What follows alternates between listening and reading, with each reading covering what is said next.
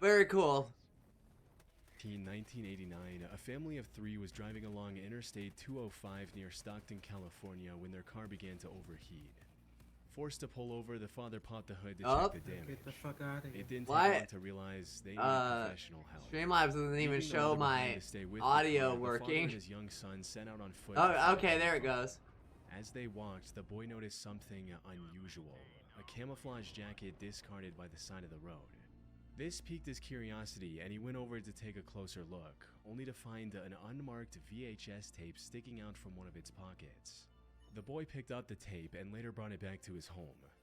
By this point, his parents were also curious about what they'd find on this seemingly abandoned tape. So they inserted it in their home VHS player and pressed play. However, the contents of the tape were far darker than what they could have imagined. Now, the original unedited video has never been made available online, but there are different pieces from various sources that I've done my best to put together. It opened with the camera pointed at a massive fire at night, with what I can only assume is the cameraman saying some ominous stuff. Look at the fire. This is my domain. My hell. A bit into the video, the camera refocused and the source of the fire became clear. It was a single-story home that looked like it was still under construction before it caught fire. I call it home. My hell. The whole sky's black with smoke. The fire that I will destroy and burn your soul. What the fuck is this guy doing? Ancient spirits, oh! Meanwhile, the cameraman kept Ancient spirit of fire! Unsettling it became. Later in the video, you could also hear fire trucks arriving at the scene and the cameraman commenting on it before ending the video with a direct threat to the viewer. The fire department's trying to put it out. What a laugh. I gotta go now. No, it's not enough. But remember me tonight, ladies and gentlemen. It's only got a helmet. You got the Hellgas. You got the Hellgas helmet. The tape then abruptly It's cut called to the scene Beautiful. from the 1984 horror film A Nightmare on Elm Street. It wasn't clear if the fire I'm not video was sure where taped to on get top of it. the movie or if this was a deliberate Do you want me to look it up for you on the One same thing is page? clear. The frightening video was filmed Premium by the person who set content, the house on reserve. fire. Oh. The family So you have to pay handed money the tape to for the it? police and told them exactly where and how they found it. Yeah. Detectives went back to the Wow. location, and sure enough, the family's story checked out. The jacket was still At least I got but one the of them. detectives also found many other I items got this near the one, jacket, including a wooden pestle, title, a glove, Assault a Infantry. cassette of metal music. Yep, And that's it's a Hellgas. helmet. Oh, They I also can get watched the this video one. It's itself, from Kill. and it was unlike anything they had seen Get it. before. When are we gonna get another Killzone game? Probably never. This tape frightened me. As a matter of fact, Okay. I thought about it. Oh, so it's right here, the whole set. Unfortunately, the poor filming conditions and shaky nature of the It's footage the whole set prevented from them from Killzone. extracting any meaningful clues I about love the location of this Hellgas. fire. They're so Despite a they're so frame-by-frame iconic. analysis, Killzone investigators and watched the tape with Resistance are any reported fucking fires in the state lit of back in the California. day. There'll For all there'll they probably knew, never the be fire another could have happened Resistance anywhere in game, the honestly. US. As for the motive behind this 500 action, credit? the Damn. constant talk of hell and evil led the 300, investigators to believe that it 300, had something to do with 600. Satanism. Damn. And while this might sound a bit far-fetched today, you have to remember that back in the 1980s, major acts of evil from devil worshippers was a real concern for many people. But without any leads, this was nothing more than a theory. So, after exhausting all other options, investigators decided to enlist the help of the media and featured the story on the popular TV show Unsolved Mysteries in September of 1990. And this worked better than the cops could have ever imagined. Within 2 hours of the episode airing, investigators received over 1,000 calls from viewers with potential leads. Among these 1,000 plus callers was a man named Ed Tarantino who got shaken to his core after seeing the found footage on TV. Because he lived next to the burning house in Redwood City, California, some 80 miles west to where the tape was originally found. More importantly, the show also led the investigators to the owner of the under-construction home that was burning in the video, Bill Otherlie, who described the incident as the act of a crazy person. And turned up it's my house that's on the videotape. And then It's my house. the Payment could voice not be of this proceeded. individual. Update your payment menu to You know, avoid this yourself guy expire. with a full deck. This was an extremely expensive loss Hey, for you Bill. do that. The fire had completely destroyed his under construction home, costing him $900,000, She which is should about November $2.5 recap. million in today's money. Meanwhile, the Redwood City Fire Oh. Department also confirmed the incident. As it turns out, the fire department had captured their own footage of the incident for use in future training, and parts of this fire department footage 1066 matched the chat mysterious tape. Look at you go. Cross-referencing the two videos also revealed that 19 the out arsonist of was 19 just about 50 GG feet stream, away so from I'm the not fireman missing when he one. recorded You've his never video. missed one, I don't Total think. months subscribed, 16 months in a row. Ooh. Almost 2 years. Now, all that remained was to capture the culprit. But that wasn't going to be easy. According to the owner of the fire department reports, the arson attack happened in August of 1988, which is an entire year before the I tape was do found on the miss. side of the road. The only lead the investigators had A on the suspect single was the one name of he them. mentioned in the video, Omar. Forget it, Omar. This is what I've been doing on your week's vacation. I said I'll do it. I said I'll do it. This dude sounds like somebody I used to be friends with. It wasn't No. much, and for a while it seemed That's like a dead end. unsettling as fuck. That is, until the police received a new tip That's from wild. Doris Lance, another person who saw the Unsolved Mysteries episode on TV. She suspected that the Omar mentioned in the video was referring to a 17-year-old boy who lived in the area. And when the police brought him in for questioning, he cracked almost immediately and told them everything. Omar claimed that he was silently standing off camera when the video was filmed, and that it was his 19-year-old friend who started the fire and recorded the video. The investigators were finally getting close to the perpetrator. Oh, you But they kids. needed more Oh. evidence before making their move. Starting so they fires started and tailing shit. the alleged arsonist, observing him from a distance. However, he likely Oh, caught you wind of the police motherfucker. because soon after the monitoring started, his garage burned to the ground. Shit, new At that weapon? point, the police had no choice but That's to just a coincidence. September His 27, garage burned in the 1990, ground. they Alright, confronted that's just a 19-year-old coincidence, Frankie. you know? And just like Omar, Flame he folded without Sentry? much of a Is- fight Oh, and is he confessed to Warborn everything. now? One thing That's- I should point out is that the authorities never publicly revealed the identities of the two boys, so I'll call the arsonist John for the sake of convenience. After going through John's home, investigators also found tons of incriminating evidence that linked them to not only the Redwood City fire, but similar arson attacks on 11 other structures and 15 grass fires.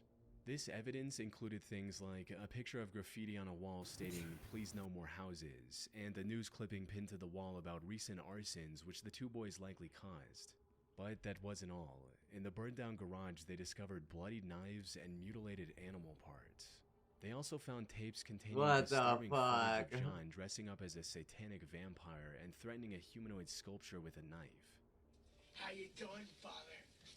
I hope you're me. Why the fuck you filming this shit? It's so incriminating. You're fucking But weird. not all the footage was so theatrical. One of the most Planet notable Defend clips showed the failed two in boys 8 goofing around hours. in an open field. What the fuck? They come And back? now, to finish the job. That field, as it turned out, was being transformed into a housing development. It's likely the boys were furious about the changes and decided to take matters into their own hands by torching under construction homes to stop the developments.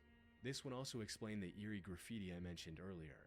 However, since both of them were minors when they started those fires, they were tried as juveniles despite the severity of their crimes. Omar Wow. was sent to juvenile detention, while John was deemed mentally unwell and was admitted to a mental institute.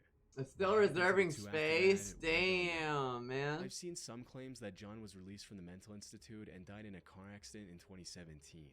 And while there's no direct evidence to back this claim, I did find a news report of a hit and run in Redwood City from January of 2017. It's gonna take I a know, little- well, we're just Incident was watching creepy 45 years videos old, while my which game aligns perfectly with downloads. the age John I was just then bought in it for 2017. myself. But if this is completely unrelated and John is still alive, I seriously doubt he'd reveal himself now just to satisfy the curiosity of randoms on the internet.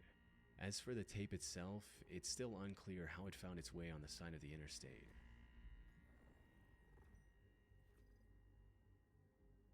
On August 23, 1987, a pair of backpackers were hiking south of the Junco Lake trailhead in the mountains near the tiny town of Tabernash, Colorado. However, what might have seemed like an ordinary I was born in hike quickly Colorado. turned into an unforgettable experience that would stay with them for the rest of their lives. The two came across the wreckage of a crashed plane with parts scattered everywhere. They informed the authorities about the find, prompting a complete search of the area for evidence of what happened to this I will plane. fly on a commercial flight. I will not Veilguard, get in a. the I will Colorado not deputy get in a sheriff random was fucking investigating the area. plane with His somebody. attention was drawn to a VHS Fuck tape that. hanging from a tree. Most of the tape's insides had come out and were tangled in the branches. But he recovered everything he could and brought it back for restoration to a somewhat playable condition. And the footage was disturbing to say the least. Well, but I The need to VHS though. contained the last moments of two men They who went will missing want to 3 years fly ago. there. The 36-year-old Well, yeah, James well, I'm Jones talking and about, similarly yeah, aged airports are passenger fine. I'm not Donald Heath. just getting On in a August random 10, airplane with 1984, the people. two No, flew I from don't the want to do Granby that. Airport with the Jeffco Airport as their destination on a small Cessna. Pilots at L-19 airports are at least gun trained. airplane.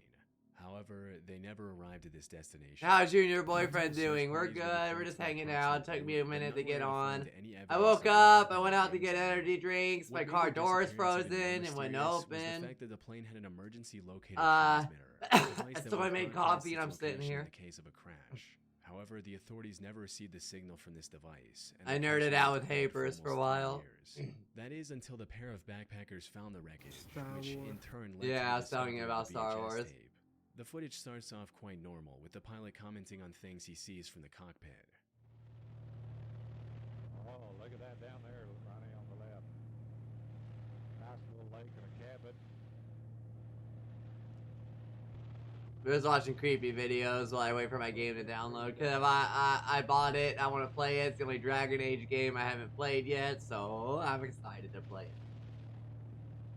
A whole bunch of them back I have Dragon Age 1, 2, and Inquisition. So I guess 1 through 3. And then Veilguard came out. I haven't got to play it yet. I haven't got to play it yet, but I Things start wanted go to. wrong as the ground starts coming closer and closer.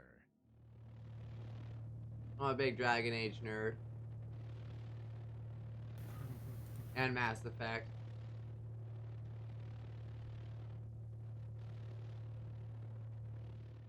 Experts analyzed this footage to find out what went wrong, and apparently the pilot failed to account for density altitude before taking off.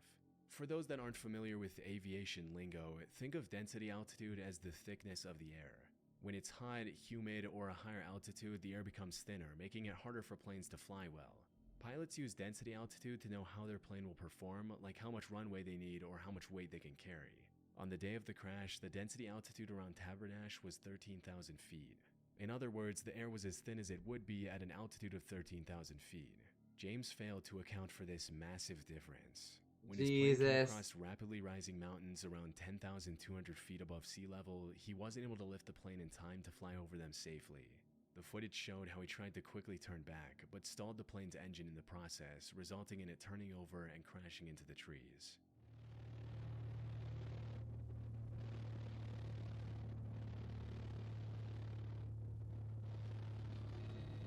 Yeah, I'm not getting in no fucking airplane with some random person.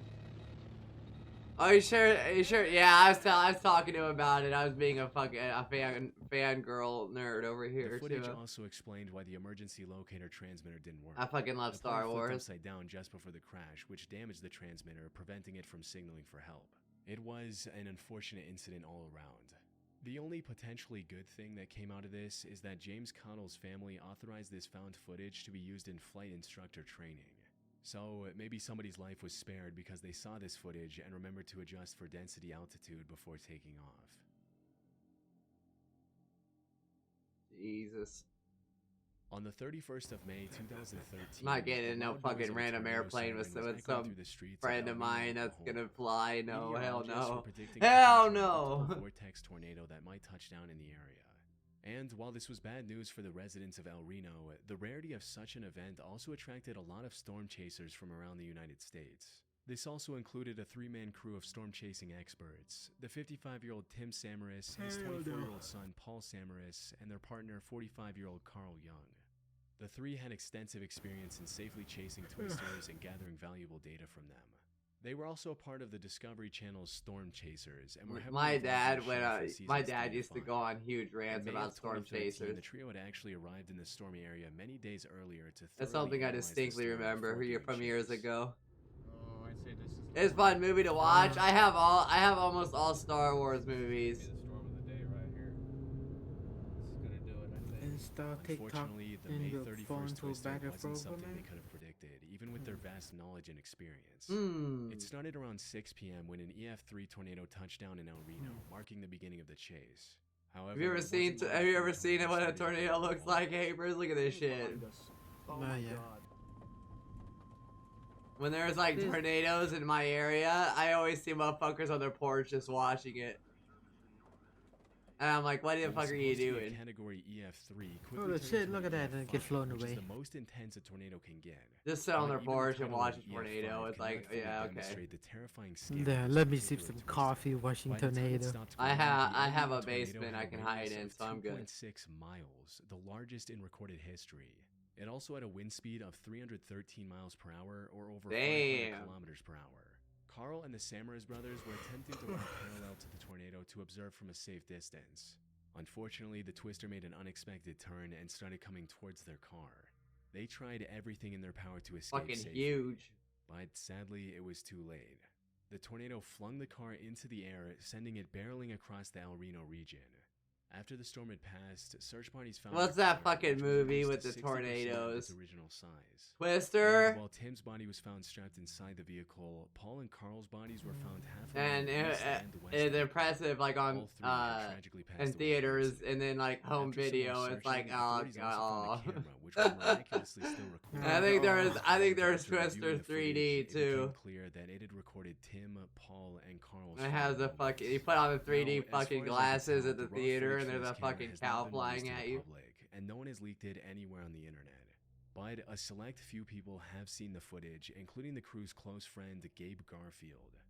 According to him, he could hear Carl talking about how eerily calm the air around them had become in the moments before their end. To which Tim replied, "Actually, we're in a bad spot," before uttering his final words, "We're going to die."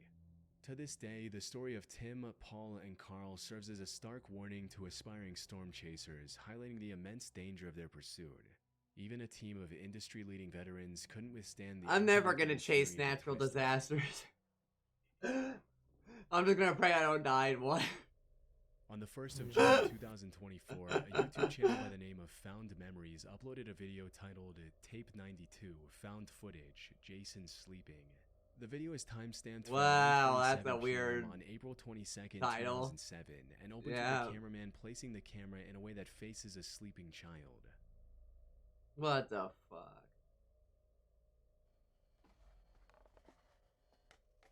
Who the fuck does this shit? Why would you record this shit? What the fuck? Weirdos, fucking weirdos.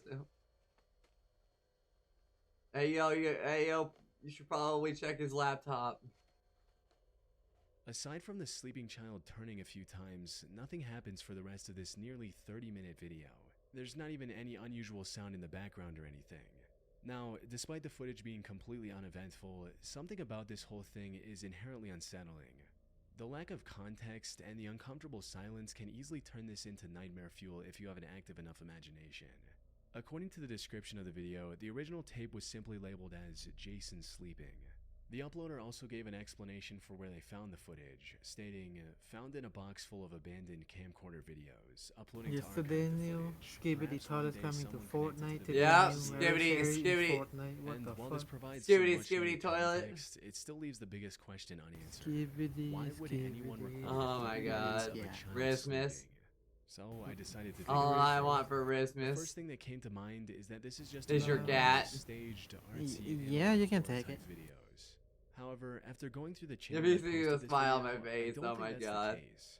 The channel I Found can Memories was hear created by fairly this recently in tone April of your voice that you 2024. smile and The about section smirking of the channel reads, like you "Uploading always media I do found when you on archive, FaceTime and with maybe me. one day the original owners will find it and appreciate It's not it. what I'm chewing. I I've will acquired cover my thousands face. of videotapes and media No, over I'm the a years polite from various person. places, pawn shops, I know. private And I don't sales, want you to see me auctions, and thrift smacking stores, to food name a few. in my I mouth. recently had the idea to start this channel as a way to start You're gonna archiving them smack and something actually out do of your something mouth. with them. Maybe one day someone connected me Wow. will find them. And this seems to Wow. be the truth. At the time Wow. of writing, this channel has uploaded Wow. over 180 different videos, and almost all of them are extremely unique in some way. From children opening their Christmas presents in 1991 to a whole wedding. However, almost none of these random videos are creepy or scary, with the sole exception of You Yes. you horny I highly doubt motherfucker. the owner of this Damn, channel your filmed boyfriend, and yeah. uploaded hundreds of random tapes Yeah, just to she stick didn't in expect one that at obscure all. horror video. So they're likely telling the truth about finding the tape. But if it's not an artsy horror flick, what is it? Now, while it might be easy to drum up some creepy stalker story, the real explanation might be a lot simpler. More specifically, this was likely recorded by a parent who wanted to observe the sleeping patterns of their child, maybe to see if they sleepwalk or talk during their sleep. Many comments under the video also agree with this explanation, with one commenter even providing a personal anecdote to validate this theory, stating, "I'm sure they recorded to catch him sleepwalking or talking. When I was 9, I woke But up he in said the like that. My mom about had a heart attack when she woke up and asked me why I was there. I said, I don't know. She thought I was lying. So you she really wanted, videotaped huh? me. But I didn't do it. It was a one-time thing for me. You tell Also, me creepy I'm parent horny, videos but you send me keep that been to me. waking up with scratches, bites, could be anything. 9 times out of 10, there's really no creepy reason parents record kids. Not saying it doesn't I happen, told you, but not way just less me. likely. I told you. But at the end of the day, we really don't know and can't know the motives of this unnerving found footage. Maybe the channel owner's wish will come true one day, and Jason, or the person who recorded this footage, I will find this caught video you. and reveal the truth in the comments.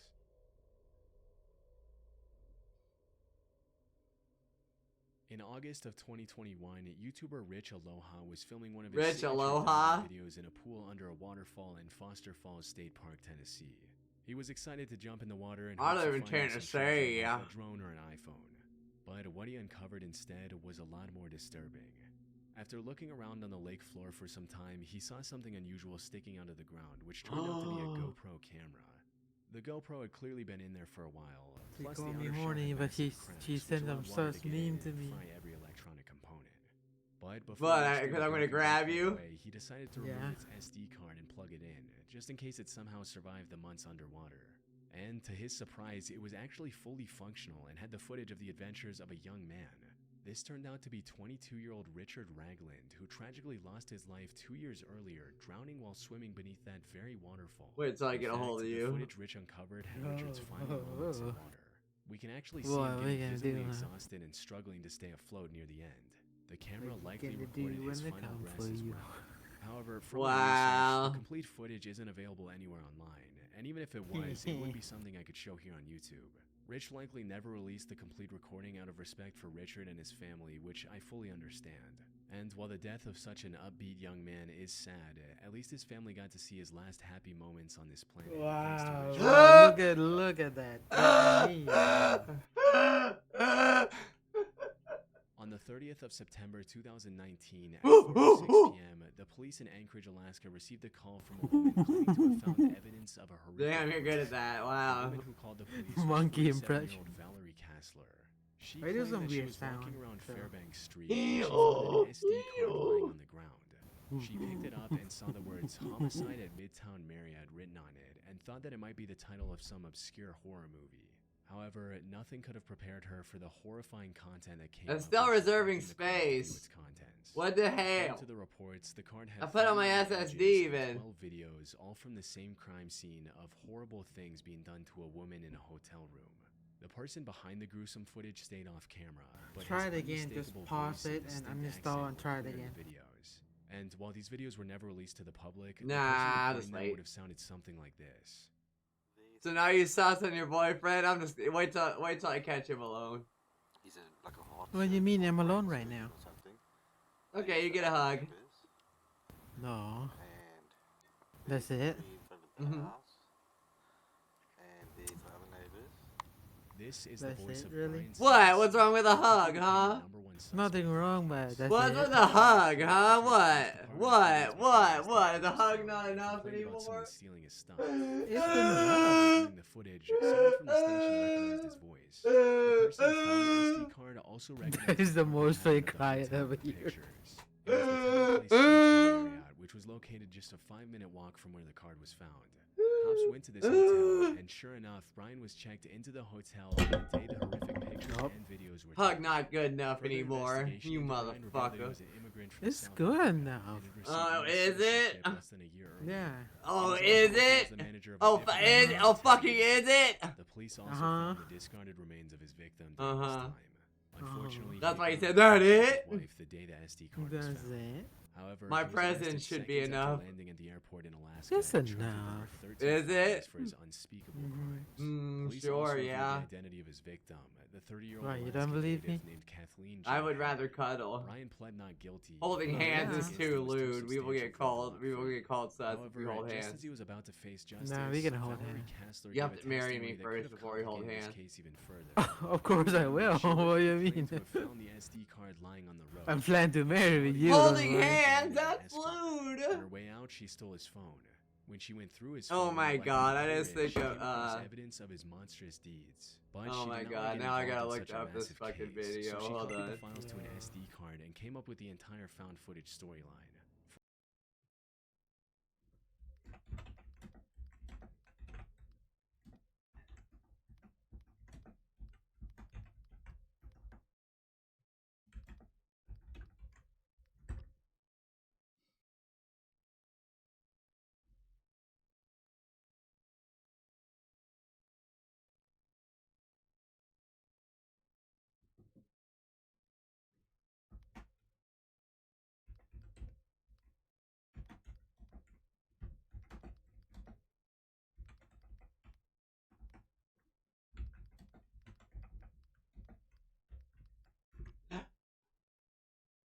Oh my God, here it is. Look. No! We can't do that unless we are married! Just grab my hand!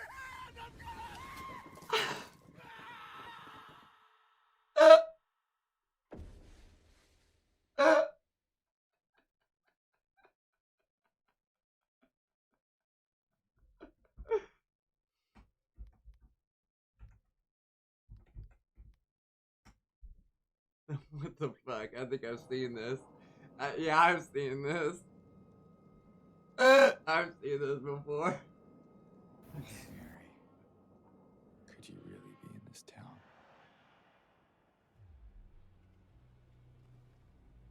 The guy who makes all the Master Cheeks memes, he shared this. God.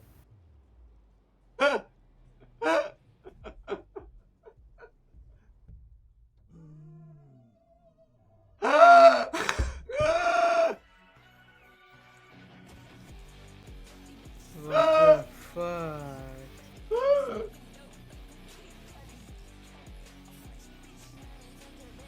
Oh my God. I'm gonna get copyrighted for this music probably. Just don't upload the VOD to YouTube. Leon! Oh, that... The fucking nurses, the creepy nurse. What's going on?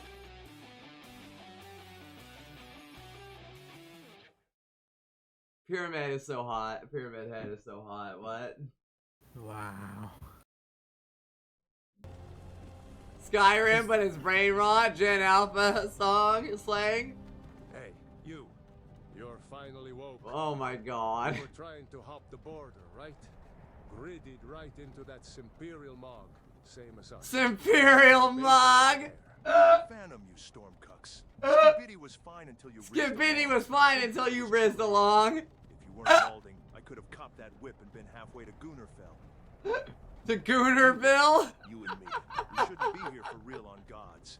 It's these stormcucks the Simpire wants. The Stormcucks? Stepsisters and We're all Gooners and stepsisters now. And what's Are you watching this hate versus brain rot? Yeah. Stormcuck, the true short king. The true short king, that's Hapers. You're the leader of the Rizbellion. But if they've copped you, That's why you love to bully me, where are huh? you shaking us? I don't know. You're lucky I'm not a Black Widow, huh? No, this is Wow, because after sex you're gonna eat me? That's what you're trying to say? One of my old friends said that I was in a Black Widow couple because I was dating somebody that was plus size. I'm from Reddit State. I was like, shut the fuck up. I'm not hanging out with you anymore. General Tullius, sir. Oh, I'm sorry. No, you're not. Based. Let's get this ratio. Base, let's get this ratio. Shapiro, Peterson, Jones, Tate, Adolf. What the fuck are you talking about? These alpha male douchebags? What the fuck? Oh god, it's brain rot. I forgot. General Tully. It's literally brain rot. And it looks like the Thoughtmore are Thoughtmore? sussy elves. I bet they had something to do. Remember all those Elder Scrolls memes I sent you? I got your collar. Time to go on a little walkie, Stormcloak. This is possible. I used to riz up a gat from here. I used to raise up a gat from here. Still making that grimace shake with dry Make- berries maxed in. Ah! Funny. I was a femboy. I was a Walls fanboy. and towers used to make me feel so locked in. Locked in. Who are they, Daddy? What's wrong with their aura? You need to goon No, well, I sent you it when I was talking about. I want to watch The Sims. Get inside the cave. I'm being dead ass. Yeah. I sent you when I was. Get these. I sent you when I sent Hapers last night. Why are we edging? Why are we edging? Why do you think? End of the grind. Because we get gooned. This makes me want to. This makes me want to play Skyrim. Shouldn't keep the chance. It's brain rot, but I want to play Skyrim now. No, stop! We're not friends.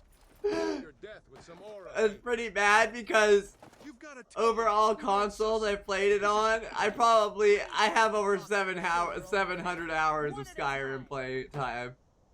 Simpire loves their phantom lists. Ulfric Stormcuck, Sigma of Windhelm. It has been goated for real, Sigma Ulfric. It has been goaded for real. Damn, girl!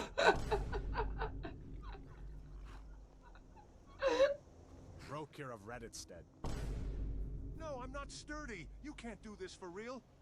Deadass. You're not gonna joke me. Poggers. When I said that to Hapers, he says, when you're on FaceTime with me, he says, you wanna go, and I say, you wanna go outside? Yeah, but you on FaceTime with me at work. Who am you? You're saying like, oh, you want to go outside with me? I feel Hey, like I'm CJ Denji and Maddox. Cheese Makima somehow. Check out some of my. He who blesses us up with re-releases, and to Who whom the we fuck owe makes everything this we shit? farmed for, including our wallets. Your intelligence has decreased to 1. That's a good name, don't you think? It's not. It fits you perfectly. It doesn't. With a goofy silly dumb plot twist. Karen didn't have to take the test. She's already predetermined. In Skyrim, Isolde is a merchant and aspiring shopkeeper. Yup, you bring her a mammoth tusk and you can marry her. Doing small-time deals and engaging in some unscrupulous business practices, but I've married her before. She makes it clear that her dream in life is to one day save up enough money to purchase the Bannered Mare Tavern from Holda. Well, if the Dragonborn sees to it that an unfortunate accident befalls Holda, Isolde will actually move in after a few days and set up shop as its new manager. And Hell yeah. Wife now tavern owner? I can make that happen. It seems the Dovahkiin really can make dreams come true. Though, sadly, Isolde will never admit what wonderful things we did for her. In Sky...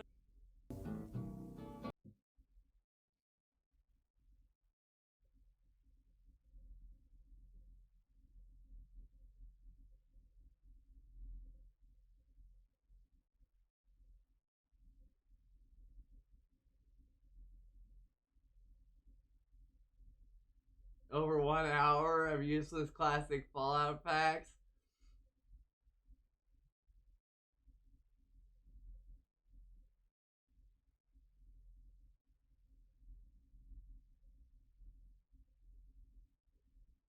You get an enemy girlfriend, but she sucks you into her game.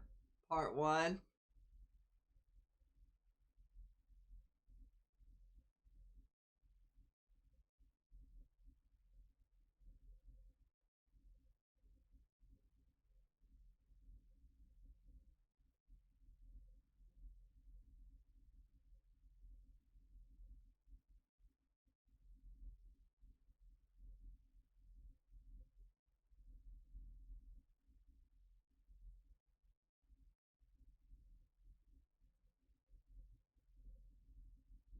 Oh, that's literally at the end. Case against Brian was Makima moment. this revelation, and he was finally sentenced to 226 years in prison in July of this year.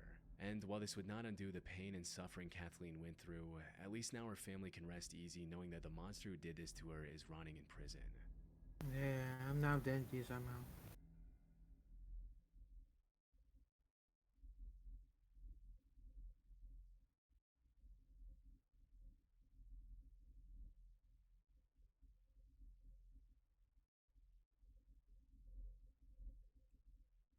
I sent her another one I sent you.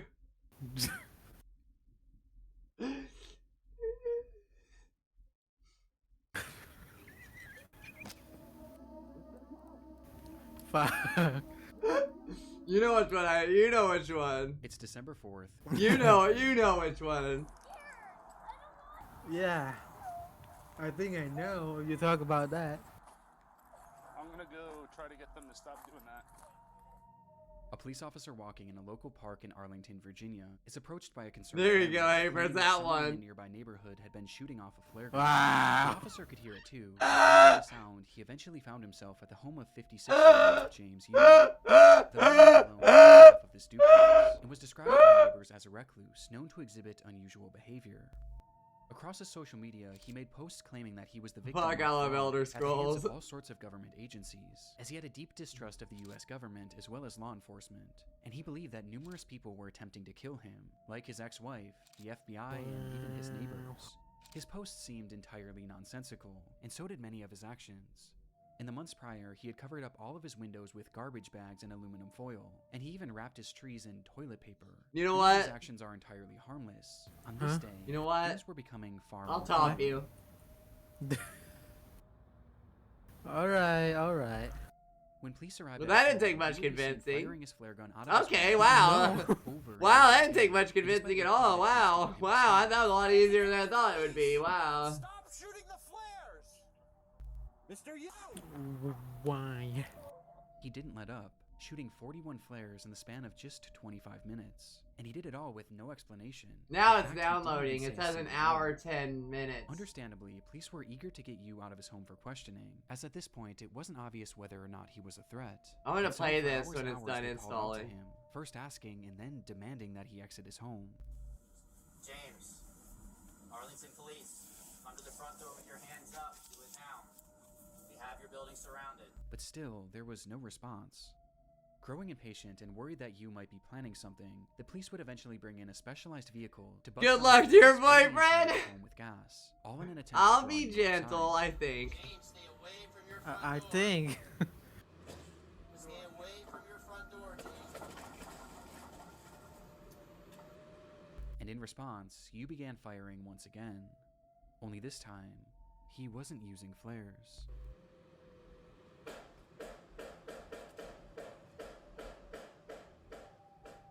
And instead, he was now yielding an actual gun. Thankfully, none of these shots connected, but with the situation becoming increasingly dangerous, the officers decided to fall back, as they carefully came up with a new plan for apprehending you, though whatever they had been planning would never come to fruition.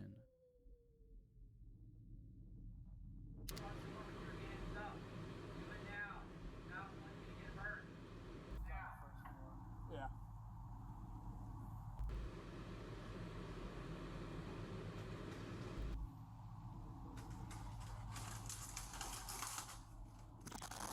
Oh shit, his house blew up. What the fuck?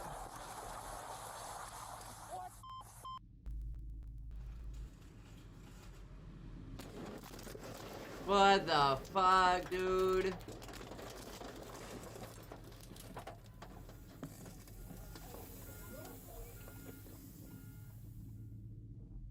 In a split second, the home was gone, as a massive explosion rang out from inside the house, reducing the entire structure to rubble.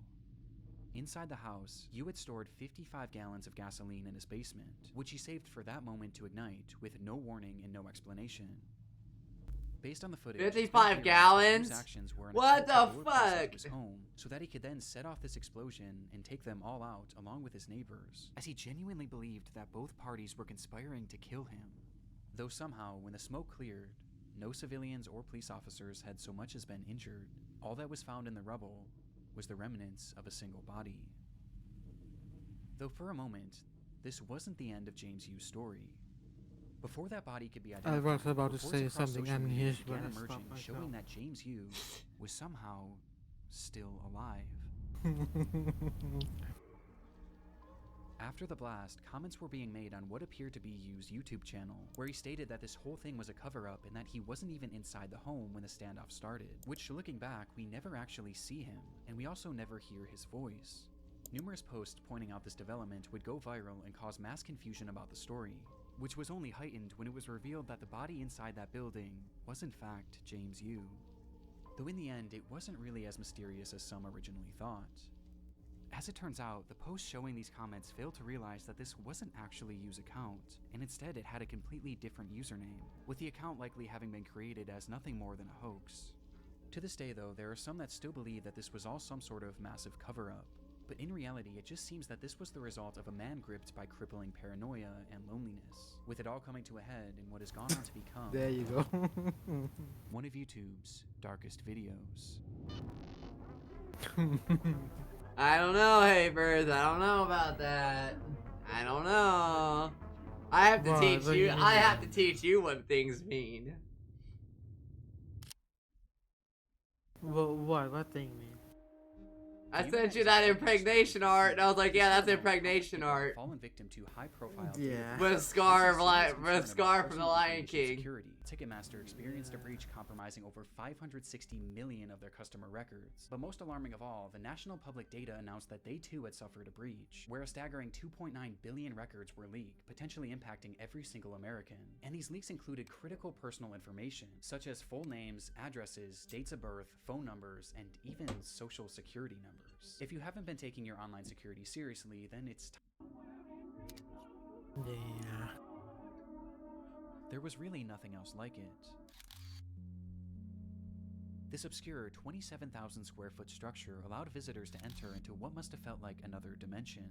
It was an exhibit called Dream Space, and was the creation of British artist Maurice Agus, a 74-year-old artistic visionary obsessed with the idea of creating large-scale surreal environments, and this was his magnum opus. The structure was inflatable, akin to a massive bounce house, and once inside, guests were confronted with a labyrinth of brightly colored walls and cells, twisting and turning into some sort of surreal maze that patrons were told to lose themselves in. This piece of art premiered back in 2004, and due to its inflatability, it was actually built to travel, making stops in major cities in the UK, before it was eventually set up at Riverside Park in Durham on the 22nd of June, 2006. The very next day, 68-year-old Elizabeth Collins would visit the area with her husband and her daughter, as well as her 14-year-old grandson. And spotting this unusual structure in the distance, Elizabeth's grandson insisted on checking it out, excitedly taking off his shoes and running inside. And while the rest of the group was more apprehensive about entering, Elizabeth eventually decided to accompany him, leaving her husband and daughter on the outside, though not before turning back to them and joking that she was going in to find peace and serenity. Outside, Elizabeth's husband and daughter sat at a nearby table and enjoyed a cup of tea whilst conversing about the events of the week, only for the man to turn his head and notice that Dream Space was slightly moving, to which he excitedly said, "Oh, it's a ride, it's a ride. I wish I had gone on it." The daughter then turned her head to see the structure as it began to rise up off the ground, to which she responded, "It's not." There you go, Havers. Oh god. Rule 34 artists work quickly, man.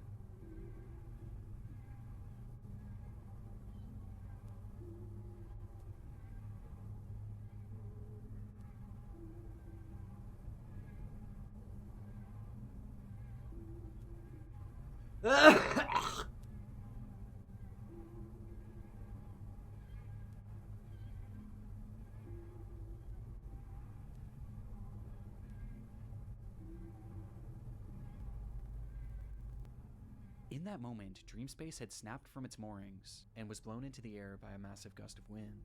Agus just so happened to be standing at the entrance as it began to shift, and noticing what was happening, he grabbed on as he desperately tried to hold down his entire life's work, though clearly this was of no use. And after being lifted in the air, his grip failed, sending him falling back to the ground below, where he lay staring up at his creation that was now flying 30 feet above him.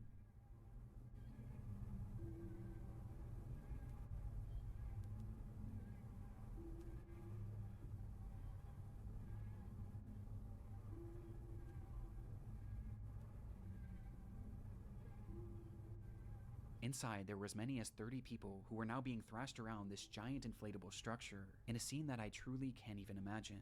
The claustrophobia of it, the dizzying colors, the screams, it's genuinely one of the most horrific scenarios I've ever heard. The inflatable structure was airborne for well over a minute, folding into itself before finally crashing back down into a parking lot, leaving behind what was described by witnesses as a field of bodies. Worst of all, the majority of those in attendance were families with small children, with one 7-year-old girl recounting her experience, saying, "It was very scary and people were screaming. I saw a lady clinging on and then falling out, and then she was lying on her back with people around her. I think she died." This lady was most likely 68-year-old Elizabeth Collings, who had been ejected from the structure when it was in the air, with her injuries being catastrophic and unsurvivable. Whoa. Of all the others now sprawled throughout this field of grass, most were left injured but thankfully not in serious condition, though this wasn't the case for 38-year-old Claire Vermege, who had been inside during the accident with her 2 children, and despite her kids surviving, she was sadly not so lucky, with Claire and Elizabeth being the sole fatalities of the incident. Jesus. The video is terrifying, and though it's easy to say that this could have been so much worse, considering how many people were in Dreamspace at the time, the consequences were still catastrophic, as it devastated 2 families, and likely left many others at the scene traumatized for life, especially the young children. But how could this have happened? Well, that day was particularly warm, which likely caused the air inside the structure to expand, causing a hot air balloon-like effect, which was then exacerbated by sudden strong gusts of wind, which eventually caused the structure to go airborne, as in the end, it just wasn't properly secured for the conditions. Soon after the incident, Maurice Agus was arrested for manslaughter, though he would ultimately only end up paying a small fine, as he got to do large work again. Just a few years later in 2009, we need Luigi. Maurice Agus would pass away, with his legacy forever being defined by this devastating footage. Where's my man Luigi? Free my man Luigi. He didn't do anything wrong. Happy birthday to you. Happy birthday to you. Happy birthday, Serena.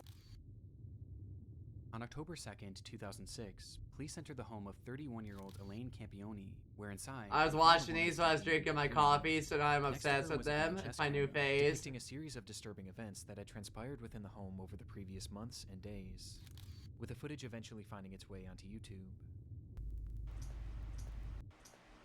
Hi, Serena. It's August 8th, 2006. Happy birthday to you. Happy birthday. 20%. The tape starts with Elaine pointing her new. I want to play this so bad. It was her 3rd birthday, and to celebrate, Elaine had left a brand new bike in the living room. I'll play you. Good. What is it? You can play with my joystick. Days later, the footage continues, showing Serena once again as Elaine asks, How does Mama I have an A and B button too. Oh, I love you more than that. I'm talking about my tits. How much does Mama love you? Yes. Elaine then shows her I'll other press daughter, them all. Sophia, who was just a baby, before turning the camera on. You know what? You can press my button. How the device worked. Yes. See how the camera works? Look, it's the farmers. They're on my thighs. Hi. Oh yeah, I will. Remember that Souls game controller I sent you with the pig anus? Home videotape. That was made from silicone. The next recording, the phone begins to shift, and things start to become slightly concerning. This is a deplorable, horrible, messy, filthy apartment that supposedly my 2 children and I live in, and it's just a horrible, horrible mess. Yeah. I think Diego Campione is totally in the wrong, and I hope he burns in hell for all his sins, the same as Leonardo. As Elaine shows the camera her home, she begins joking about how they are living in deplorable conditions, before randomly calling out 2 men who she says she hopes burn in hell, all while her children are in the same room. She starts to grow more and more agitated. All I wanted to do was take care of my 2 little girls and live happily ever after the 3 years of physical, emotional, and mental. Damn girl, that wild. Previously by Leonardo Campione, and in the past year, She doesn't know how fast my Diego finger can go. Campione, the mental and emotional abuse. Outright saying that she was abused by a man named Leonard Campione, who happened to be her ex-husband and the father of these children. Salt and vinegar is the piss kink of chip flavors. I will not elaborate. Justice to my family for what they've all done to us. I cried out for help. They should have charged him for the assaults he did to me. Eventually causing Elaine to snap out of it and stop the camera. And my poor 3-year-old, I did everything to protect. And what are you saying, Sophia? What do you want? The video then skips forward once more, with this footage being taken just days before the police were called, showing Serena coloring on the floor as Elaine asks, Who loves ya? Mom. Who loves you the most? That much? Oh, I think I love you more than that. The scene that unfolds next was recorded on that very same night, just hours later.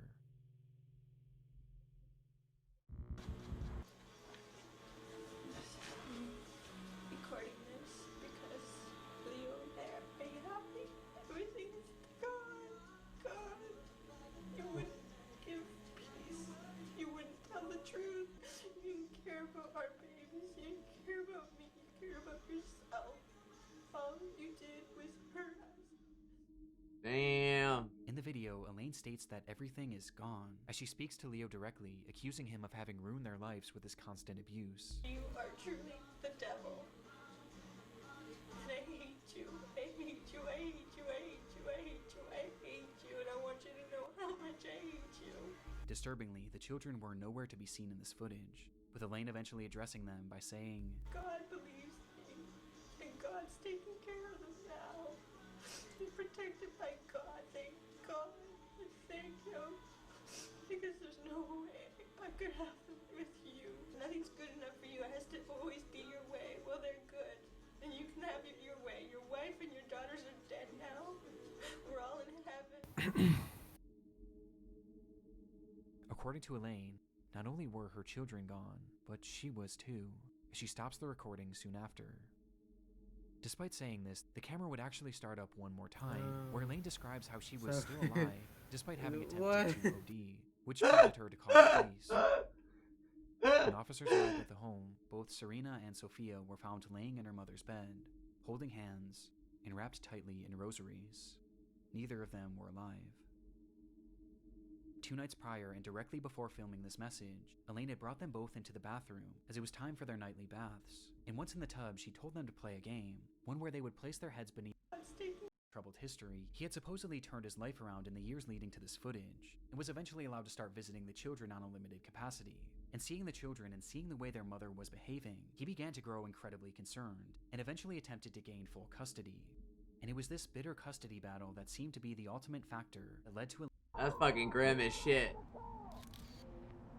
On April 18th, 2010, a 39-year-old man named Gavin Collins was released from the HMP Ranby prison in the UK. His freedom would last less than 24 hours, as the very next day he suffered a severe mental breakdown, the result of which was captured partially across several video recordings that later appeared on YouTube. This is the story of his rampage. It began at approximately 9 a.m. in the city of Nottinghamshire when Gavin left his home. Nottinghamshire. As he walked on the sidewalk, those in the area reported him acting strangely, muttering to himself that he was Hey, Bruce, can I ask a and that he was question? invincible. Without warning, he then What turned is his this attention to a X? random home, That's which he hold forcefully on. entered, stole What is this car X keys, that's and right took his here on my vehicle, stream? Do you taking see off that without white apparent spot? What is destination. that supposed to Inside be? the car, the owner just so happened to have 2 cameras, one being a standard dash cam. Do you and the see? other I facing put my inside the mouse vehicle, over it. giving us a look at Gavin and his apparent mental state. I don't see any X though. That white like square. Oh, it's like your goal. My what? The goal. Like about like donation. I goal. cannot even read it. Just at a glance, yeah, it's it obvious just say that Gavin percent. is It completely just say nothing. unhinged. For some reason, he was Oh, completely filled okay. with rage, ripping off the rearview mirror and yelling obscenities and incomprehensible threats. I thought Just something like wasn't working. No, because we didn't set that yet, so I just say like percent. Because it can be like your donation goal, And most your concerning sub of all is goal. the speed in which he's traveling. But as he starts already driving have faster sub and go up faster, like swerving 10 in and out of sub. cars as he passes through busy residential areas. As he reaches speeds that have been Like estimated to 10 be anywhere sub, from 85 miles an 10,000 hour bit. to well over 100. We already km. have that option. 25%. But somehow, despite countless It's close gonna calls, take a every while. time he avoids collision, at least for the time being.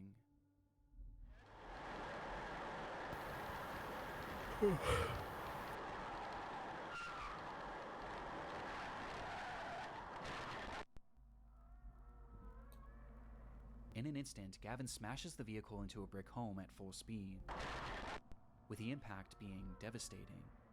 And yet somehow, through the destruction, Gavin was not only still alive, but completely unharmed, and also completely unfazed. He pulled himself from the wreckage and immediately turned his attention to a woman driving nearby, and within moments he had forced his way into the vehicle and was behind the wheel once again, continuing this deranged driving spree, until once again he crashed.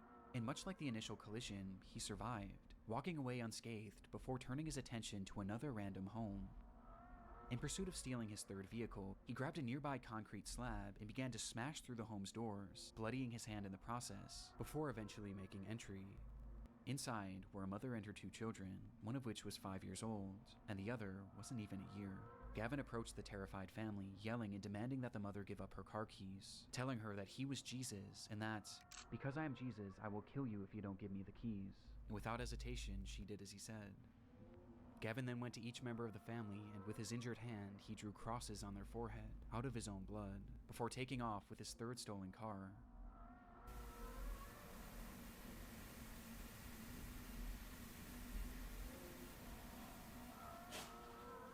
Once again, Gavin was driving manically, though this time he was even more reckless, crashing into a brick wall and then a cop car, before setting his sights on a pedestrian.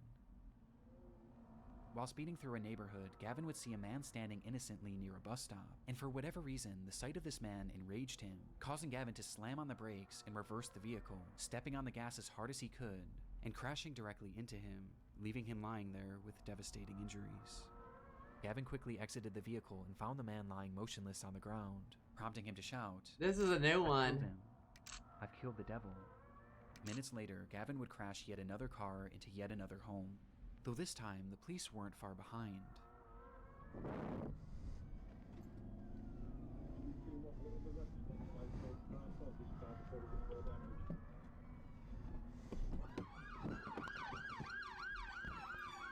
Unlock Discord Nitro with Streamlabs. But you need to buy it. Your stream quality is good. Performance metrics. Wow. Very cool. Thank you, Streamlabs.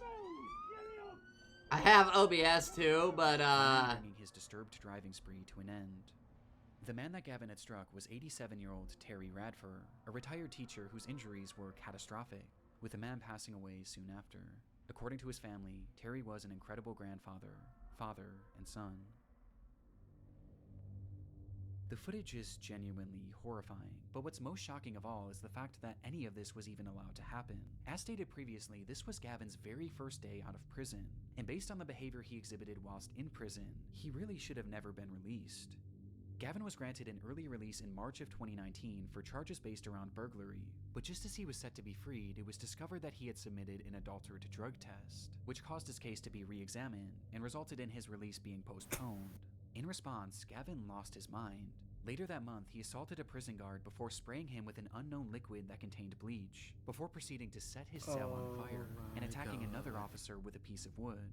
Due to his actions, Gavin was placed into an isolated cell, where less than a week later he started yet another fire, and when an officer entered his cell to put it out, Gavin struck them in the head. oh my god, I gotta pulled out a send you the plastic papers. knife, There you threatening go. to slash him, stating that it would be a thrill to kill him. Gavin's stay in prison clearly hadn't rehabilitated him. In fact, it seemed to have made him more violent than ever before, and more mentally disturbed. Though shockingly, despite all of these additional crimes, Colin's release would go on to be approved less than 2 weeks later, with Gavin being set free on April 18th, and within just 24 hours, Terry Radford would be brutally killed. Gavin was sentenced to 21 years in prison, and during his trial it was revealed that no drugs were found in his system, and instead this all seemed to be the result of some sort of psychotic episode that just so happened to be captured on camera in one of YouTube's darkest videos.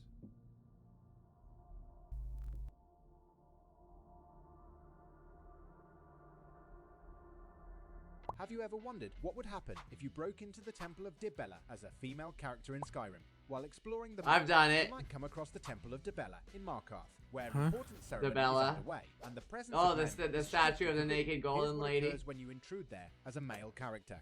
And just what do you think you're doing? Unfortunately for you, we don't allow men into the inner sanctum.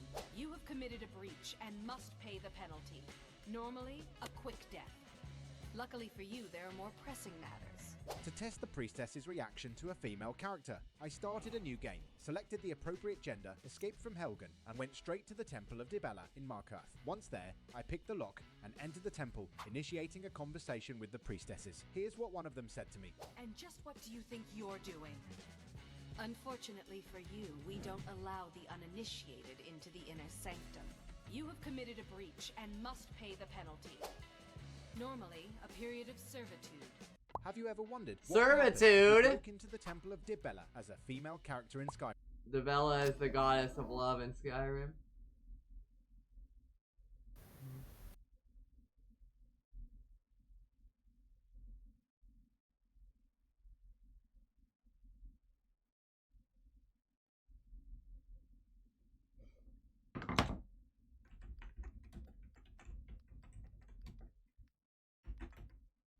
There we go, Dibella. Bella? The love gods. The love god trios. Dibella, Mara, Azura. Mafala, Spider Mommy.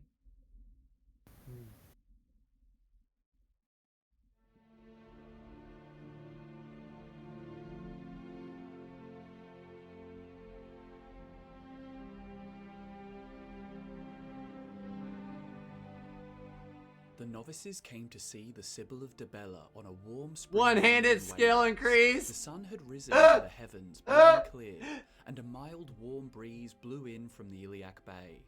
It was on just such a morning. Beauty is deceptive. It is a snare, and their songs are the bait, bringing men to their drowning. Not much is known.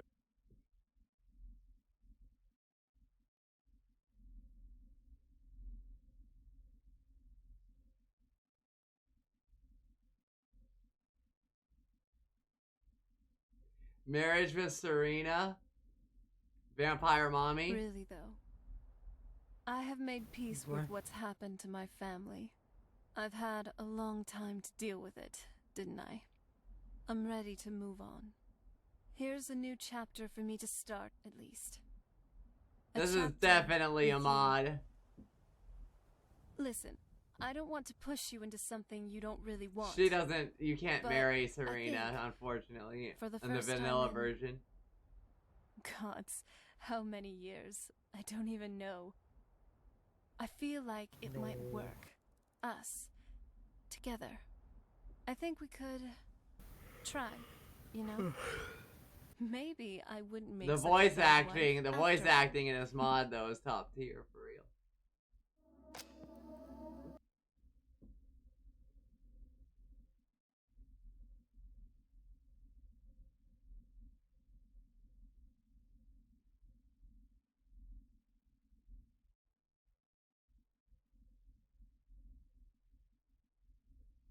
Save a turkey, stop a short guy. What the fuck is attacking about a short guy? I'll I stop feel ya. attacking. Okay. I'll fucking stop you for sure. Okay. You already made that joke to me on Thanksgiving, so don't even. When I said I brought home a bunch of stuffing from work, and you're like, I'll stop you. An airplane sits motionless at the Dallas. Well, Fort Worth yeah. Airport. You're gonna As get the fucking begins, stuffed. Don't even. proceeds. 78 people in total were scheduled to fly that day. You know with what? that I'll being put it in your piloted butt. By Captain Larry Davis, First Officer Terry Kirkland, and I'll Flight put it in your Engineer butt. Stephen Judd. A crew that boasted an impressive 30,000 hours of flight Does that mean time you're gonna amongst take them. me? It was a notably windy day for the flight bound for I'll Salt put it Lake in your City, butt. Utah. So much so that by the time they had pulled Does away that from mean the you're gonna gate to take reach me? the runway, a call was sent down to the cockpit directing I them will. to hold their position for an additional minute, as the gusts now swelled more and more ferociously. The hold again left the craft stationary, allowing for a few moments in which the crew members spoke amongst themselves.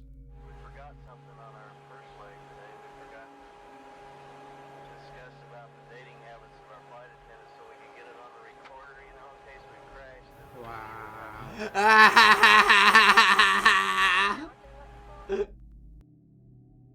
voice you're hearing is that of First Officer Carrie Kirkland, who mentions a point that, in passing, seems completely out of the blue, that they should talk about the dating habits of their flight attendants, as it would give the media something to talk about in the event that they crashed.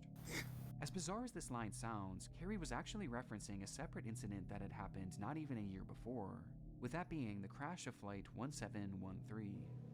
A few seconds of indescribable terror on runway I 35 knew left. it. Too many people die in an instant. We ask again, why them and not us? In that scenario, the pilots of the flight had also been awaiting takeoff, this time in the midst of a brutal blizzard. And rather than discussing their takeoff, they instead had conversations about the stewardesses on board, joking and laughing amongst themselves about the manner in which. Wow, look at this. This is from what I to de-ice their plane. A mistake they likely look. never even realized, as just moments after takeoff, rather than the plane soaring high above the ground, it raised only slightly. He's all before falling Thailander. in, crashing into the dirt below it and killing 28 people on board, including those 2 pilots. Because it's sent from Thailand, so I just sent you the Thailand. A Thailand. topical reference for Carrie to bring up, yet also a clearly inappropriate one, as he had failed to notice the irony in his words. Following the crash of 1713, new stricter guidelines were put in place so that. Damn, girl, you're really wild on your boyfriend now. I'll hold it while you peace. Until they were well established in the air. Yet here, Carrie was joking around with the crew, not even noticing that he too was creating a distraction. One that sucked in not only one of their flight attendants, but even the captain himself. We were just talking yesterday, you know, about 191 seems You really though? airline crash that the news media You really though? Which led to Carrie providing one last bit of gallows humor. Oh. Yeah, you know that Continental that crashed in Denver? Did you read that? Yeah, they were talking about the dating habits of one of their flight attendants. Had a real nice conversation, laugh, you know. We gotta leave something for our wife and children to listen to. The sauce is real. How much the media loved a good plane crash segment. And unbeknownst to that distracted crew, I in the hear what you're cockpit, trying to they do. were about I to didn't do begin their shit. story. You just do it. You know what? What? I'd butt in your butt. Wow. And your mouth. Wow.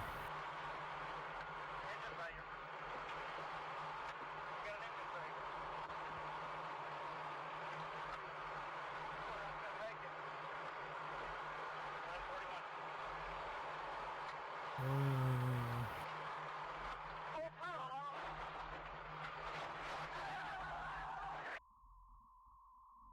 Damn.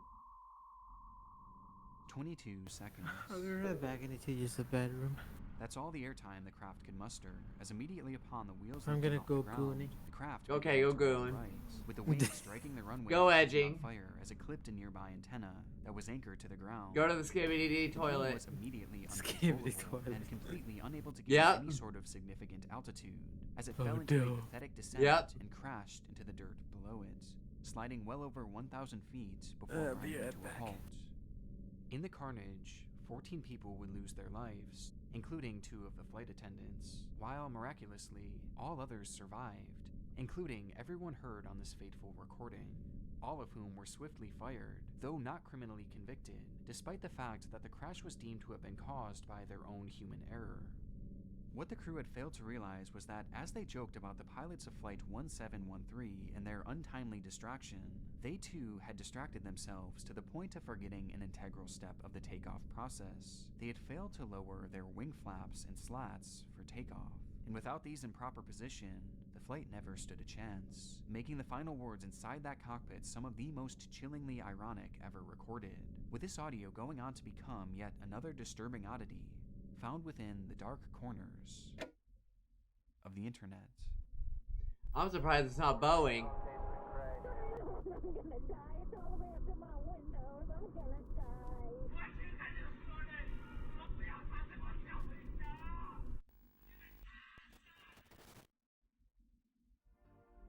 Before we get into our next Your case, I would boyfriend first is really thank in today's danger? sponsor, Yes. We live in a time when literally everything can be found online. We have a world of it as well. Everything can be found online. That reminds me of a channel I was watching with Papers earlier. It investigates like shitty people on the internet and he finds everything. JJ could no longer see the stars of the moon.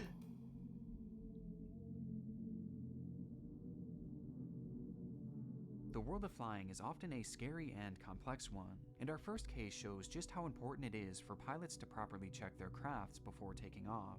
Something that, even as a pilot in training, 18-year-old Connor Quisenberry understood all too well. A well-studied student of the ATP flight school, Connor had made it his life's mission to become a pilot, completing a multitude of classes and courses at the school. And by the age of 18, only a few steps stood in the way of him obtaining his private pilot's license, the most daunting of which being the high number of flight hours needed. And so on September 27th, 2023, another Connor plane was scheduled crash? for a nighttime flight Snapchats? Oh, wow. in which he would pilot a I've always had like when I was dating Papers and I was out of the closet, I'd be dating somebody.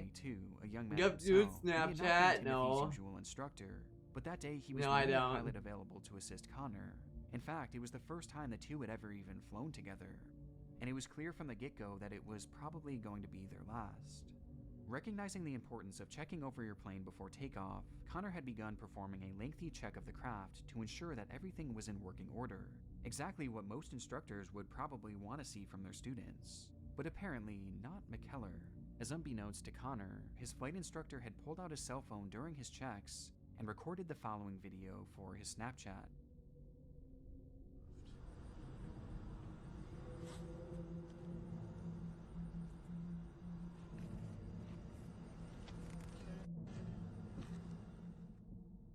The post was scathing, and despite the student pilot not doing anything out of the ordinary, McKellar seemed displeased at the speed at which Connor was operating, telling his friends on Snapchat how glad he was that Connor wasn't his full-time student, and that he'd seen faster movement at the Special Olympics. It was clear that McKellar wanted no part of this flight, and that the two could be in for a long, tense evening, with McKellar's passive-aggressive attitude only continuing on from here.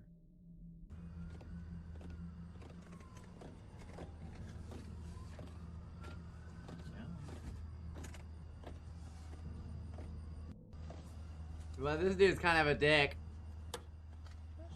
Much something that irked McKellar, or that he was just not being responsive to any advice given. But this seems to be immediately disproven by yet another Snapchat that McKellar posted. 1.6 hours into the flight of me giving it to him straight up. Forrest, I don't mind you being hard on me, I know I need it. Me thinking to myself, did you really think I cared if you minded? But what I actually said is that we're flying planes, not driving cars. We can't have these weak areas this far in the game. The caption seemed to confirm that Connor was clearly trying to learn and get better, since after all, he was just a student. I only found some random dude try to ask me that, yeah. And unfortunately for Connor, this nightmare of a flight was about to get much, much worse.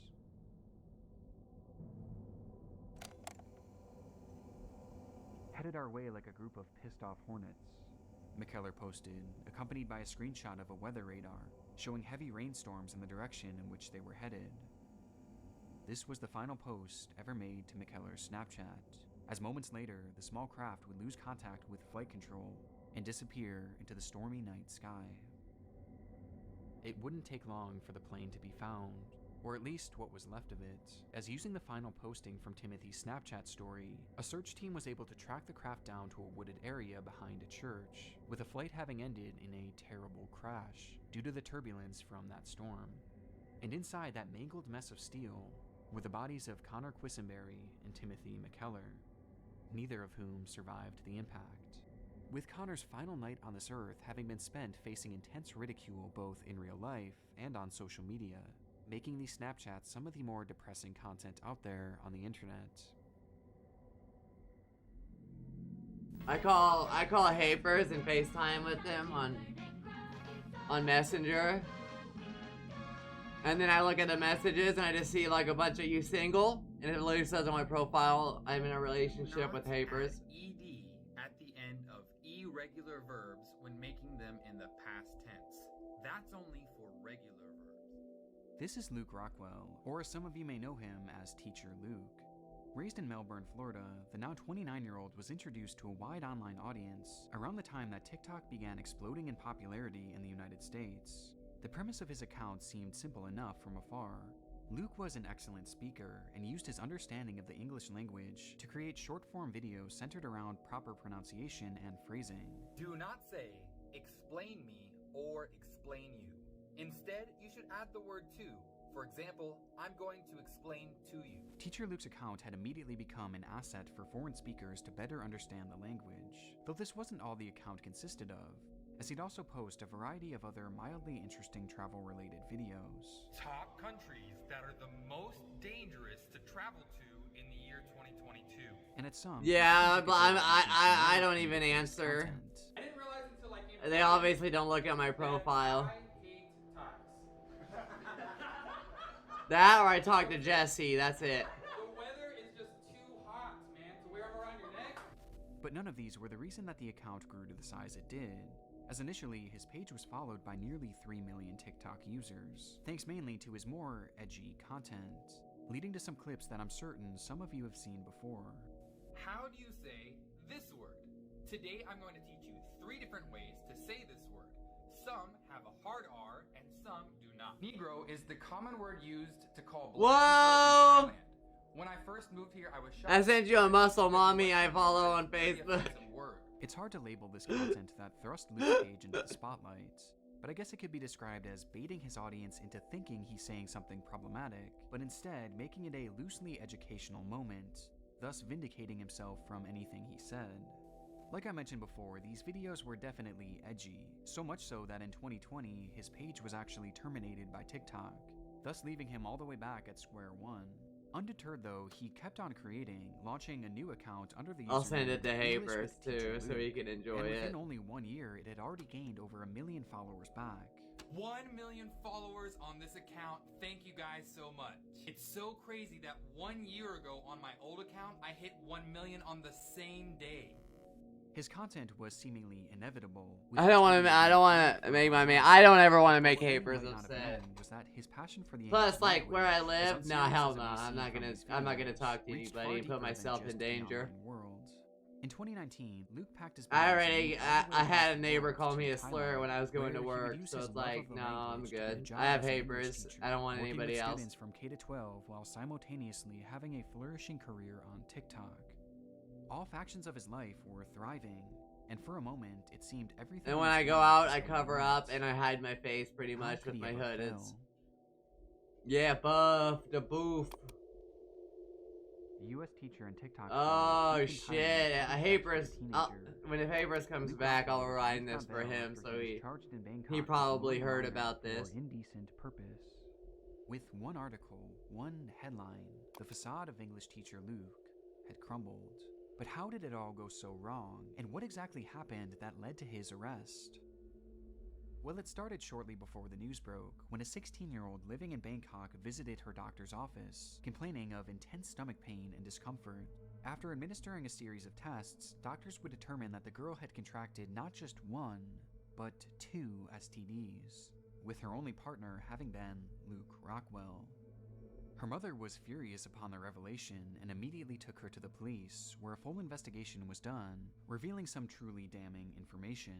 It was discovered that before the pair had met up for the first time, they had been messaging back and forth for roughly 5 months, and during this time, Luke lured her and eventually convinced her to sleep with him. And while this is horrible enough, some agencies actually reported that the girl was a former student, and had become Apparently I've been following it for, I looked at my memories. Apparently I've been following that for 6 years. Those 5 months. But I need to note that I was unable to find any solid proof of this, so take these reports with a grain of salt. But what is known for sure is that while they were seeing each other, Luke asked the girl to keep their relationship private until she had turned 18, so as to not turn any heads. And during this time, Luke never mentioned having STDs, and instead he promised the girl that he was clean, even lying to the point that he had showed her a copy of his medical history, which was likely either forged or completely out of date.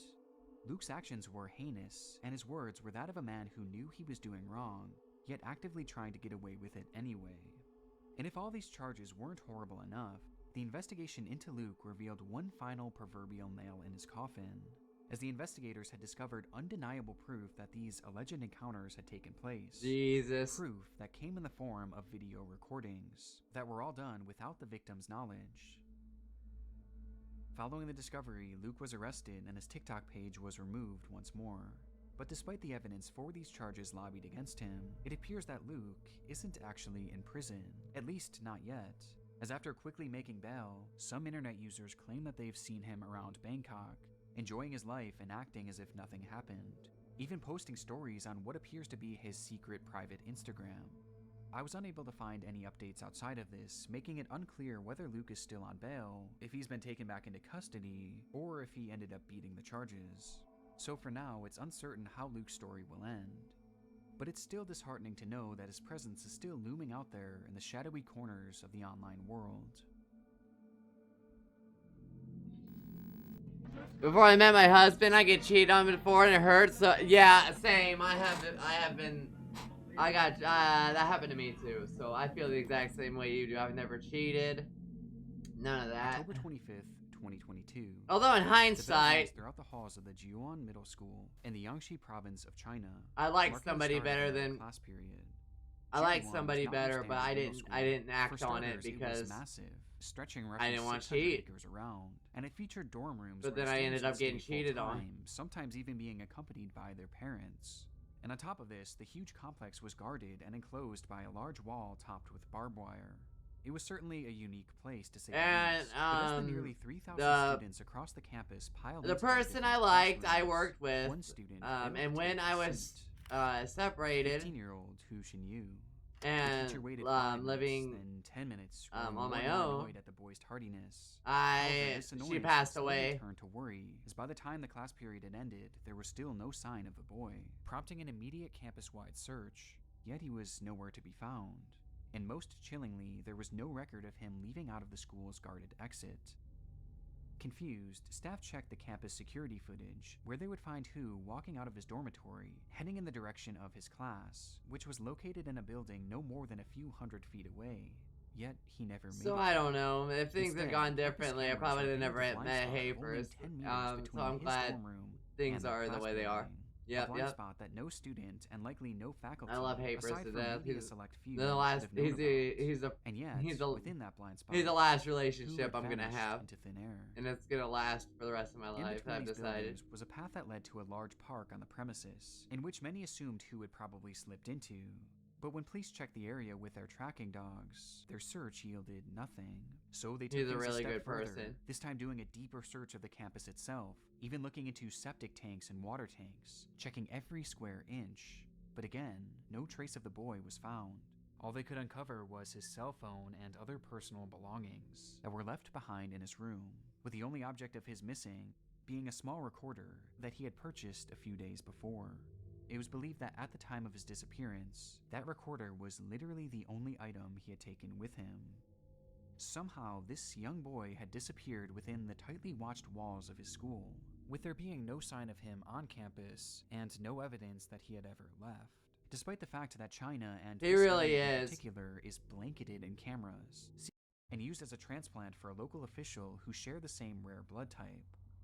The story was compelling, and with the school's suspicious history of disappearances, people in the area began to protest at its gate, demanding to know what was going on, to which the principal and the staff lashed out in anger, acting crazed as if they had something to hide.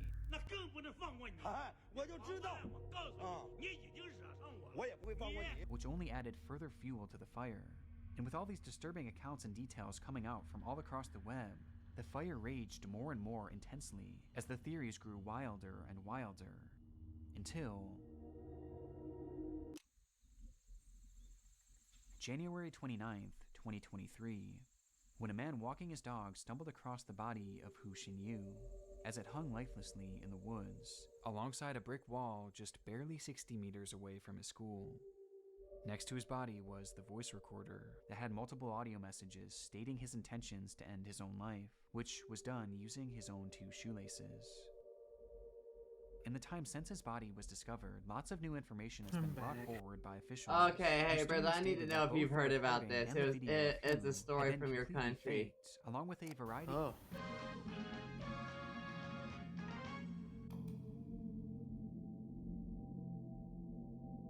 not add What did you send me though? at the end of Buffalo? irregular Someone I've been following for years, apparently. It just said I sent. That's only for regular verbs. This is Luke Rockwell, or as some of you may know him as I Teacher already Luke. said. Raised in I already Melbourne, said Florida, I got the asked 29-year-old papers was about introduced this to a because wide he online got in audience trouble in around the time Thailand. that TikTok began exploding in popularity in the United States. The premise of his account seemed I legit simple said that enough while you were so far. gone, so I'm Luke was an doing it. excellent speaker and used his And then I'll skip understanding back of to the English where I language was to create at. short-form videos centered around proper pronunciation and phrasing. Do not say, explain me or explain you. Instead, you should add the word to.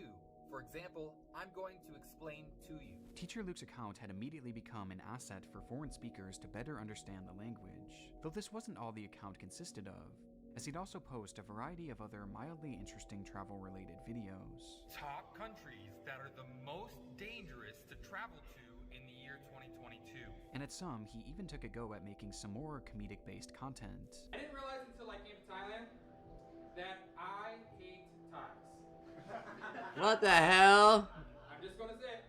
The weather is just too hot, man, to wear them around your neck. But none of these were the reason that the account grew to the size it did, as initially his page was followed by nearly 3 million TikTok users, thanks mainly to his more edgy content, leading to some clips that I'm certain some of you have seen before. How do you say this word? Today I'm going to teach you 3 different ways to say this word. Some have a hard R and some do not. Negro is the common word used to call black people in Thailand. When I first moved here, I was shocked to hear it because in Western culture, it's a pretty offensive word. It's hard to label this content that thrust Luke's page into the spotlight, but I guess it could be described as baiting his audience into thinking he's saying something problematic, but instead making it a loosely educational moment, thus vindicating himself from anything he said. As I mentioned before, these videos were definitely edgy, so much so that in 2020, his page was actually terminated by TikTok, thus leaving him all the way back at square one. Undeterred though, he kept on creating, launching a new account under the username English with Teacher Luke, and within only 1 year, it had already gained over 1 million followers back. 1 million followers on this account. Thank you guys so much. It's so crazy that 1 year ago on my old account, I hit 1 million on the same day. His content was seemingly inevitable, with each video being primed for virality.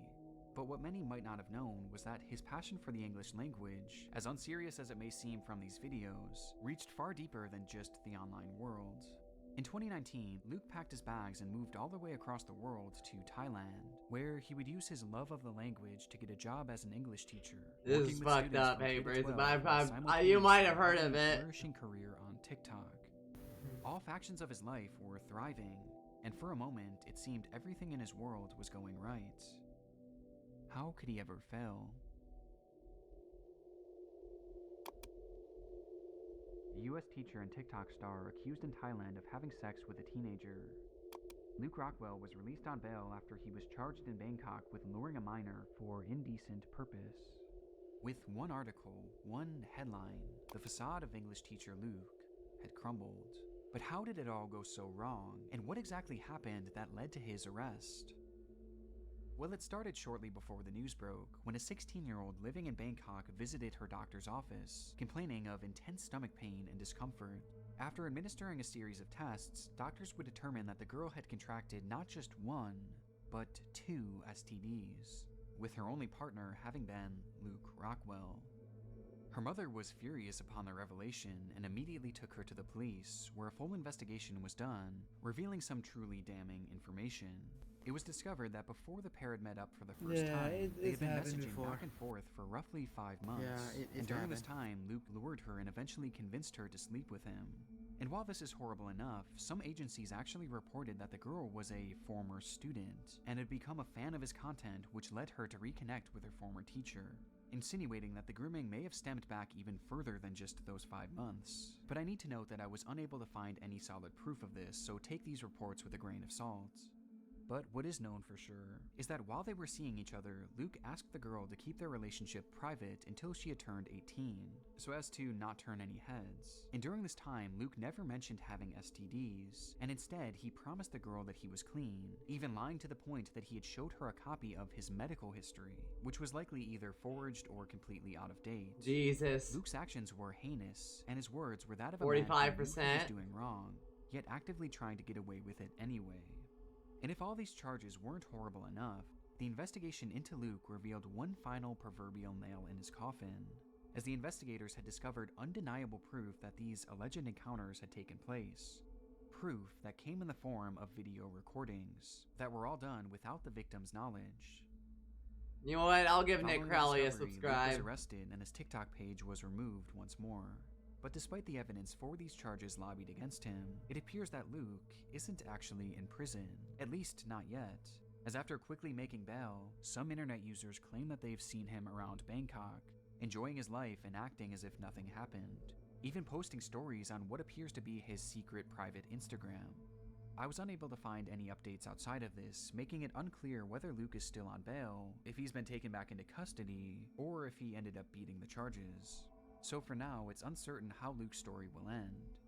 But it's still disheartening to know He that should his get presence shot. is still looming out there. I in mean, I shadowy probably shouldn't corners say of the that, but I online feel like world. that's appropriate for the crime. We don't have that like dead bro anymore, like shot. Before we do that, we shot the person. But some organizations say like criminal is human October too. 25th, 2022. So we changing The to bell like rings use throughout the halls of the chemical. Jiuan Middle School Lethal in the injection. province of China. Yes. Marking the start of It depends what Lethal it depends what state Jiuan you was are not in listed here. in the middle school. Some ban For the death starters, it penalty, was so massive, you'll just get life in stretching roughly prison, 600 acres around, or you'll get the and it death featured penalty. dorm rooms where the students would stay full time, sometimes even being Depends accompanied which by state their you're in. parents. And on top of this, the huge It's used the complex was same guarded here, and all enclosed by states a large do wall lethal topped with injection. barbed wire. It was certainly a unique place, to say the least. But as the nearly 3,000 And some students across of the the campus piled like into their big different star in Thailand classrooms, just call out one that student organization failed to like, take his seat. what if it's happened to your 15-year-old family? What Hu you gonna do? Xinyu. The teacher waited 5 minutes, then 10 minutes, growing more and more annoyed at the boy's tardiness. However, this annoyance But would they didn't slowly say turn to anything, they worry, keep as by the quiet. time the class period had ended, there was still no sign of the boy, prompting an immediate campus-wide search. Yet he was nowhere to be found.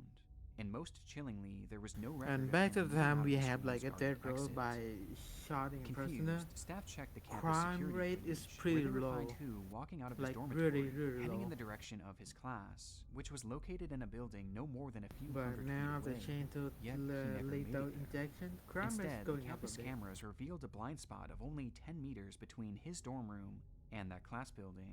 A blind spot that no student and likely no faculty, aside from maybe a select few, could have known about. And yet, within that blind spot, Hu had vanished into thin air. Jesus. In between these buildings was a path that led to a large park on the premises, in which many assumed Hu had probably slipped into. But when police checked the area with their tracking dogs, their search yielded nothing. So they took things a step further, this time doing a deeper search of the campus itself, even looking into septic tanks and water tanks, checking every square inch. But again, no trace of the boy was found.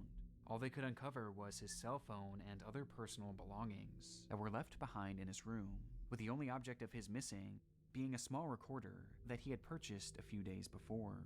It was believed that at the time of his disappearance, that recorder was literally the only item he had taken with him. Somehow, this young boy had disappeared within the tightly watched walls of his school, with there being no sign of him on campus and no evidence that he had ever left. Despite the fact that China, and this area in particular, is blanketed in cameras, seemingly watching every 119 single inch. cameras on But Hu campus was alone. nowhere. Damn.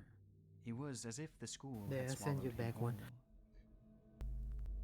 Let me Shortly check. after his disappearance, Hu's mother began desperately posting to Douyin under the account Xinyu's mother searching for son, where she begged Ooh. the public for help in finding her missing child, with the clips of these plaintive Yes. pleas sparking immense interest from a vast number of people across the web, leading to the case immediately exploding in popularity that only continued to grow as new disturbing information began to surface.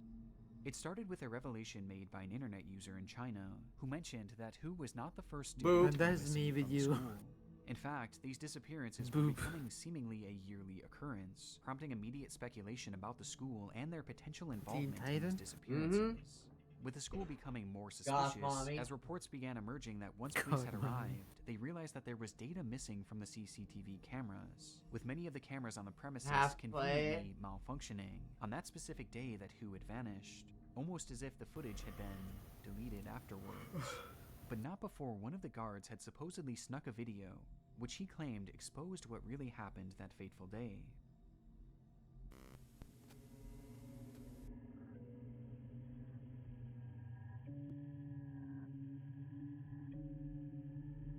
What the fuck?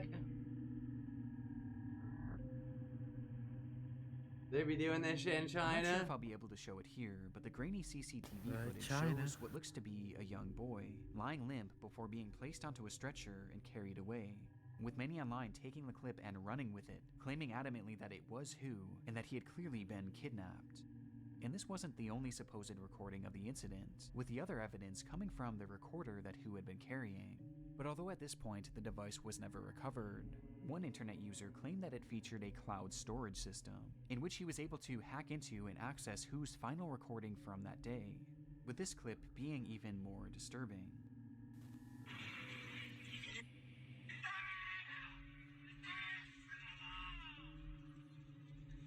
Jesus.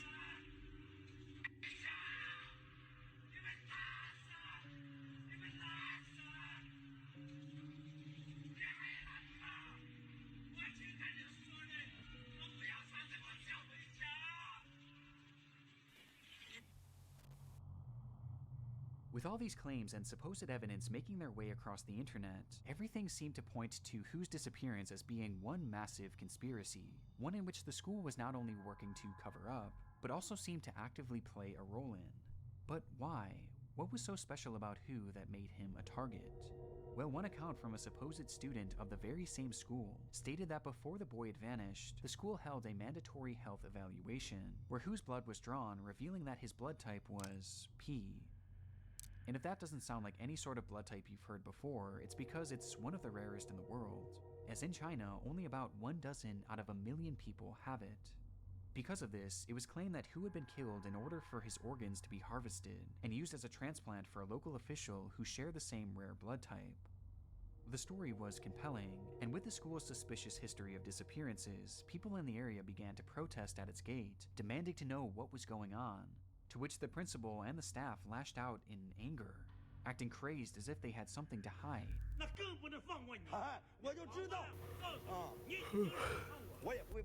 Which only added further fuel to the fire.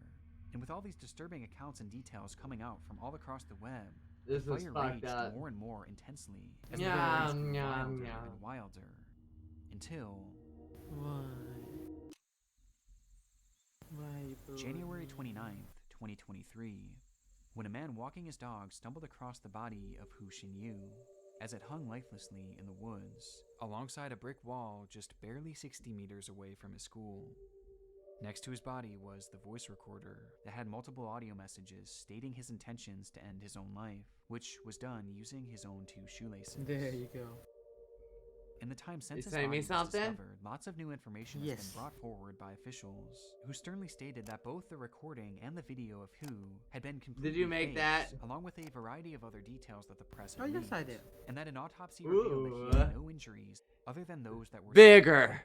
bigger, okay, bigger, all of its organs. bigger. It was also discovered that his journal revealed that he was more troubled Needs than he had believed, more and that chub. He was going through a difficult time with his grades suffering. You wanna touch my drastically, chub? leading to these dark thoughts. Yes. Okay. The whole case was honestly a mess, and especially the coverage during the height of its popularity, as it's now clear that people were simply making up stories and even evidence, which the media ran with without question, leaving us in a strange place where it's impossible to tell which stories and which details were actually real.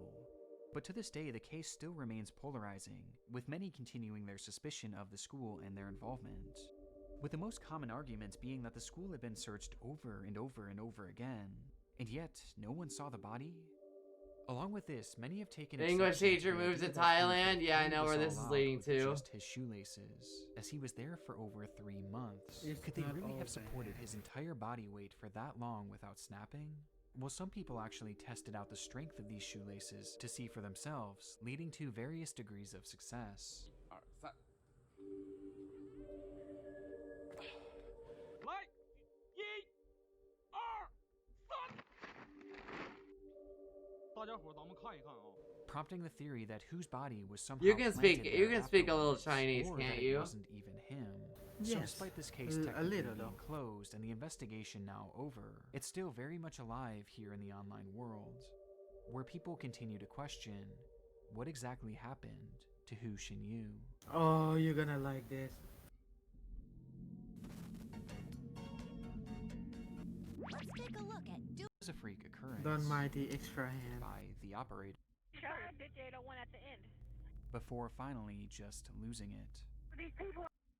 It's just like you what you wanted. Call where the operator couldn't even pretend to care. And her predicament was made even more heartbreaking in hindsight, as it was revealed that Deborah was handicapped and couldn't even swim. In fact, she had a crippling fear of water. Just don't mind the extra Following hand. the release of this dispatch call to the public, heavy criticism was immediately placed onto Donna Renew, with Shit, hundreds and apparently thousands this of one people got signing aired. petitions calling for criminal charges to be made against her. But no such charges were ever made. In fact, she wasn't even fired for her role, because this was her David final naked shift because anyway. She had submitted her 2 weeks notice exactly 2 Don't weeks mind that. before, and this just so happened to be her There you final go. shift, which perhaps explains her attitude. Somehow it's got And naked. with one last cruel twist to the story, just 3 weeks after Deborah's passing, her mother Nancy would pass as well, with family members claiming that it was due to a broken heart and the stress caused by the ordeal. Though despite this and the fact that Donna Renew has never apologized for her actions, Deborah's family has gone on to forgive her nonetheless, with this amazing act of virtue Okay, it's shining uploaded. a faint light on one of the darkest cases I've ever come across.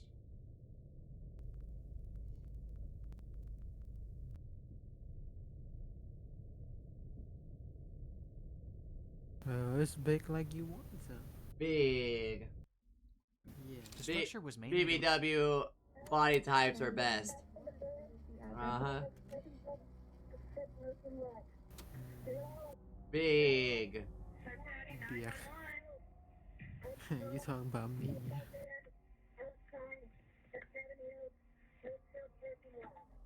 It's 3:16 p.m. on April 10th, 2018. A 911 operator receives a call from 16-year-old Kyle Plush, who had just experienced a freak accident. Hide and seek. It's April 4th, 2020. A man living in Baltimore, Maryland goes live on his Facebook page announcing that tonight would be another one of his famous game nights. At this Game time, nights. the COVID lockdown was in place all across the United States, and practically everyone was cooped up indoors, with little opportunity for real socialization. But for 24-year-old Ernest Wilson and his friends, this didn't stop them from having a good time. Ernest often hosted parties featuring childhood games like Monopoly and Uno, adding in his adult flair by turning them into drinking games, with one game in particular being top of mind that night: hide and seek. The evening began with Ernest inviting his Facebook friends to the function, letting them know that this time the game night would be held at an Airbnb rather than in his home, though he never gave out the address, as this was a closed invitation event, which he made very clear on his page. Please don't show up with nobody I didn't personally invite if we didn't discuss it first. They're going to get left outside. Ernest took this so seriously that at one point he even called out one of his viewers, stating outright that they were not allowed to show up under any circumstances. You're not invited. You're not pulling up on me. The person who just joined. If you're still watching, you're not invited. I hope you like that one. Because you don't fucking listen, and I'm gonna bang you in your Yes. However, it was never revealed who exactly this person was, or why Ernest expressed such hostility towards them. From there, Ernest would start and stop his live stream a few different times, showing the progression of the party, which ended up with a decent turnout.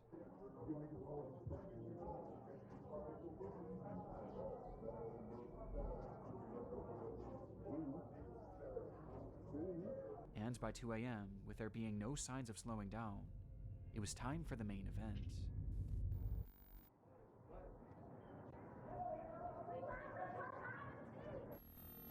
About to play hide and seek.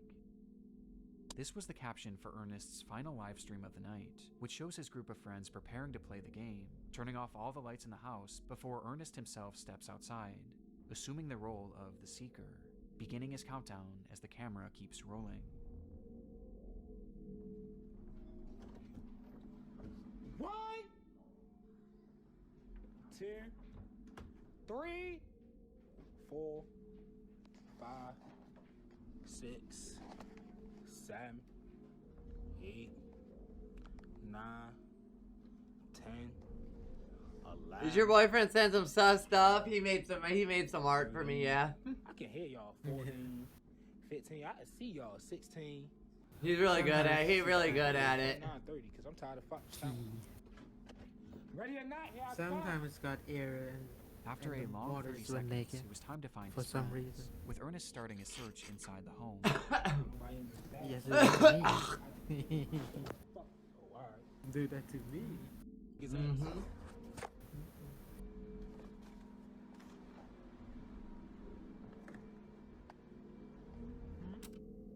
Until he notices something. Next time they on y'all ass. Down here. The front door locked. Dumbass. I'm on your ass. According to Ernest, someone was trying to get in through the front door, unaware that he had just locked it. And assuming that this was one of the people he was looking for, he took off to the backyard, believing that's where he would find them. And sure enough, he did. 1, 2, 3. Who the f is that, G? I don't know. Get your dumb ass on the other side of this gate. Who the fuck?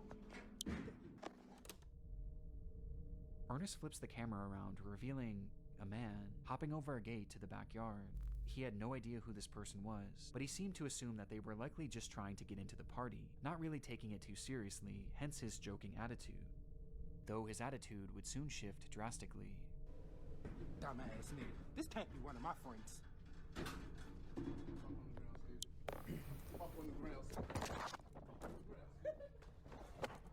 Hey, Pod! Pull that shit up!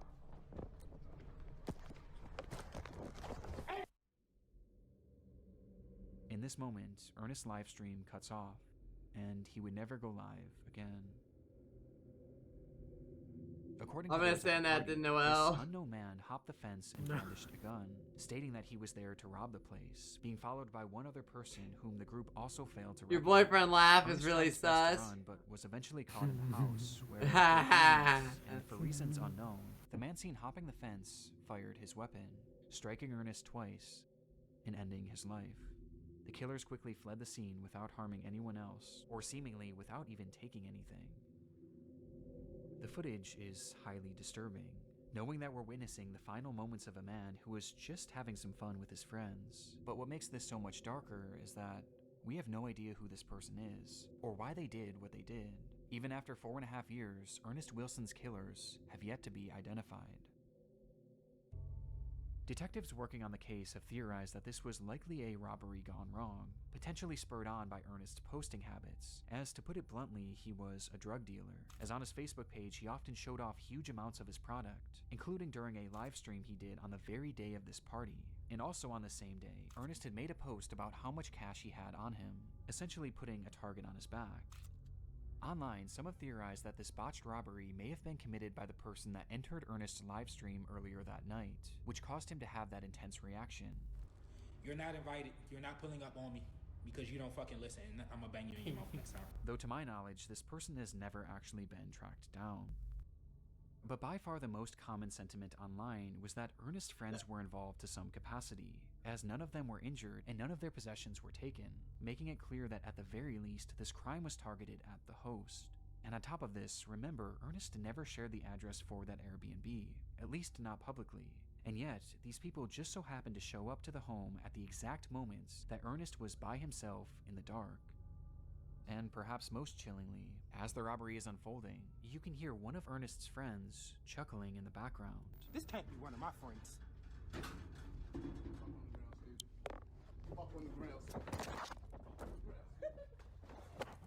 Though as concerning as this is, it's sadly far from conclusive, and to this day it appears that Ernest's case is slowly being lost to time, leaving us for now with only questions, and one of the more disturbing live streams I've ever seen.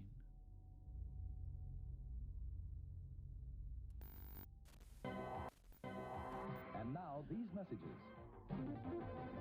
Before we dive into our next case, I want to first thank today's video sponsor, Factor.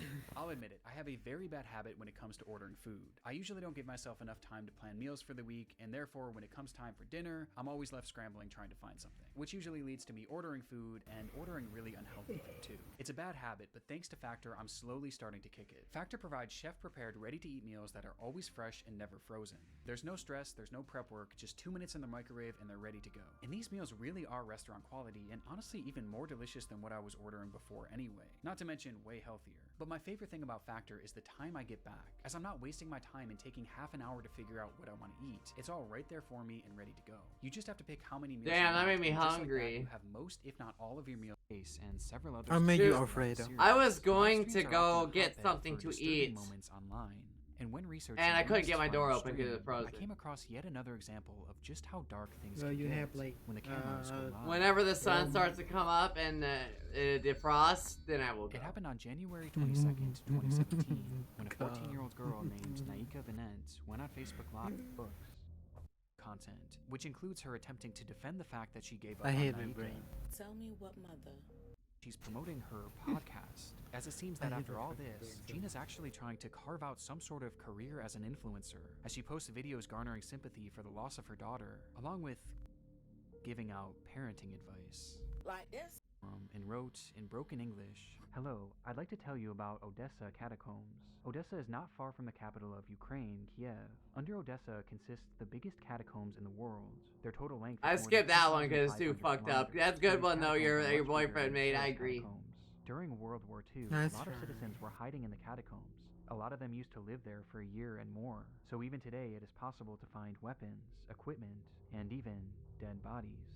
Every year, a lot of explorers get lost and even die there."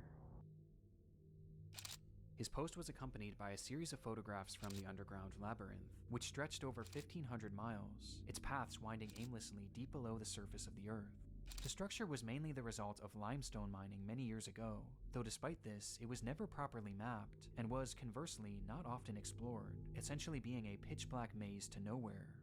Given that the area wasn't well known back in '09, the post was met with amazement. Fellow urban explorers applauded the location and the photographs that Lata had taken, wanting to see even more, and since he was a native of the area, Lata delivered. "Thanks to all. If you want, I can add more photos. As I said earlier, a lot of people get lost and even die under Odessa. Maybe this photo will shock you. It's the dead body of a 19-year-old girl who had gotten lost in the maze. Though it's censored here, the image shows 3 young boys staring blankly at the camera as they stand behind a badly decomposed body. Understandably, this image caused a lot of intrigue on the forum, as other users began to press for more information, and sure enough, it was a story that Lata knew well. 3, 2, 1. Happy New Year, everybody! Happy 2005! Pitch black maze, the perfect place for friends to sneak a few drinks. As the group began to grow more intoxicated, one of the girls wandered off in search of a place to relieve herself. However, she apparently took one too many turns, and soon found herself completely alone. Dangerous and unmapped, this implying that in a desperate attempt to end her anguish, she may have bashed her head against the wall until she passed away.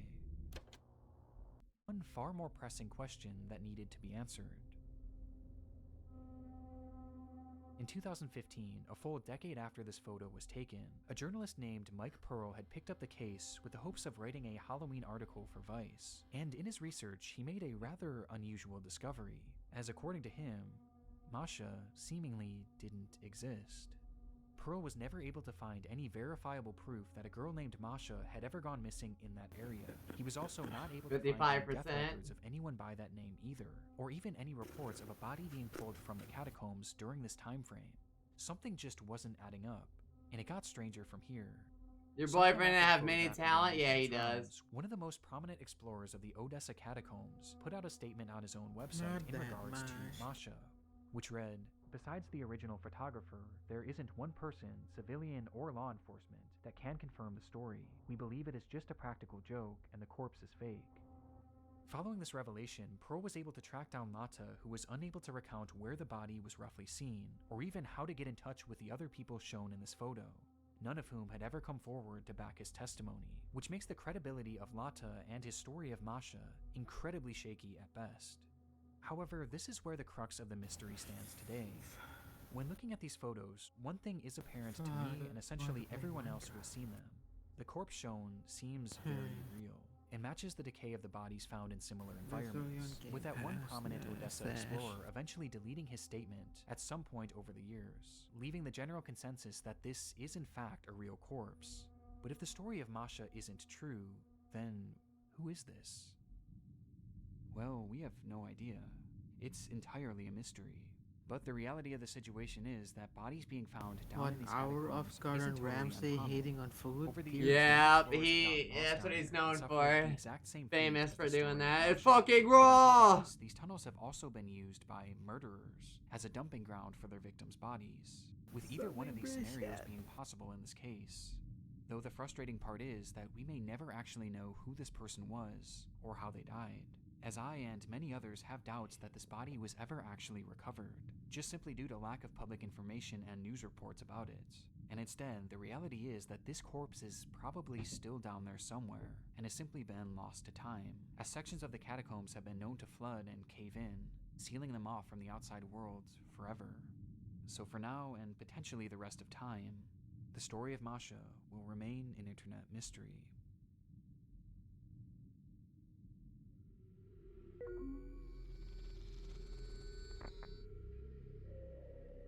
It's September 1985. A hunter trudges through the wooded terrain of Christie Creek, Montana, on the trail of something big. He had been hunting a large black bear and managed to land a single shot, causing the animal to take off, leaving behind a trail of blood. He followed this trail all throughout the remote region before stumbling across a shallow ditch, where he would find a body. Though not the body of the bear he had just shot, and rather, the body of a woman, reduced to bone. The remains were quickly sent off for forensic analysis, though very little could be determined other than the fact that she was a young woman, and that she had been murdered, as they found 2 I bullet was holes click in on her skull. Minecraft, I just... With there being essentially no other information to go off I of, got Game a special Pass. team at Fuck. the FBI started Yo, creating you a got Game composite Pass? of what this woman may have looked like. No. Oh, I thought you had it. No, I didn't. This was their first attempt at depicting this Jane Doe, who they would later dub Christie Crystal Creek, though it wouldn't be their last. The uncanniness of these depictions Well, I mean, is I need to undeniable. wait on my And bill to recently, send I've in fallen down first this so I rabbit can hole see of how much disturbing so I police can say sketches it's like and right amount. recreations. As though these can often be very helpful and do lead to legitimately good results, there are often I times don't where want they to like appear buy almost stuff like before the non-human, bill coming with in. many examples like Christie's being shared So I online can on the say it's FBI's the right website amount for in order bill. to enlist the public's help in identifying these victims, with one of the more notorious examples coming decades later in 2014. The discovery was made on June 5th of that year, when a group of highway workers were mowing grass in the town of Geneva, Wisconsin, when they noticed a pair of strange-smelling suitcases. Inside them were 2 bodies belonging to 2 women, both in various stages of decomposition, and both appearing to have been strangled to death. One would quickly be identified as 37-year-old Laura Simonson, while the other was in much worse shape, and distinguishing her facial features proved extremely difficult. But this didn't stop them from trying. This is one of the more infamous examples out there due to just how unnatural it appears, with the face of this woman being turned into a meme and even being used in a video game. Oh my god. I've seen this shit But to me, before. there's one example that I've never been able to shake, as the entire story and its recreation gives me such an uneasy feeling. Let me just check my email. The to discovery see was if made all the bill way back in coming April of 1977, when a couple in Alberta, Canada had returned to their Good often thing I abandoned connect with cabin my in order to email. empty the septic tank, only to find a body floating inside. because The it's body flooded, was in so the brutal mailman shape don't and come showed to signs of work. extreme torture, as the man had been beaten, mutilated, burned with cigarettes, and even shot multiple times. And due to Usually the it's gonna condition of the come like body, in it was the mail. impossible to identify him. Though But regardless, this time a it's flooded, recreation so was I think made, it's gonna send and the using a email computer instead. model of the man's skull, they slowly pieced him together.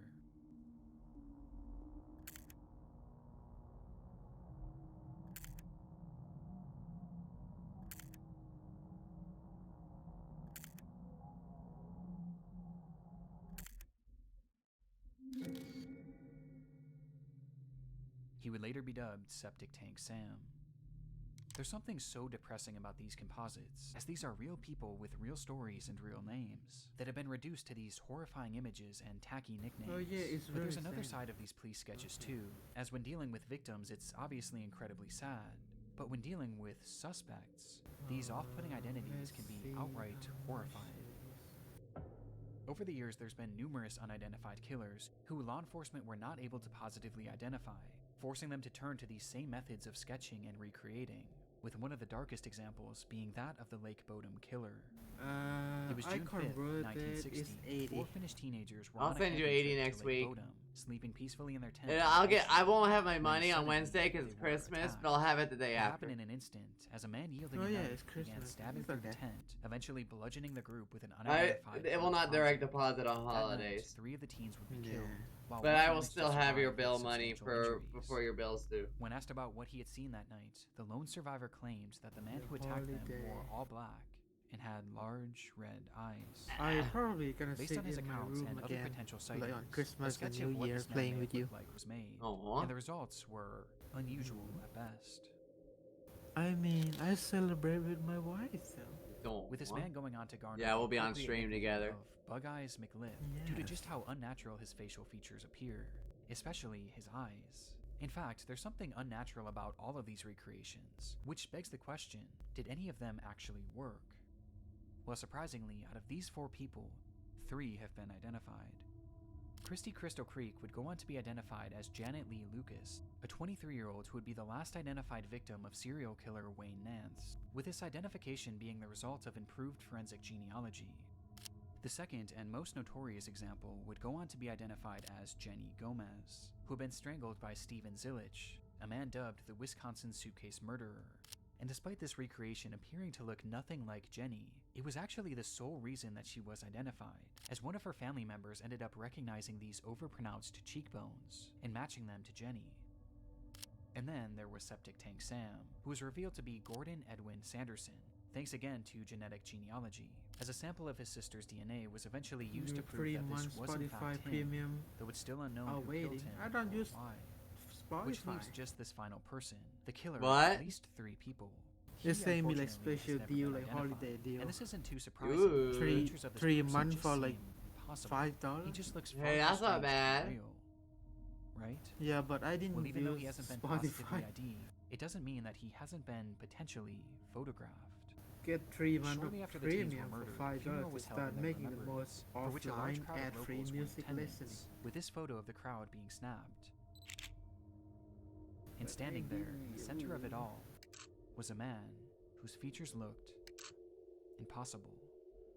This man would never be photographed again, and his connection to the case has never been officially confirmed, leaving these murders unsolved to this very day.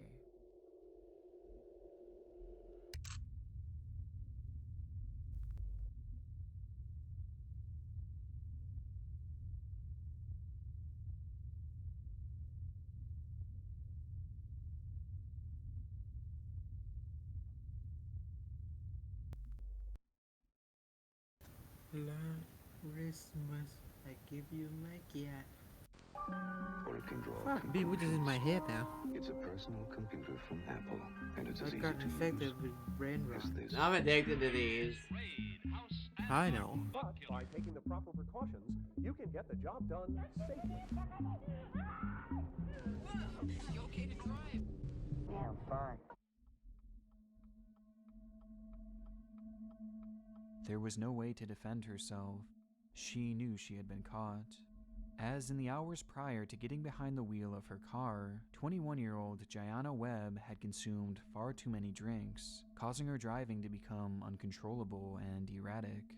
And after reaching speeds well over I don't 100 drink miles per anymore. hour, and driving right past a pair of I state troopers, never Gianna drank was now before. pulled over on the I-95. Ever since in I had to South beat my friend's Philadelphia. ass, I've never drank since There, then. she would be approached by officers Martin Mack and Brandon Rah, rah, Siska do the as she campaign sat one run, man. breathalyzer away from facing harsh legal action for her poor decision. But just as the officers Yeah, I straight up began beat his conversing fucking with the ass. intoxicated woman, It was their so funny attention because he would tried soon to. be I'm called I'm elsewhere, taller and I'm as an urgent bigger. call was He made tried to the lift me radio, up. alerting them that a pedestrian had been And wandering it didn't by work. foot on that very highway just a few miles ahead. Unaware at this point that Gianna was in fact inebriated, and assuming that the pedestrian was a far more pressing concern, the officers sprang into action and sped They just away into beat the the shit night, out of them. allowing Gianna to leave freely and breathe the ultimate sigh of relief.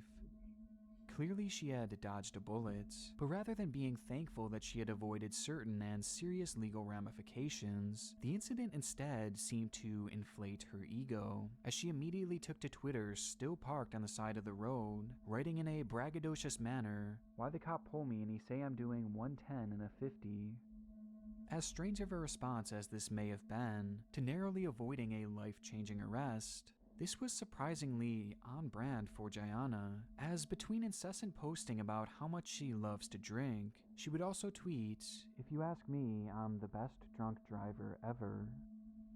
This was clearly a pattern for Gianna, a normalized action, as she believed that she was fully capable of driving drunk, and also that she was actually good at it, which is not only incredibly frightening, but also far from the truth.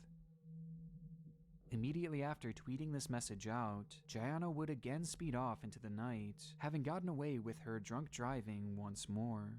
Though, ironically, just minutes I later, don't drink at she all. would again approach I those drank on very St. same Patrick's Day. officers that had just pulled her My friend over, was so as well drunk as we that could. very pedestrian It's they a were whole trying to story, but help. essentially, This I had to time, defend. there was a problem. I had to defend She his was baby going mama far too from him, and we fast. got in a It was huge impaired fight to the point outside. that her reaction time was severely delayed. And I won. She quickly began to swerve out of control, and by that point, there was no So I don't drink stopping. anymore because of that. And in an instant, Gianna would careen her vehicle directly into officers We Martin can Mack just and buy Brandon milk and we Siska, just drink it. as well as that same pedestrian they were attempting We can just to smoke save, weed. That's striking all all I three do. at unimaginable speeds. Kratom too, but As the car finally came to a stop, all You need three to of the drag me men to lay bed if I fall motionless on the asleep. pavement. well, yeah, I guess None so. of I them mean, were I only alive, smoke to go to with bed. the only survivor of the incident Yeah, being somehow we need to Gianna, drag ourselves to the the bed. best drunk driver ever. Because I don't know how am I gonna be like after I take that.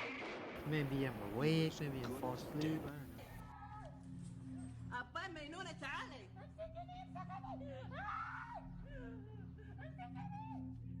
March 30th, Jesus. 2017.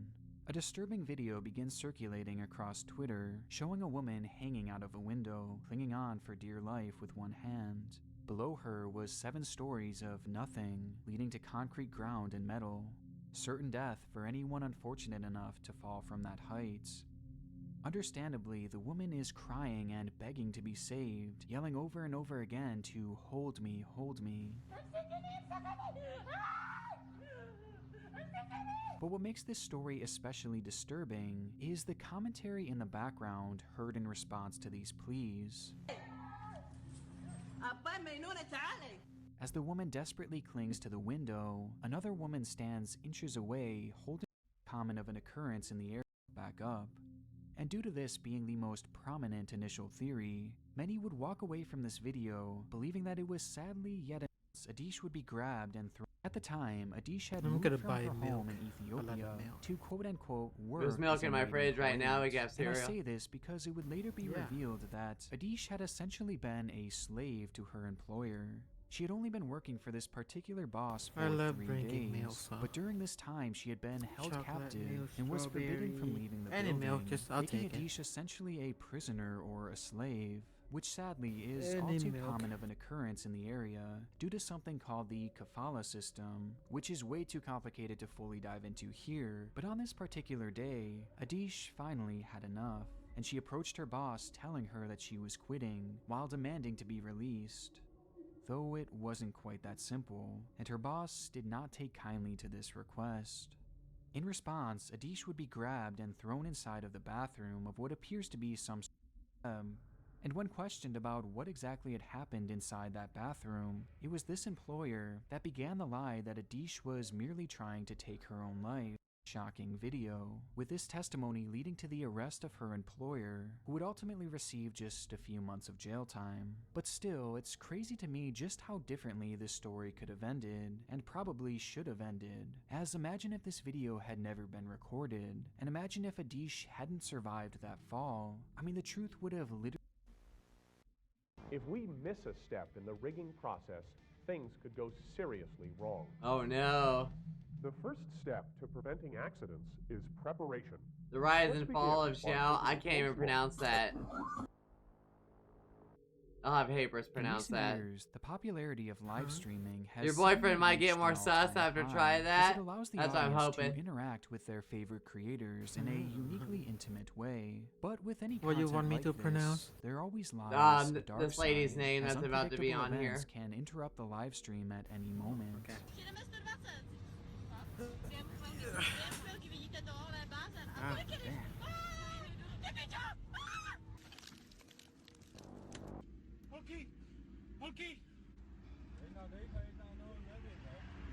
Unsurprisingly, this has led to countless compilations and clips throughout the web, documenting the many disturbing moments that have happened when I stream from creators my go bedroom. live. And of these endless examples, I don't go outside and a stream. few have always stood out to me. Yeah, this lady. In the year 2021, a 23-year-old named Chao Quimi Oh. had been building a following on Okay, I the guess social that's how you media say it. site Douyin, the Chinese version of what many of us know today as TikTok, which will actually be featured in the remainder of today's cases. She would post numerous videos and live streams, I think the Thai name helping is build her follower count to over Chawini. 100,000 Chawini? people. It was a more than Chawini? respectable number, Chawini? and though she wasn't the most famous person on the Chawini. platform by Chawini? any means, many believed Ni. that she was Ni? well on her way Chow- to internet Chawniwi? stardom. Chao But before she could Niwi. get there, she knew that she had to keep a Chao stable Ni? job and establish Ni some sort and of we. income, as she was Chao already in the Niwi? process of building her Yeah. family, Okay. being the mother of 2 young children. Thank you. And so she Very would spend her cool. days working as a crane operator, Dude, assisting you- in you- numerous you learn construction fast. projects, and earning herself a decent I wage, try. as it wasn't a job that most would sign up for. It's gonna take The you no cranes that time Chao to was learn my often language. tasked with operating often stood hundreds and even thousands of feet in the air.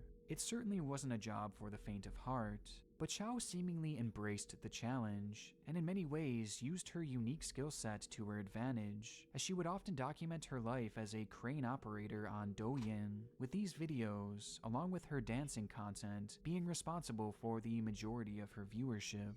And by the summer of 2021, Chao would begin not only making videos while at work, but she would also begin live streaming right from her job. And on July 20th, 2021, when her workday began to wind down, she would once again fire up her stream. No.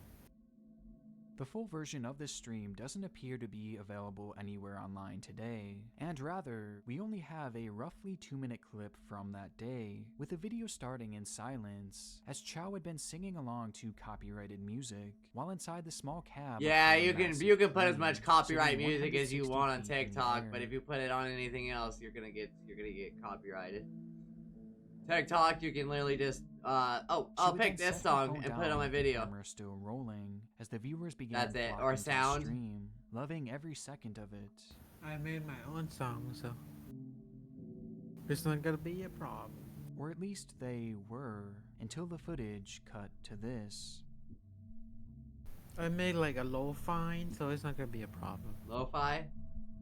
Yes, lo-fi, like 3 a.m. feeling. Though the exact moment has been cut from this video, likely out of respect for Chao, as she was streaming 16 stories in the sky, Chao finishes Because I dancing just do and like begins to walk down the steps of 3 the a.m. crane feeling until and she it's raining, slips, causing something her like to that. free fall all the way to the ground, with her Ooh. phone supposedly still in hand. On her way down, she seems to strike metal bar after metal bar from the crane until she finally hit the ground below, killing her instantly with her phone still recording.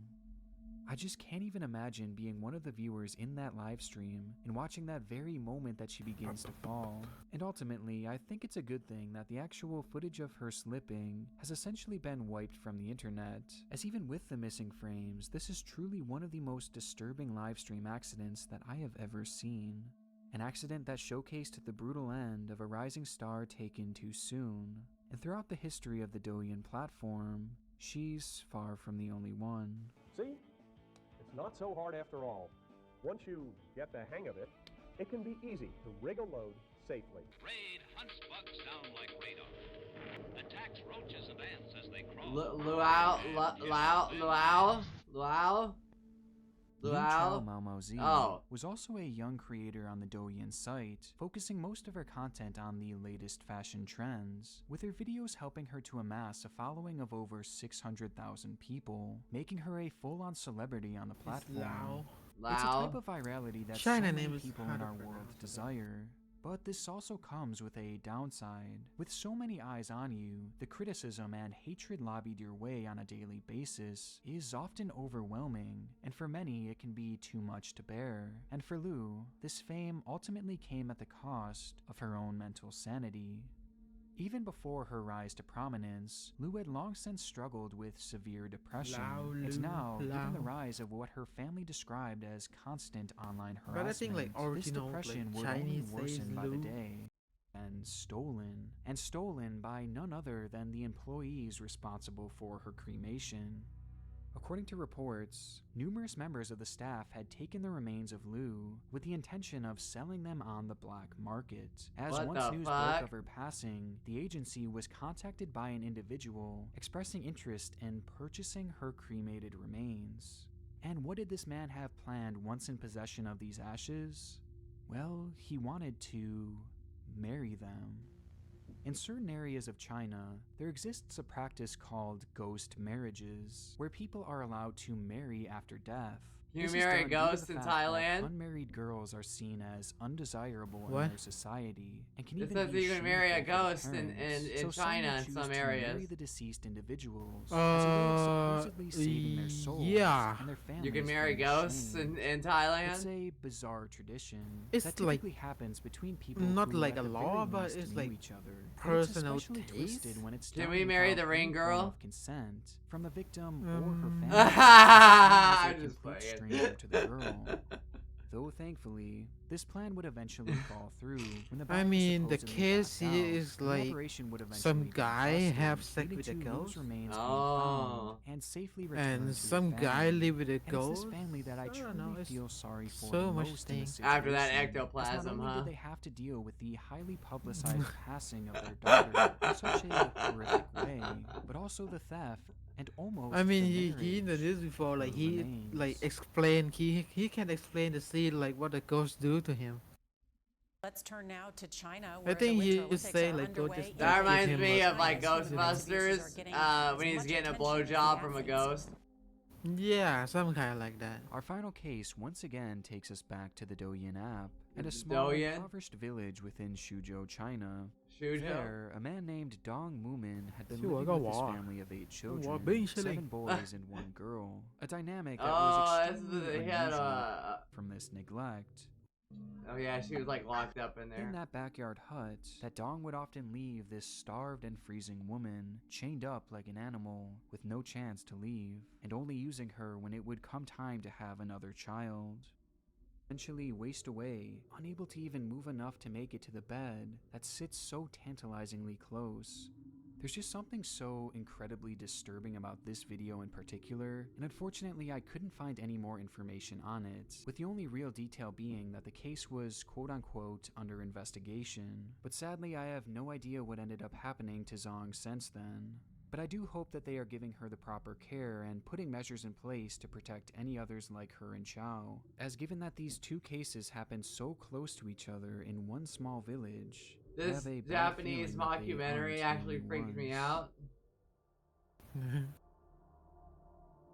I want to give a huge shout out to my God tier patron members: Alexander Duran, America's Grumpy Uncle, Bazoo42, Biznacker, Bray, Karen S, Charles Roble, Daniel Binge, Donovan Aaron, Emmanuel Cadena, G, Game Gamer, Jake Parsons, JB Funk, J Money, John Stewart Mueller, Catherine Ross, Lacey, Larry Matting. The 2006 volleyball incident. On July 2nd, 2017, an anonymous user posted a thread on 4chan's paranormal board. Oh my saying, god, Fist "Hours from the wonders North after Star. taking the red pill on the 2006 volleyball incident." Now, if you're wondering what that incident was, it's a strange and disturbing story. 64%. The post was referring to a supposed mass shooting where a gunman killed 14 people during a high school volleyball game in either South Dakota or Nebraska back in 2006. But here's where things get strange. If you search for any information about it online, you'll find nothing. No news articles, no official casualty reports, nothing. Just conspiracy theory websites and the occasional Reddit post asking if it even happened. So if it didn't It's happen, like why the are whole you event red either pilled never over it? What the existed or fuck? was somehow erased That from makes no history. sense. But despite the silence Not at online, all. there are many people who claim they remember hearing about it. Some even say they were at Mount Rushmore around that time and heard a report about it on the radio. For a long time, the only evidence of the incident on the internet was this still frame from a home video that was supposedly taken just before the incident with the date September 27, 2006 embedded on it. That is, until some ordinary gamer, a YouTuber who often dives Mudahar. into dark web rabbit holes, discovered more evidence. While browsing the Late Nights forum on a 4chan-like site, he came across the gruesome pictures of a bloody school gym that were allegedly taken soon after the shooting had already happened. So right here, let's go down a little bit over here. They've got 2006 volley. Oh my god. Oh, we're gonna have to blur this one. Jesus Christ, that's actually like death footage. I think I remember this. I was searching around for some sort of proof of this happening, and apparently this is a snippet from a home video. Oh my god. We have to blur that out. I gotta make sure we note that, blur it real quick. Let me add that to the notes here. Jesus. What the It's like fuck? a straight up bloody massacre. It's like VHS recorded. What are you laughing about, huh? There's no way. It has to be from like some movie. It's crazy as hell. It's got like a CBI, not for. I just see some. Like, I assume CBI stands for like some sort of a governmental organization or something. That is so messed up. I feel like I should have known this or something. That's. I'll say I don't even know if send that's it like a to you. conspiracy. How's that Okay, a conspiracy? send It's it. actually like death foot, unless it's from like some movie or something that we don't know about. Jesus Christ. That is actually the most chilling thing I've seen. We're like 5 minutes into this recording, and already it's just like death footage is. I'm waiting. It's not In the bottom loading. right corner I'm was the waiting. text, CBI not for I release, know. which I'll do my I'm best to show waiting. you while blurring everything else out. This not has gonna led keep to you some waiting pretty for wild that theories long. being spread all over the internet. According to the most popular It's ones, the still incident did loading. happen, but it was covered up by the American government. As the story goes, the government was trying to assassinate someone who was attending this high school volleyball game. Things got out of hand, however, and a lot of the young volleyball players were caught in the crossfire. What? And since It's this would loading have caused so tons of long. backlash from the public, the government instructed the news media to not talk about the story and also paid the victims' families to keep them quiet. However, while the US government is no stranger to covering up the truth, I have to admit, this one is quite far-fetched. Keeping something this big under wraps for so long feels pretty out there. At some point, you'd think the truth would slip out. A somewhat more reasonable theory is that this is a classic case of the Mandela effect, where large groups of people collectively misremember something. And coincidentally enough, I actually did find a similar incident that happened in 2006 in that region. In the Platte Canyon High School situation, 53-year-old Dwayne Roger Morrison took 7 female Finally. students hostage, Come on. attacked them, and ended up shooting one of them. Come on. This also took Okay. place Come on, on Oreo. September 27, Come on. 2006, which is Come the here. same date There on you go, which the baby. alleged photo was taken There, before the it's sent incident. Okay, let me Its check. location in Colorado might also explain why people Your from the son is Midwest with remember me. hearing about it on the news. Yes. But there are some major differences. Most notably, When he's the Platte rambling Canyon about his incident had nothing interests, to do with the yes. volleyball game, and there was only one death. Yeah. But in saying all of that, the He was most playing likely scenario Helldivers is when I that all logged of this on. is I a was like, that's hoax. hot. While researching this incident, I came across an interesting post on the forum Above Top Secret from 2017. In this post, the OP was talking about creating a hoax in which multiple school shootings happened in 2006 in tiny towns, but any information relating to these incidents has been mysteriously erased from the public record. But if that's the case, the images that some ordinary gamer came across, where did they come from? Considering it's been over 7 years since this first contraction on the internet, it's unlikely we'll ever know the answer to I this give disturbing my internet baby a rabbit little hole. kiss. Hi, Oreo. Grave robbing for morons. Grave Oreo. robbing. August 8, 2014, a Your user dad's by the trying name to talk Simon to you. Fred J posted a video on YouTube titled Grave Robbing for Morons. Do you hear I think him? you This was a don't heard digital me. re-upload Oreo? of a very old VHS You hear it, video, Oreo? an extremely chilling one. Oreo. In it, a young He man yawned goes on my into nose. disturbing detail explaining step by step how to rob You're graves so and sell the adorable, my remains baby on the black boy. market. Oh. Remember by the eyes or the nose. You pull out, put your finger all the way in. Yeah. There's nothing there that will hurt you at all. Don't just Right, Oreo, make I'm sure, yawning too. There's nothing that can hurt you. Do not be afraid. Pull it out like that. Do not pull it by the teeth, or else it'll break out like that, and you will have holes. What makes this video even more unsettling isn't just its content, but the mystery surrounding it. No one knows who the man in the video is.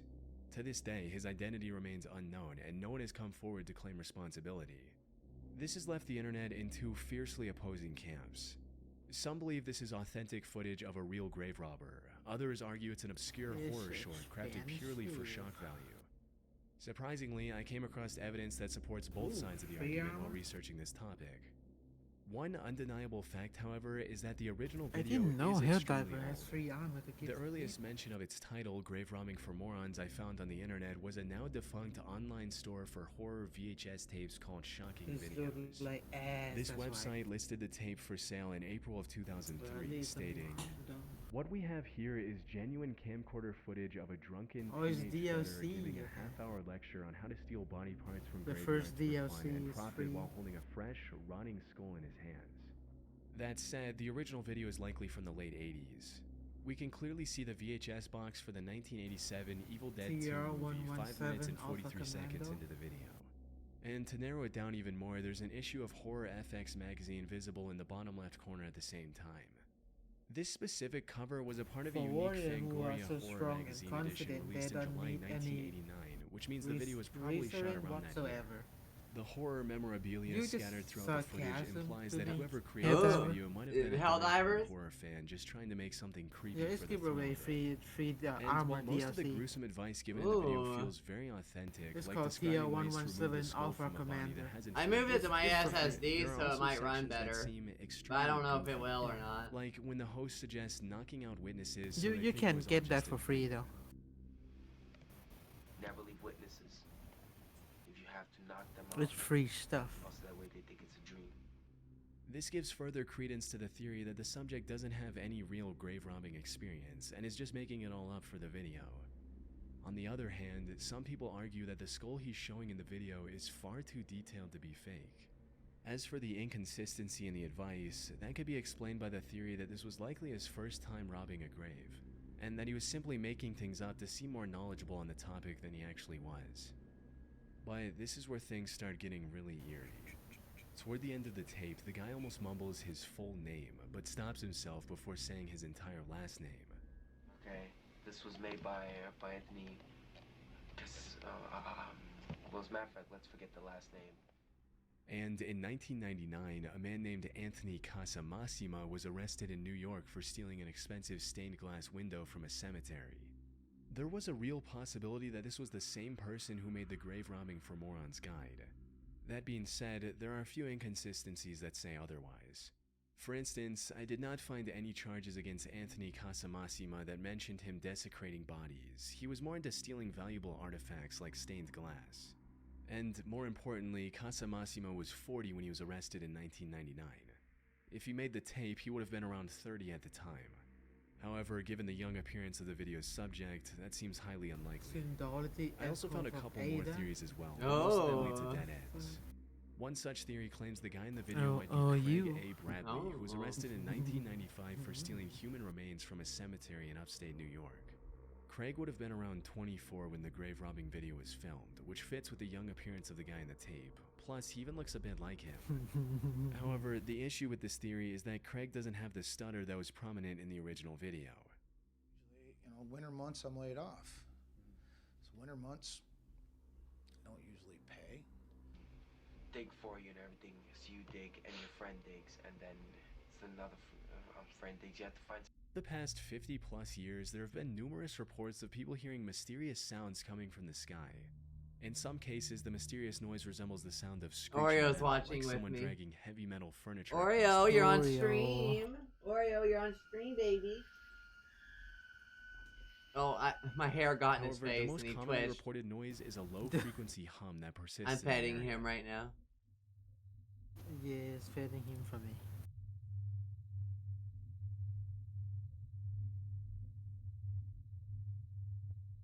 Those who can hear these sounds describe them as omnipresent and extremely annoying. And according to the BBC, the humming noise has been linked to at least one person ending their own life in the UK. However, while there are likely many legit reports of people hearing a mysterious humming, which we'll get to in a bit, many of the claims are either fake or can be explained quite easily. For instance, the metallic screeching noise could simply be from a nearby railroad with a long freight train rounding a corner and causing vibrations. Some of these trains are incredibly lengthy and can take several minutes to pass. Similarly, in another video, you can hear what sounds like an extremely loud trumpet.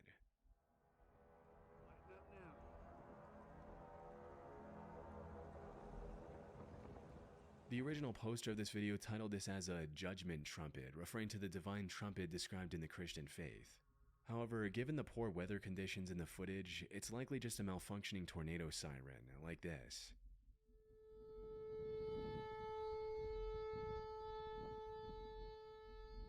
A few of these videos are also outright faked, with the mysterious sounds being edited in to generate views.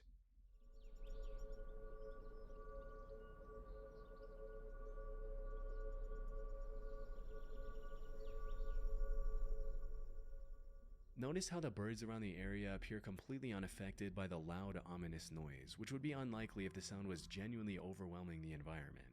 Birds have sharper hearing than humans, and they would likely react. Persistent, low-frequency hum. This is a bizarre global phenomenon. This could be vibrating the ocean floor. Now, this explanation might have been true for Bristol, but as time went on, more and more people around the world started reporting these disturbing humming noises. And it appears the Bristol hum is still present to this day. There are many theories that attempt to explain the bizarre global phenomenon, and these can get into some truly out there conspiracies, like aliens or secret civilizations in the Hollow Earth. However, the most plausible explanation I found suggests that these sounds are more connected to the listeners themselves rather than their surroundings. Things like hypersensitive ears and early signs of hearing issues like tinnitus could be a major contributor. Another possible reasoning could be the increasing levels of anxiety and stress. A BBC researcher also noted that she only heard the hum when she was exhausted and stressed out, which further supports the notion of this mysterious hum being a psychosomatic or stress-related phenomenon. During my research, I even found the video claiming to capture the strange humming sound. But when I watched it, there was nothing unusual, just regular environmental noise.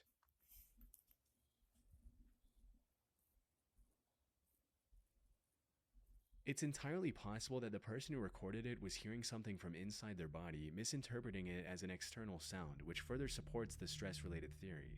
However, this doesn't explain the hundreds or even thousands of other videos that do include the hum. And given the endless amounts of possibilities for each individual case, I doubt we'll get a concrete answer anytime soon.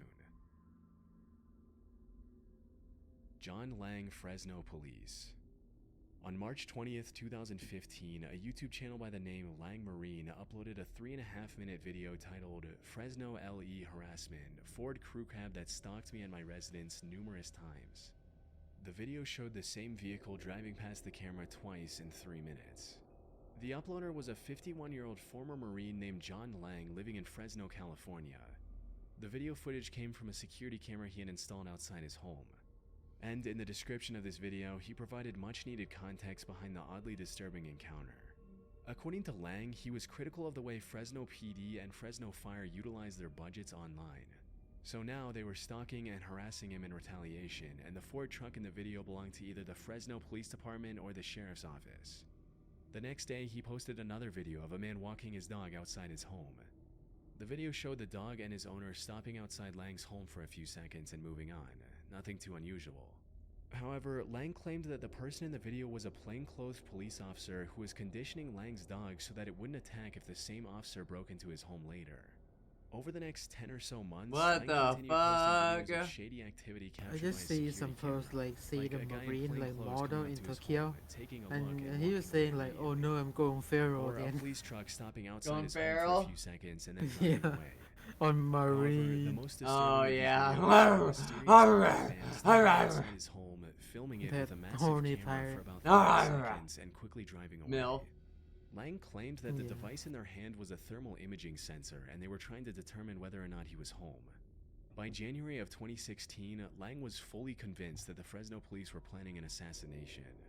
On the 16th of January, he posted a video about a cleaning company van parked outside his home.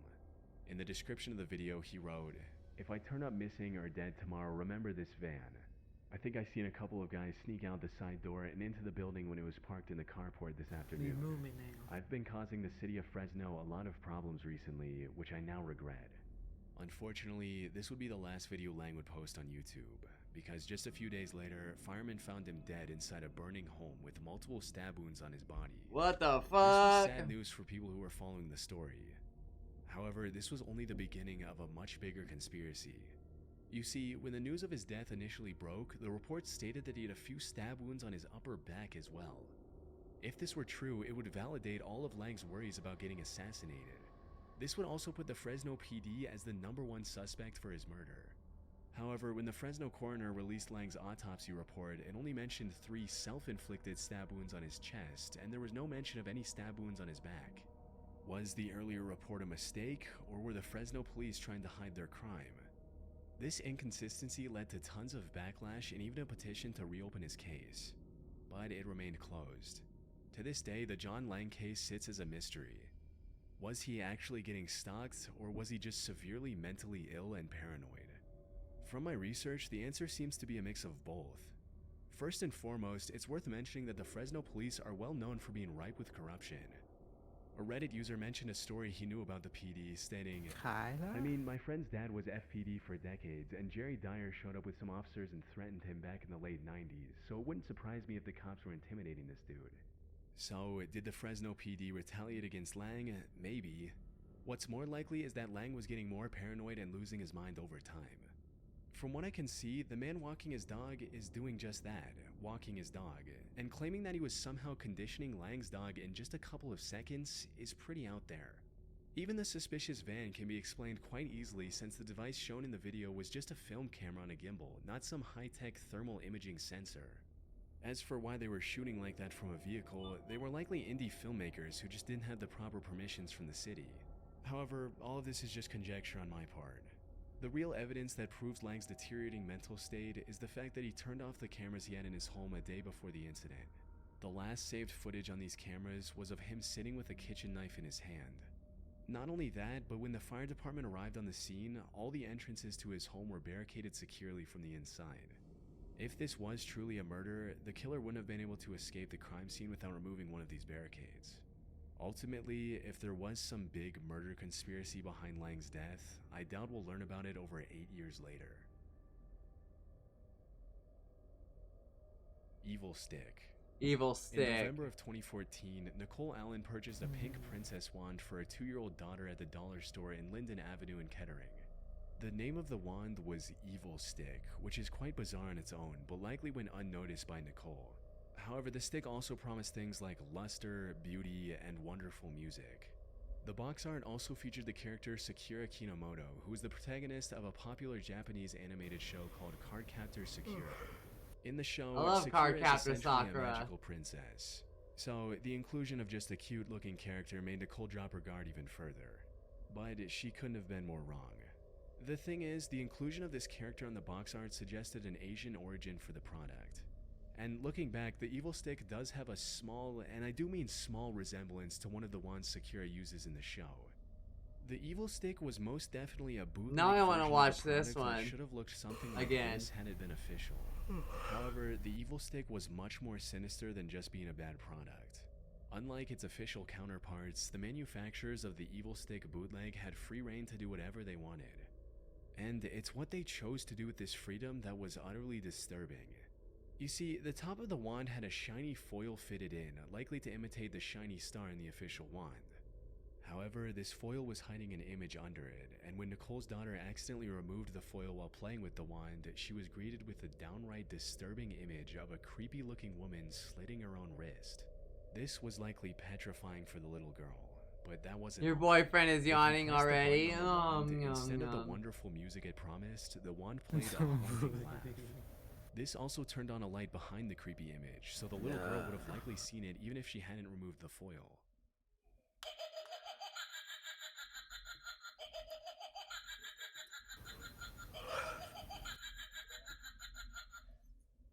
When Nicole found out about the disturbing truth, she made her findings public in hopes of getting this creepy toy banned from stores. News coverage of the Evil Stick quickly went viral, but the toy remained as mysterious as it was creepy.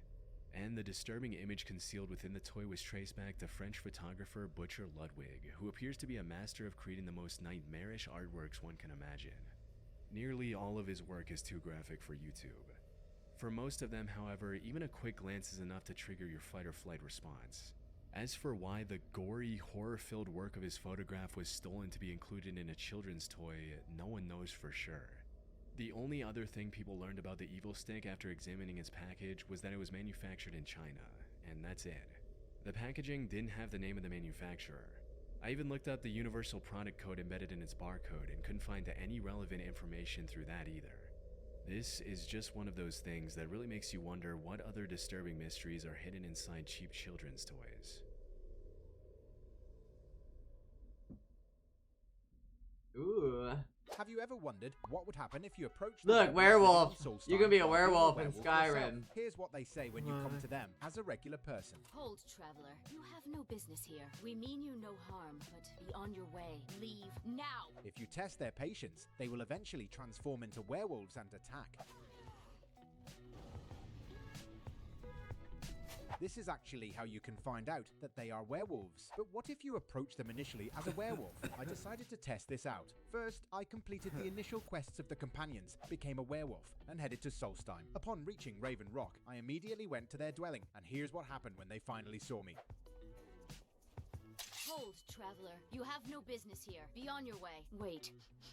You're one of us, aren't you? A werewolf? Then perhaps you do have business here. Forgive me. I'm Raquel of the Frostmoon Pack. Welcome, brother. After that, you can engage in an interesting conversation with all of them, and even purchase some rings that will be useful for those who enjoy playing as werewolves. Have you ever wondered what would happen if you approach— Hell yeah. I love werewolves. I don't know, I think the vampires are more fun to play as after the DLC of Dawnguard came out.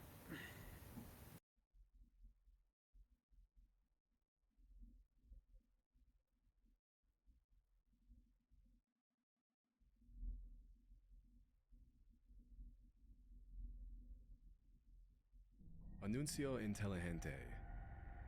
Back What? in 2019, a user named Raul made a disturbing post Yum, that was yum, shared yum, over yum. 20,000 times and received tens of thousands Yum, of likes and yum, reactions. yum. The post was originally made in Spanish, so you'll have to bear with me if the translation isn't perfect, but hopefully you'll get the main idea.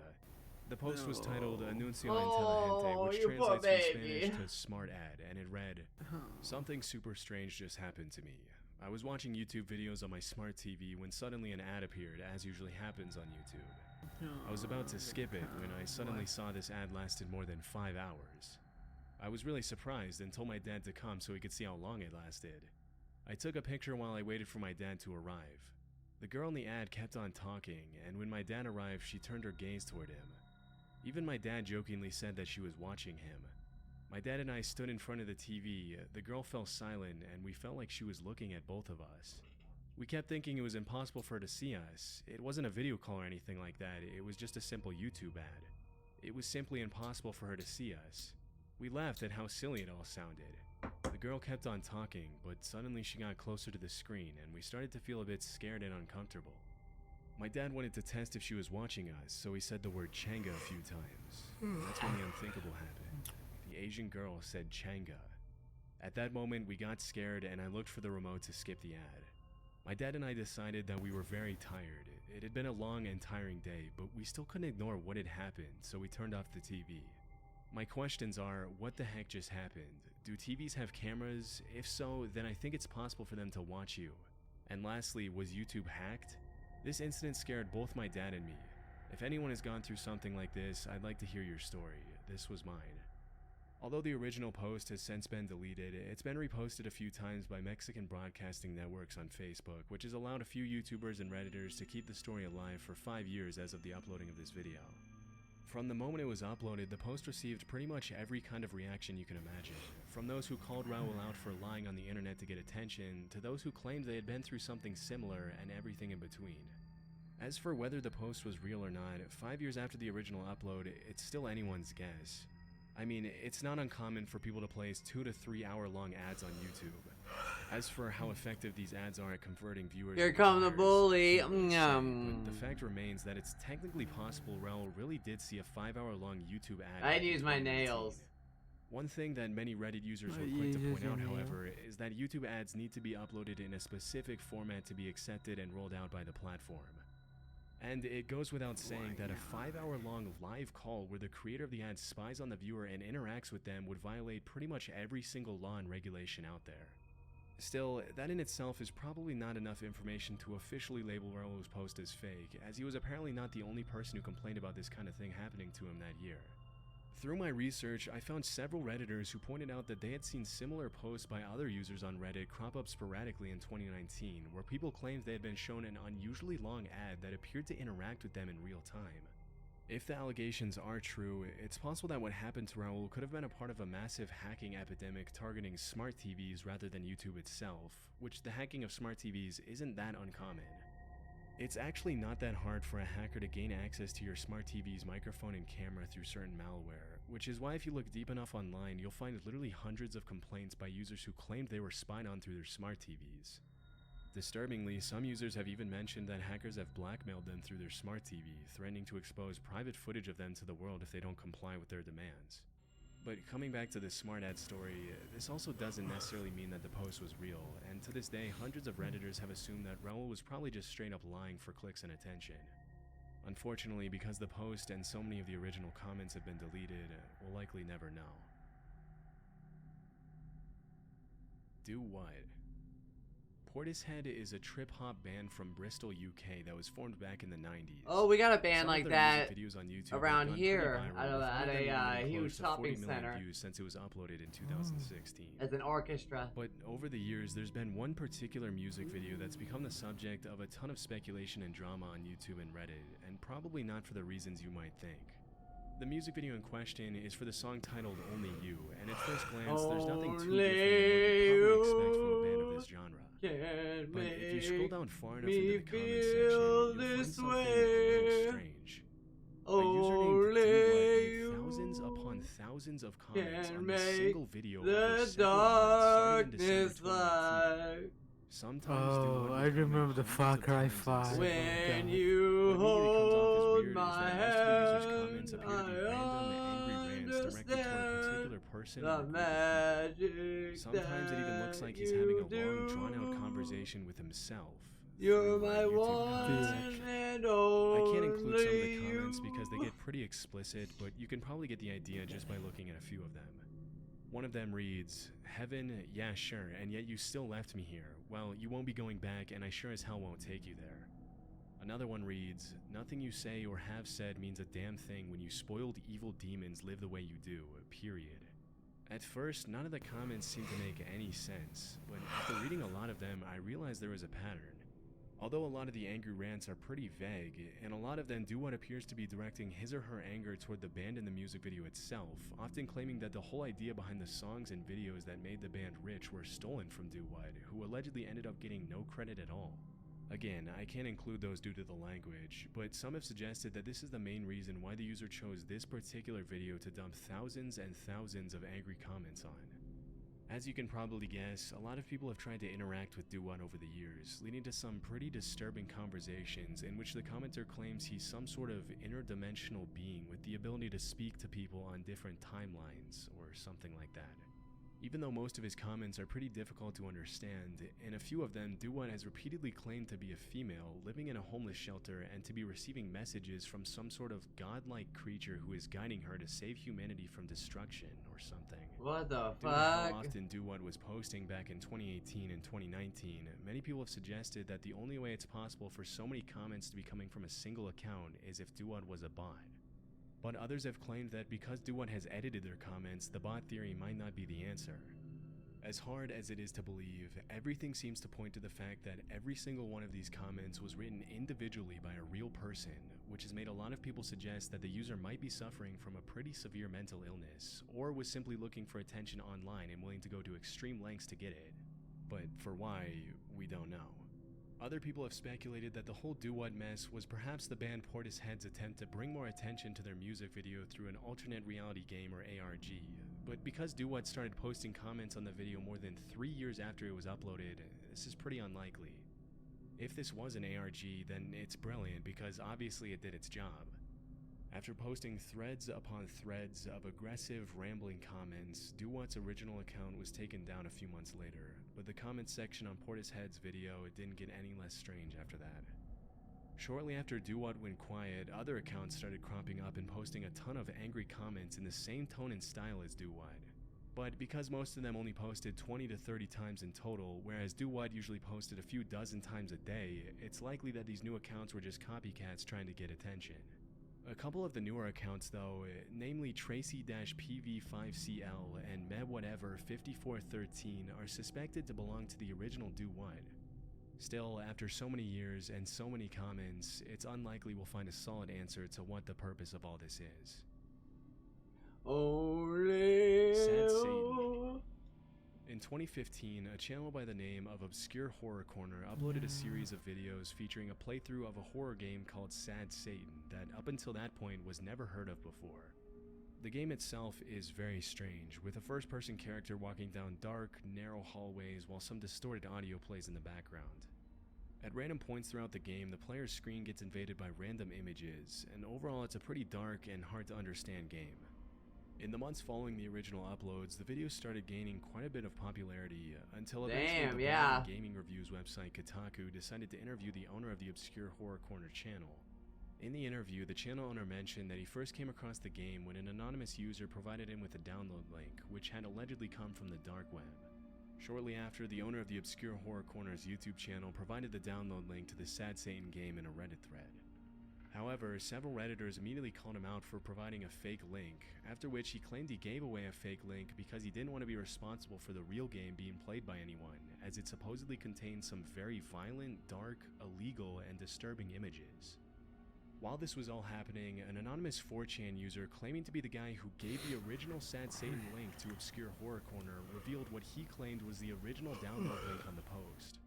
Disturbingly, this version of the game was stuffed with illegal, graphic content, gruesome gore, and viruses that allegedly made people's computers behave oddly and eventually crash permanently. Unfortunately, many users fell into the trap and apparently messed up their computers beyond repair. After the two links were spread everywhere online, a lot of people were left wondering where the footage from Obscure Horror Corner's channel had even come from in the first place. The most widely accepted theory nowadays is that Obscure Horror Corner probably made the game himself to bring more attention to his channel, and that the 4chan user made a corrupted copy to distribute illegal graphic material and mess up people's computers for no reason. It goes without saying that the illegal images the 4chan user included in the corrupted version of the game could have easily come from the dark web, as they would quickly get taken down if they were posted anywhere on the surface web. If you're going to go searching around the internet for more information on this rabbit hole, all I can say is whatever you do not click on any download links on random online forums. Never. Intelsat 708, February 15, 1996. Back in the 90s, weird shit, an weird company shit. named Space Systems L'Oreal built a state-of-the-art telecommunications satellite named Intelsat I want to play this 708, fucking Dawn which contains some pretty Veilguard game, damn sophisticated it. and sensitive communications Only and Dragon Age encryption game I haven't even After played. it was built, the satellite was transported to China to be launched in 1996. I don't even know what character I'm gonna make, because you During can the make a launch character in every preparations, it was single agreed one. between the US and Chinese governments that Intelsat 708 would be launched into orbit from the Xichang Satellite Launch Center using China's Long March I've had to 3D look launch up, vehicle, which is one of the for world's most Inquisition, I powerful had to look up how to make your It was also character agreed that the attractive, launch would be because like the broadcast character live in the creator is US. really punky. Just a little before 3 a.m. on February 15th, 1996. I just the made up satellite what was in my launched, mind. and You what do? happened next was nothing short What of would you tragic. pick? Yeah. Just 2 Would you seconds pick a after the launch, human, the satellite an started elf, a climbing dwarf, horizontally, or taking a completely different bull trajectory than it was creature? supposed to. A I'll few pick seconds elf later, the because rocket I'm crashed in a vulnerable. residential area They are where many of the launch elves sites in were Dragon buildings Age and are services. heavily discriminated Shockingly, against. the crash caused an explosion call 'em that knife reported the ears. No. equivalent to around 50 tons of TNT. Well then, Immediately, no. the Chinese military I and always members pick of the L'Oreal security team were on deployed Dragon to the Age crash site, Origins, and I this is where always things started pick to the get a little city weird. elf. According to eyewitnesses, the Because Chinese like, military roped off the and of area course I always immediately pick and women, didn't allow right? any Americans to approach the site until much later. And like you're getting In the married, aftermath but of they're the in an crash, official alienage, which figures is in just like Chinese basically newspapers an alleged elven that slum in despite a the massive city. explosion, only 6 people had died And 57 had been wounded. You're claiming that the like death your toll was pretty limited because most of the your people had been groom evacuated gets from the stabbed, area and before then the launch. you get dragged back Still, to like this based on the lord's sheer house, amount of and you destruction, just start this fucking death toll killing has all always these seemed unlikely nobles. to the It's US amazing, government, noble which human. suspected the Chinese military of I love coordinated that the one the crash site most. to hide the true death toll and to recover the satellite's sensitive encryption and communications technology. After American members of the L'Oreal security team were finally allowed to comb the crash site, many of them returned home complaining of bulging eyes and splitting headaches caused by the toxic fumes released by the explosion. Despite the large-scale impact of these events, it's one of the lesser-known tragedies, likely due to the massive cover-up by the Chinese government. One of the only recordings left of it was uploaded to YouTube by a user named Fred V, and has received only around 170,000 views since 2019. In the video, you can see the crazy amount of destruction caused by the crash in the village of Mailin, with both American and Chinese voices narrating the damage. Strangely, at the end of the footage, the entire video takes a weird turn where you can see a clip of a woman who says her name is Janet Ship, and that in order to help her viewers prepare for their trip to China, she's going to ask a few simple multiple choice questions. Why is it like this? And in order to prepare you for your trip to China, we would like you to take this simple multiple choice quiz. Remember, there is only one correct answer for each question. Ready? Here we go. This is a picture of A, a creature found in nearby hills, B, dinner, C, a Hughes technician. These guys should score a point in horseshoes, A, in 30 to 40 minutes, B. I searched pretty deep, but there doesn't seem to be any explanation online for the quiz at the end of the crash video. It's all just a really weird combination of clips. I mean, it's pretty jarring to have such a shocking video end with a woman asking weird questions with happy music in the background, and your guess is as good as mine as to what the last part of this video is. What the fuck? Unfortunately, the comments were turned off for this video, and not a lot of people know about it in the first place, so who knows if we'll ever find out why the video ends like that. 00390. 00390 is an extremely strange YouTube channel that's been up since 2015. Even the description in the channel's About section is a little unusual. The text is written in both English and Italian, and it reads, "Do not subscribe, you bother me. Do not offer me money for affiliation or visualization or other. I am not interested. At best, offer me some typical food of your country." Below this text, there's another phrase that translates roughly from Italian to, "I like cold girls, but alive." Despite the owner's efforts to scare away subscribers, 00390 has over 50,000 subs as of 2024, and that number is probably only going to keep growing if he continues to upload disturbing, attention-grabbing content as he has up until now. The videos on the channel range from strange experimental art videos to first-person footage of a cameraman following women on the street to disturbing images of women being held hostages while creepy audio plays in the background to gross cooking videos. Due to the creepy nature of so many of the uploaded videos, many viewers have come together online to try to find an explanation for the channel. I've seen that one. Yeah, she buries herself. Spread all over the internet. And then cheat on herself and then blame on man. That makes no sense at all, but we'll just go with it. Drives around the street looking for potential victims, which would explain why there are dozens of videos on the channel where he appears to I was convinced that was fake and it's from a troll, but I have no idea if it is or not. Based on what I found, there isn't really a solid conclusion. There's a lot of people who do that shit. It's possible that this is just the product of an artist expressing himself with some sort of ARG attempt, or that there's really something more disturbing going on. Whatever the case, if the guy isn't a kidnapper, he's not exactly helping his case by uploading videos like the ones he has up until now. For people who don't like Makima.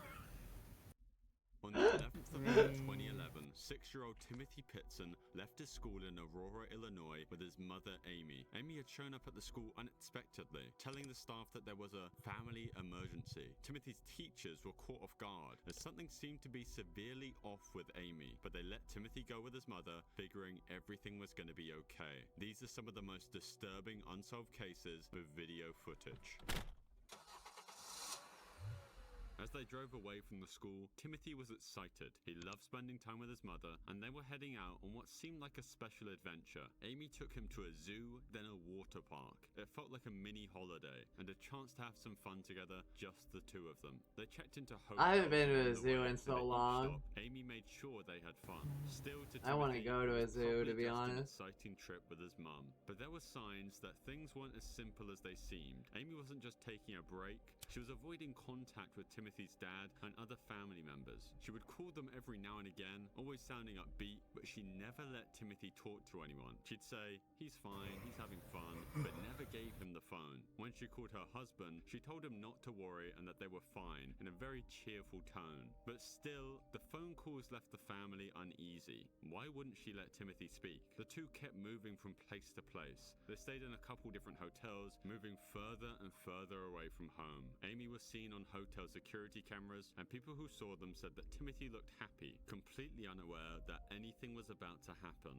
At one point, Amy visited a hardware store where she bought a few items that didn't seem to fit with a road trip. She purchased small things like a notebook and a pen, things that just felt out of place. Amy seemed to be stalling, like she was trying to gain time, but no one knew for what. The choices she made only added to the mystery. Every call to her family sounded upbeat, yet the details made them anxious. Why did she seem so cheerful but refuse to explain what she was doing or let Timothy talk? Amy also checked into a hotel without Timothy for one night, a strange move that raised even more questions. What the Why would she go to a fuck? hotel by herself when Timothy was still with her? And where did she leave the 6-year-old? These unexplained decisions kept building up, leaving her family more worried with each passing day. When Amy made her last call to her mother-in-law, she sounded calm. She told her that everything was going smoothly and she shouldn't worry about anything. But this time, her mother-in-law pressed her, asking directly to speak with Timothy. Though once again, Amy refused. This time, her excuse was simple. He's busy playing. Her voice was light-hearted, but there was something strange about her tone, as if she was masking something deeper. On the 14th of May 2011, Amy checked into a motel in I'll Rockford, send you Illinois. something. By then, Ooh. she and Timothy had been on the road for 3 days. You It's did. not Amy was spotted on It's security not cameras one sus. last time, and she entered her room I- alone. Timothy was nowhere to be seen. The next day, motel staff found Amy dead in her room as she had ended her own life. It was a devastating discovery, It's but the not shock didn't end there. Next to sus. Amy's body, police found a note she had written, a message that only deepened the mystery. Oh, yeah, it's not Handwriting, sus. Amy explained How that dare you take my Timothy food, bitch. but added something haunting. You will never find him. But there was something else in the note that left Timothy's family and investigators terrified. Amy also wrote, Timothy is safe with people who will care for him. This message seemed to suggest that she had left Timothy with someone she trusted, someone who could take care of him. But who were these people? And did they even exist? The note left Timothy's family in disbelief. Amy had assured everyone that they were fine, but now she was gone and Timothy was nowhere to be found. As the police combed through her car, they discovered traces of blood on the seat. They immediately tested it, and it was confirmed to be Timothy's. This finding raised new fears and new questions, as everyone was wondering what had really happened to Timothy. Was he in danger, or had he somehow been left in a safe place as Amy claimed? Investigators were caught between two possibilities. Either Amy had hidden him somewhere to protect him, or something much darker had occurred. Right after Amy's death, police launched an extensive search for Timothy. They retraced every step of her journey, hoping to uncover any clue that might lead them to him. Authorities examined maps, reviewed Amy's GPS records, and revisited every hotel and location she and Oh, if Timothy you had wanna visited sus me, during I those can try final to days find one. together, and they poured over surveillance footage. If it has Makima. A clue, anything that could reveal where Amy had taken Timothy. As the search continued, investigators found more strange details. Amy's car showed signs that Meow, had been meow, through meow. dirt roads and grassy areas. It was clear that she had probably been in remote locations, likely far away from any city or town. But where exactly? Search teams combed through forests, parks, and even isolated areas that matched the clues left by the dirt and plants found on her car. Yet despite these massive efforts, Timothy was nowhere to be seen. Meanwhile, the story of Timothy's disappearance began to spread across the country. News stations picked up the story, broadcasting pictures of Timothy with his bright smile and innocent eyes. His face appeared everywhere, on television, in newspapers, and on missing person posters. The public was captivated by the mystery, and as more details emerged about Amy's final days, people began forming their own theories. Timothy's father, Jim Pitson, became the face of the family's heartbreak and hope. Appearing on news interviews, he spoke openly about the pain of losing Amy and the agony of not knowing where his son was, though he still believed, as Amy's note had said, that Timothy truly was safe somewhere. The general reaction to the case was mixed. Some people sympathized with Jim and clung on to the idea that Timothy was still alive, somewhere out there. They rallied for his return, joining search parties, volunteering, and spreading Timothy's story online. Others, however, began to question Amy's actions and whether her her words in the note could be trusted.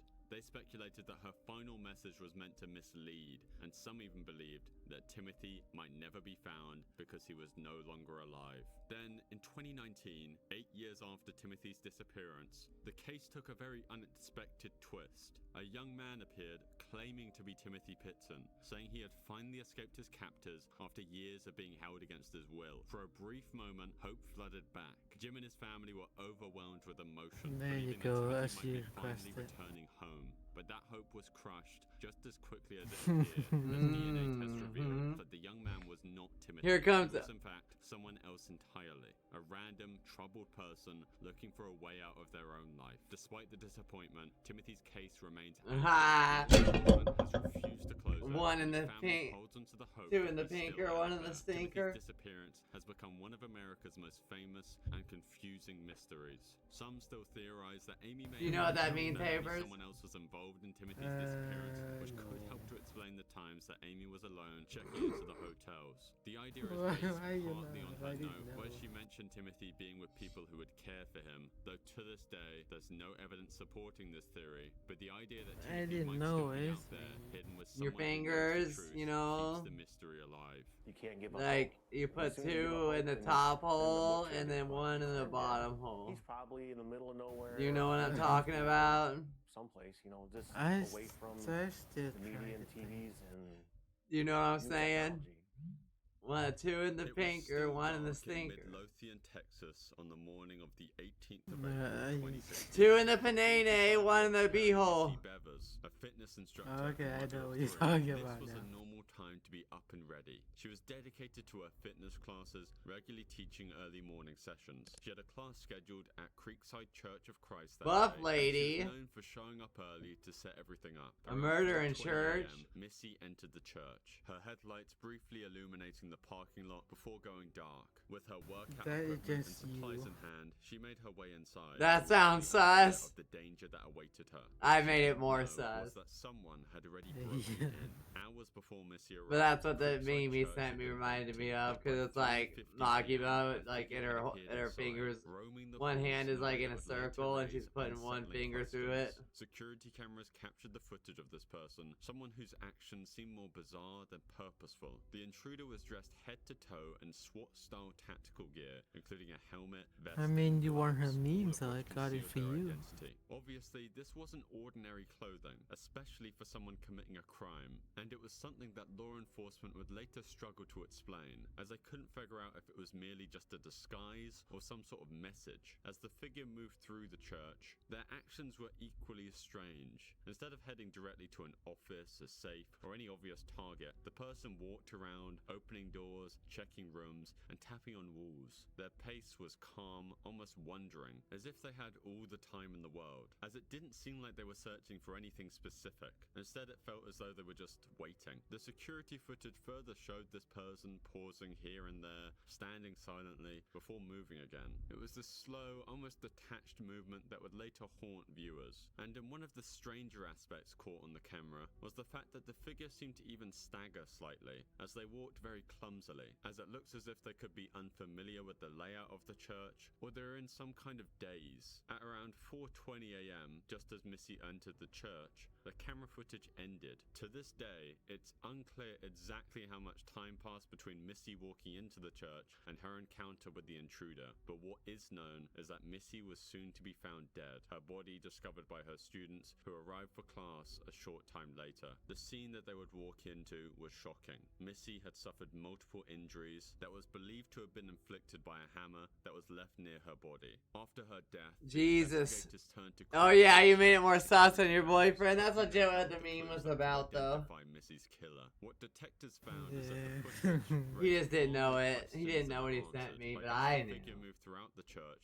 they would also Of course he periodically knew. break certain objects and shatter glass, leading the police to believe that the person was trying to stage send some you sort of another one, robbery too. gone wrong. Though that theory would make little You know what? I'll sense give when you Sirius a consider that the subscription. robber neglected to take Missy's purse or iPad. Also, why had they chosen a church of all places? And what was the motive? If this was a robbery, it was certainly an unusual one. After the discovery of Missy's body at Creekside Church, Midlothian police faced a daunting task. Because there was just so little to go off, the detectives involved started watching the footage over and over again to find the tiniest of details, which then made them notice the killer's strange gait or walking style, as they seemed to move with a slight clumsiness, as if they were wearing shoes too big or simply had a very distinct walk. Internet detectives then started comparing the walk to those around Missy, and if you line up the videos of the SWAT-geared intruder with those of her father, they do look eerily similar. That this evidence, if you can even call it that, is extremely weak and is a symptom of the case being so mysterious and confusing. The police themselves initially thought that the intruder could be female, as the walk looked as if the person was wearing clothes too big or too heavy, though again, this theory led nowhere. As detectives continued analyzing the footage, they turned to Missy's family, friends, and acquaintances, hoping to uncover any motive or clue that could point them towards a suspect. They asked about Missy's relationships, any recent conflicts, and her schedule, searching for anything that might explain why someone would target her. Missy's husband, Brandon, her 3 children, and her close friends all cooperated fully, sharing information about Missy's life and any challenges she might have been facing. According to her loved ones, Missy was well liked, devoted to her family, and passionate about her work as a fitness instructor. However, some friends mentioned that Missy had recently expressed concerns about strange social media messages she had received. These messages on LinkedIn reportedly came from an unknown male and were described as creepy and strange. The police would track down this person of interest, though it ultimately turned out to be a dead end. Detectives documented everything they had learned, yet no single piece of information pointed directly towards a clear suspect. To this day, Terry Missy Bever's case has gone completely unsolved.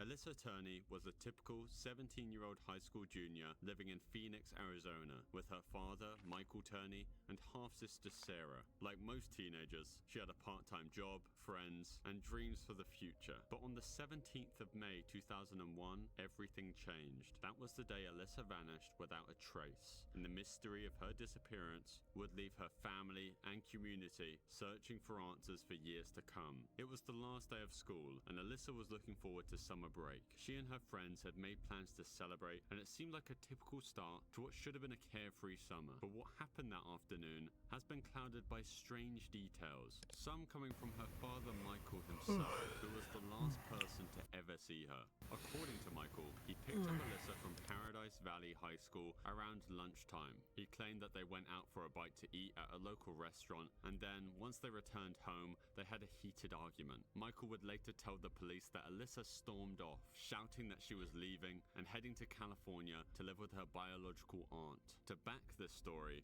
Michael claimed he found a note from Alyssa in her room, saying basically exactly what she was saying in the argument, that she was running away. The note, written in Alyssa's handwriting, didn't sit right with Alyssa's friends and family. For one, none of her belongings, like her phone or purse, were missing. If Alyssa truly intended to run away, why would she leave behind everything she'd need? And why didn't she tell any of her close friends about her plans? Initially, authorities treated Alyssa as a runaway, believing that she might have truly gone to California or was still somewhere nearby in the Phoenix area. However, doubts started to arise when the $1,800 in her bank account was left completely untouched, and she failed to contact any of her friends and family. As police started to investigate further, they discovered something odd. Michael had been tracking Alyssa's movements in ways that went beyond what many see as protective. In fact, he seemed to have an unusual level of control over her life. At her job, Alyssa's co-workers noticed Michael would occasionally appear unannounced, sometimes with a video camera.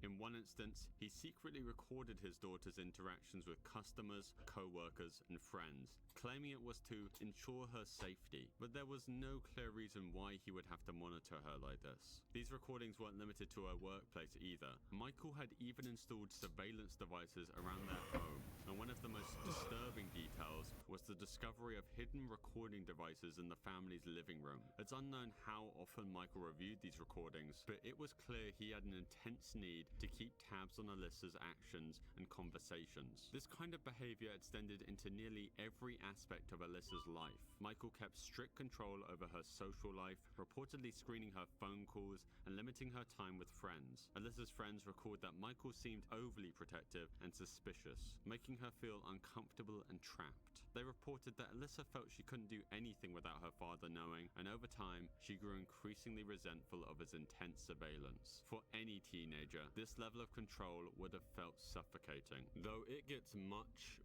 more worrying. When the police were taking statements from those who knew Alyssa to try and find any leads revolving her disappearance, one of her close friends, her boyfriend, and her stepbrother all independently shared stories that they had heard from Alyssa, all involving Michael attempting to illegally and inappropriately touch his daughter. In one instance, Alyssa's stepbrother said that during a car ride, Michael scooted closer to Alyssa and then tried to touch her in ways that would certainly get him arrested if anyone had reported it. Speaking of which, Michael himself once called Child Protective Services to warn them that if Alyssa was to ever call them to accuse him of touching her strangely, that she's a liar. A very normal thing for a loving father to do. Then somehow the strangeness continues. Michael was fixated on a very particular incident involving Alyssa. He frequently brought up the claim that years prior, Alyssa had been assaulted by a teacher. Michael often told people he believed this incident deeply affected her, yet there was no concrete evidence of it ever happening. Interestingly, Michael's account of the incident would often shift, making it hard for investigators to verify.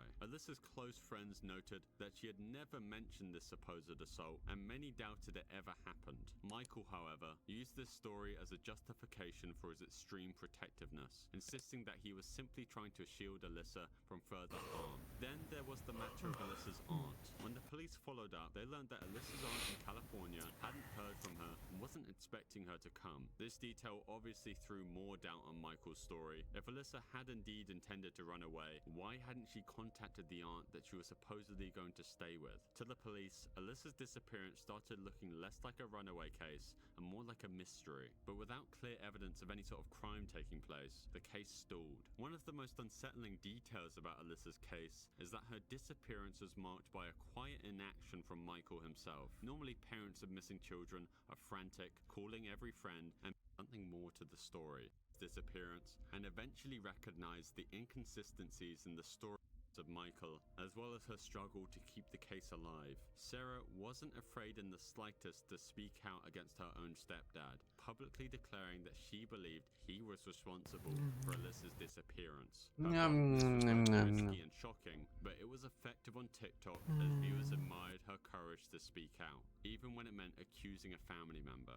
After years of uncertainty and years of advocacy from Sarah, the investigation into Alyssa's disappearance took a significant turn. In August 2020, nearly 2 decades after Alyssa was last seen, police arrested her stepfather, Michael Turney, charging him with second-degree murder. Investigators pieced together patterns of Michael's controlling behavior, leading to the decision to formally reopen the case and charge him. The second-degree murder charge against Michael Turney indicated that the authorities believed he had killed Alyssa without premeditation. However, the lack of any direct physical evidence linking Michael to Alyssa's disappearance posed a significant challenge for the prosecution. Despite these hurdles, Sarah and her supporters remained hopeful that the circumstantial evidence and Michael's own actions would lead to a conviction. In July 2023, Michael Turney's trial commenced. After 6 days of testimony, the defense filed a motion for an acquittal, arguing that the prosecution had not presented substantial evidence to support a conviction. The judge agreed, citing the absence of physical evidence proving Alyssa's death or Michael's involvement, and acquitted Michael of all charges. He was released from custody on July 18th, 2023. Following his release, Michael Turney took legal action against local officials. In January of 2024, he filed a lawsuit against the Phoenix Police Department, as Michael alleged he was mistreated during his time in custody, claiming he was denied adequate health care and meals, and asserted he was wrongfully imprisoned. As of today, the case of Alyssa Turney has gone completely cold. If Alyssa's out there, any message for her?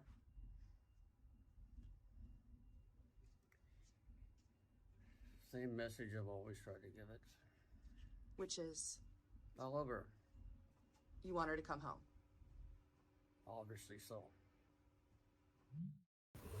The holiday of a lifetime, a Caribbean cruise, warm beaches, and the endless blue of the open sea. Amy Lynn Bradley, a 23-year-old recent college graduate from Virginia, was thrilled about the trip. Traveling with her family, she boarded the Royal Caribbean cruise ship Rhapsody of the Seas on March 21st, 1998. Amy was excited, but also a little bit nervous. Friends and family said she wasn't exactly the cruise type. Amy was athletic, outgoing, and independent, but she had a fear of open water, which made the cruise ship a bit of a leap outside her comfort zone. The night of March 23rd should have been just like any other night on the cruise ship. The family enjoyed dinner, and Amy later went to a nightclub on the ship with her brother Brad. The siblings had a fun night, dancing, You wanna chatting chum? with the passengers, and in a video taken Okay, you can Amy chum on looked me. happy and carefree. Yes.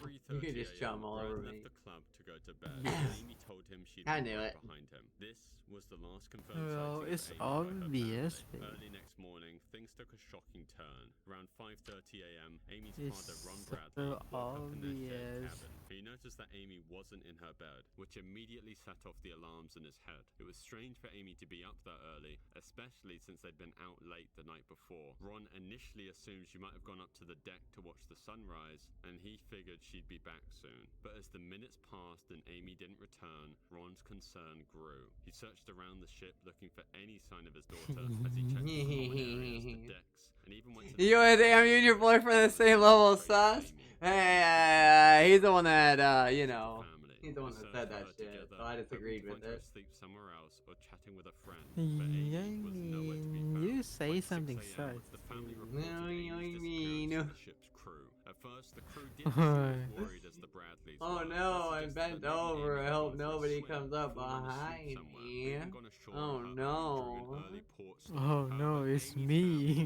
family Yay, I know. They insisted What do you mean, yeah, yay? Me no. for a more thorough search. Still, for the Bradleys, each new sighting brought a glimmer of hope, which is also connected to perhaps the most disturbing theory of all, being that Amy had been abducted and sold into human trafficking. The idea was bolstered years later when a chilling piece of evidence emerged as a photo of a woman resembling Amy was found on an adult website. The woman in the photo had a similar tattoo to Amy, and her appearance is undeniably similar considering that she would be several years older. Amy's parents saw the photo and were convinced it was her. They believed the image was proof that Amy was alive, trapped in a terrifying situation from which she couldn't escape. Investigators found 90%. rings operating within the Caribbean, and I think streaming making it go slower. alone at night on the ship. Yeah. No, that's fine. They began to And suspect watching that if videos. someone had lured her, they might have forced her off the ship in one of the island ports and into a dark underground network. You can chum on my butt. Until this day, Amy Yes. is still missing 20 I knew that makes you Everywhere. happy. Yep.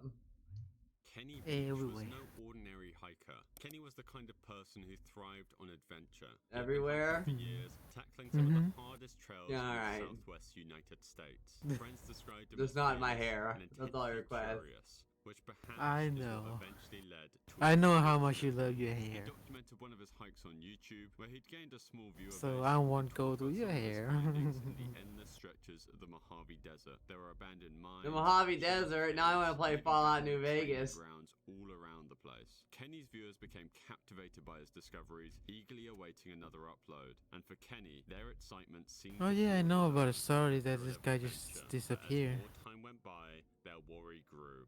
Through a glass window with a crowbar, stealing an iPad and other small items. Many people who like investigating the mystery of Kenny are absolutely convinced that this was him based off of the security footage. Debbie has never even implied it's Kenny, but still, people are clearly desperate to find out what happened to him. To this day, Kenny's case remains unsolved.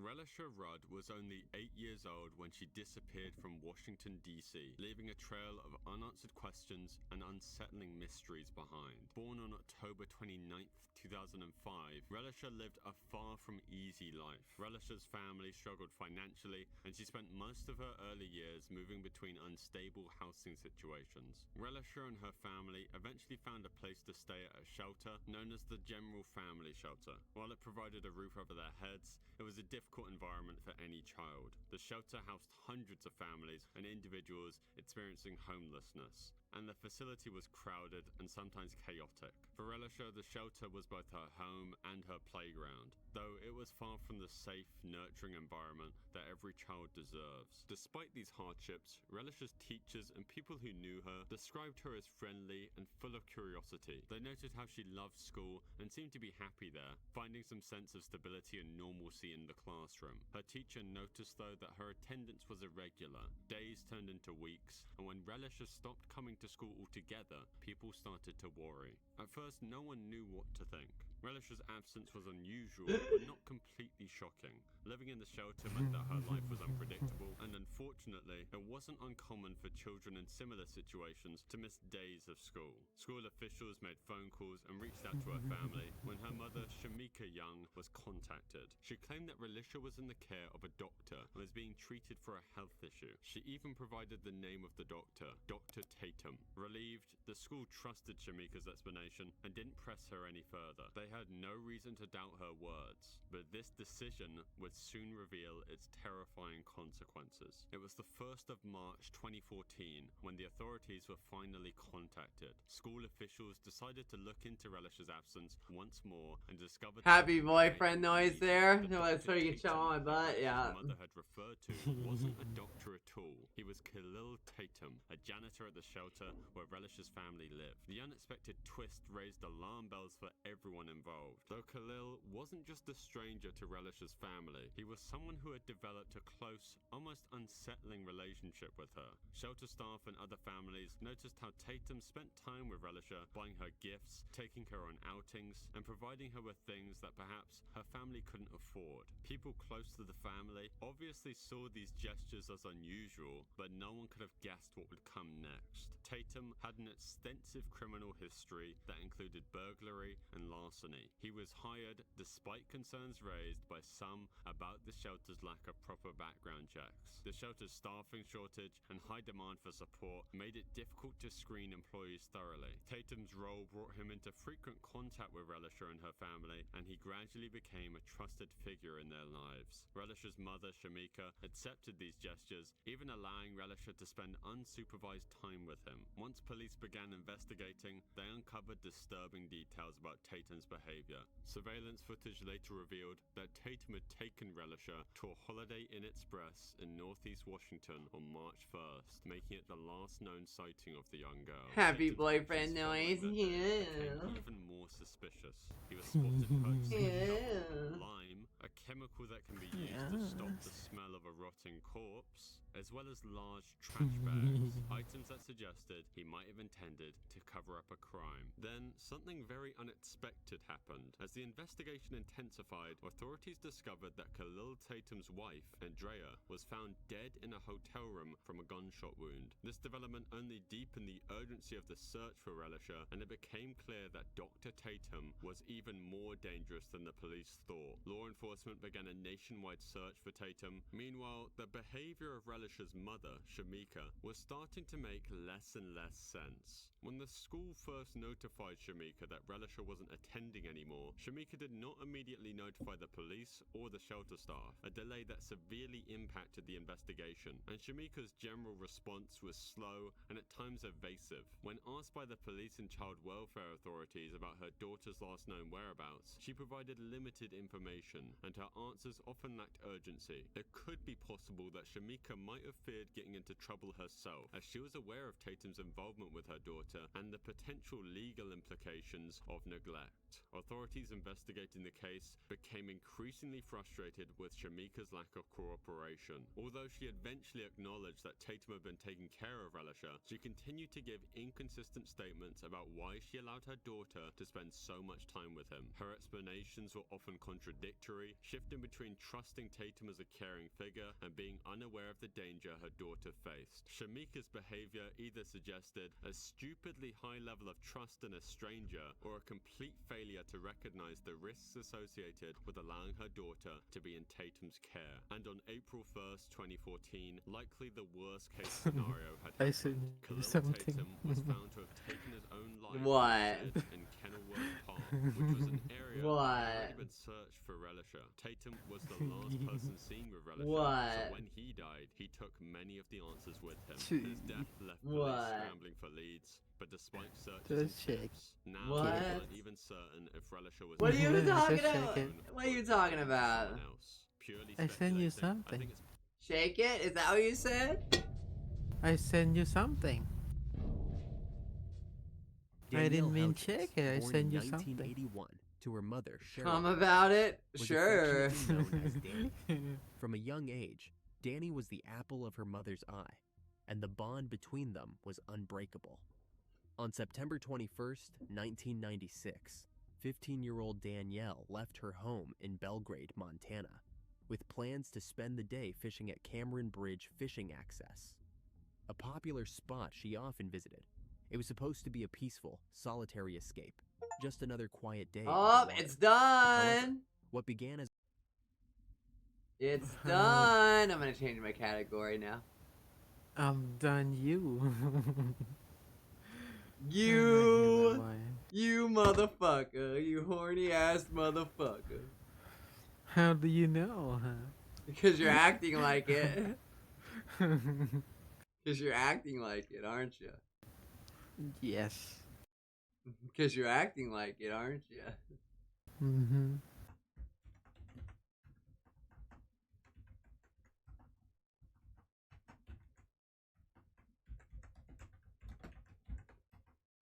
You're gonna have to see when I rename the stream. Okay. Alright, I updated. Look.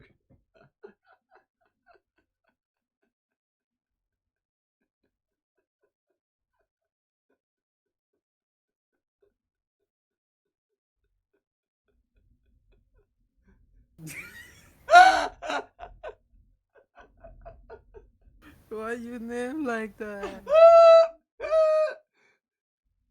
It's so obvious you tell you about your boyfriend. Telling your boyfriend feeling. Yeah, he's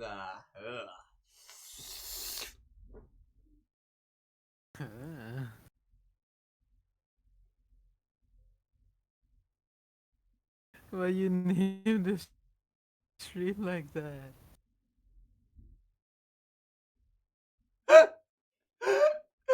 Did I embarrass? Why, babe? Why? Did I embarrass you? Oh. Oh. That's cute. Oh. Oh. You cute baby. You. Oh.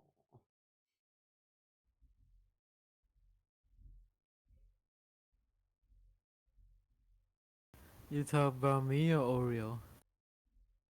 You. Oreo's not over here. No. Huh.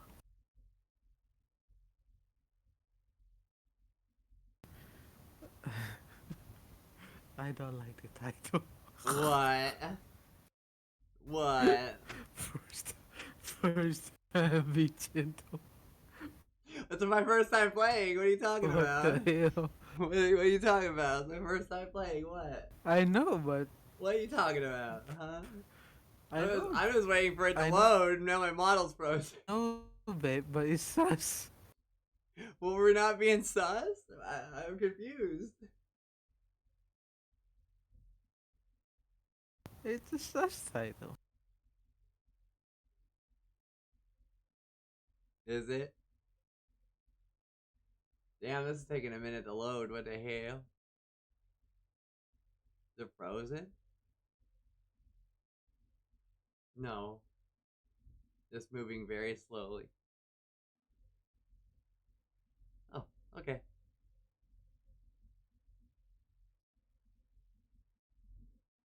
I'll probably have to adjust the settings. Oh, there it is. Very sus name of the stream.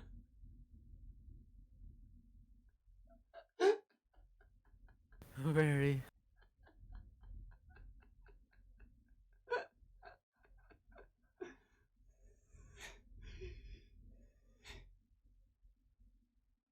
What?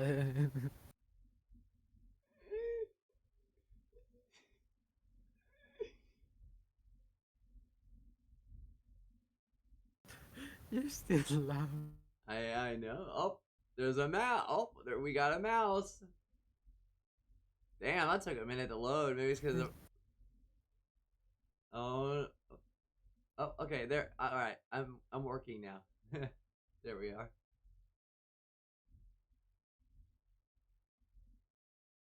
Ah, the shaders. Does every game have shaders now?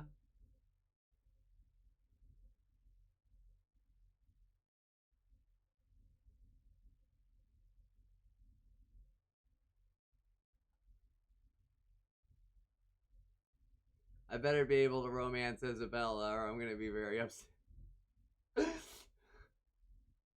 I'll be right back. Take your time, boo boo. I gotta use the bathroom.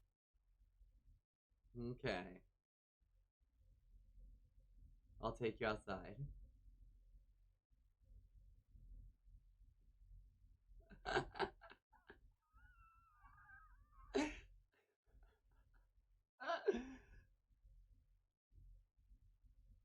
Oh, this is gonna take forever.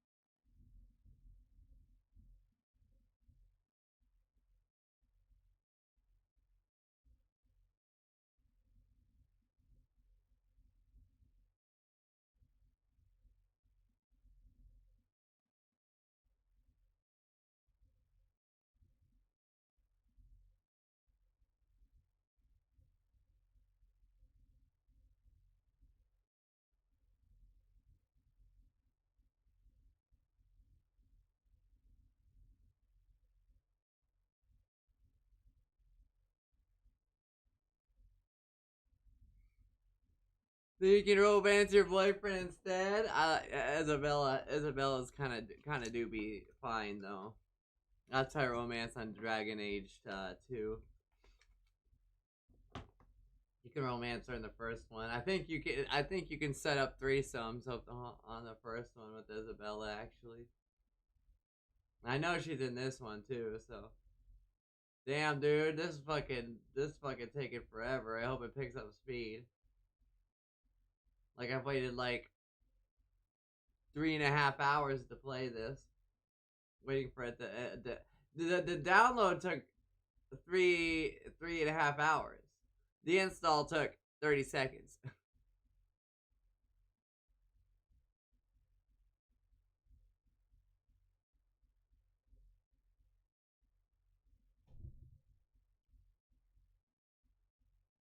The only Dragon Age game I haven't played yet is this one. I haven't played like a stupid ass fucking browser game one time with like fucking turn-based shit.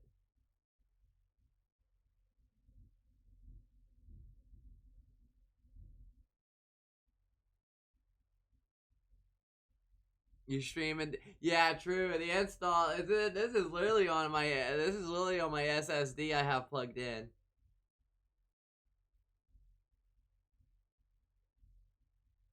To make performance better, I've been slowly moving games because like Cyberpunk requires an SSD, so it's 2 terabytes.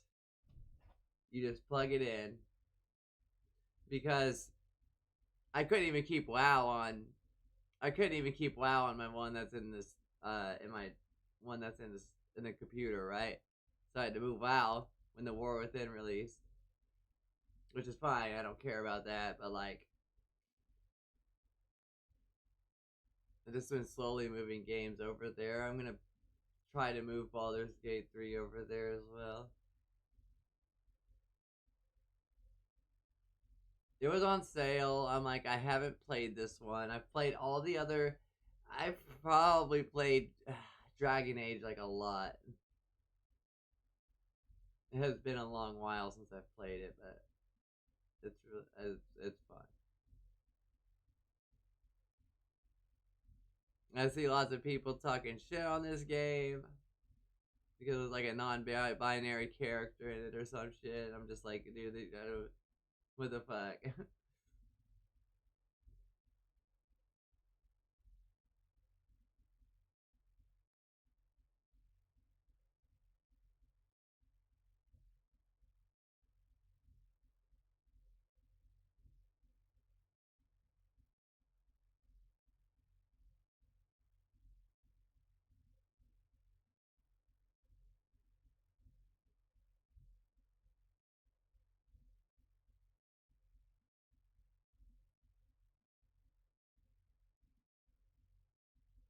Damn, man, this is going slow as shit.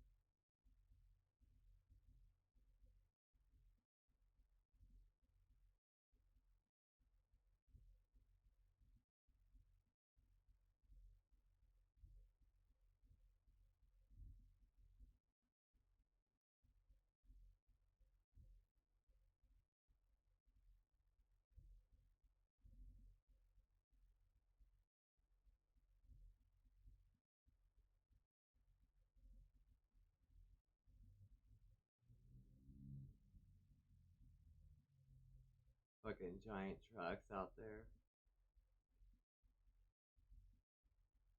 I don't know if anybody heard that.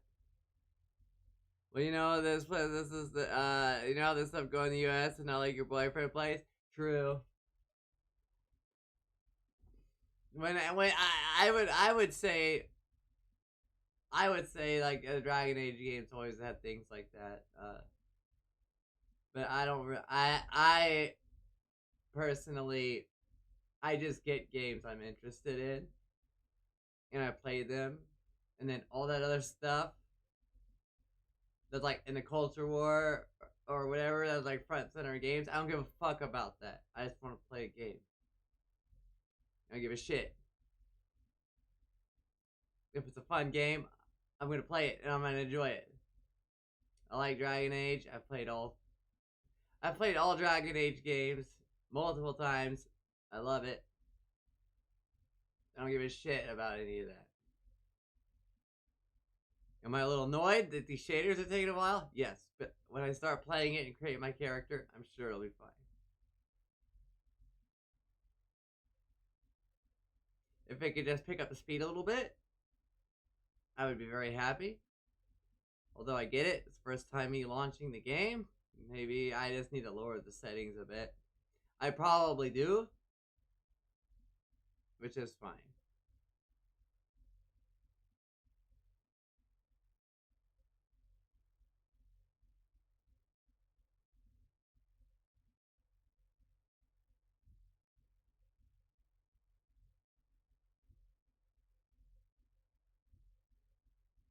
But like I would say BioWare has always had like things like that, and even back before it, like the current like culture things going on now were even relevant or even started. You know, like at Mass Effect, you could, you know, pick your female character and sleep with Liara, whatever. And then like news stations did that, and then in the second game they tried to avoid that so they wouldn't get like a huge amount of hate like they did back in the day because oh, it's two female characters sleeping together is gay, and that got a lot of hate. So they try to avoid that in the second game as much as possible. Liara is just a side character in the second game, and that's only if you have like the Shadow Broker DLC with it. She hardly mentioned in it. So I guess that's always been like a thing. But I don't really give a shit about like how people feel about it. Or like what people are saying. If it's fun, it's like in the realm of the universe. And I create my character. I'm having fun. If combat's fun, if I get to play with dragons, if I get to fight dragons again, yeah, that's cool. By the way, fuck the Templars. All my homies hate the Templars.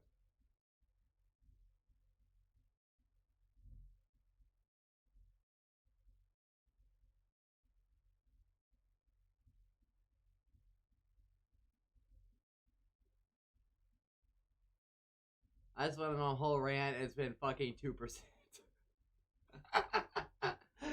Oh God, why?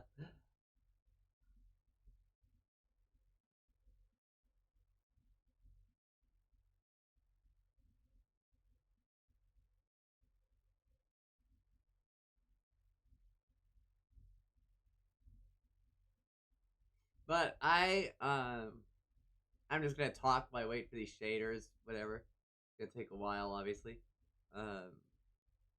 I was very poor, and I couldn't afford internet for a long time. I went years without internet. So, I would just buy games, single player games, and I'd go to the store. I would just get like a cheap game, like and that's it. Like that's how I would do it. I would just like look at a game, and be like, okay, I'll get this. Particularly, it'd be like, you know, one I can remember, Tales of Xillia, which is the first Tales of game I ever played. I'm really into JRPGs, so that was cool.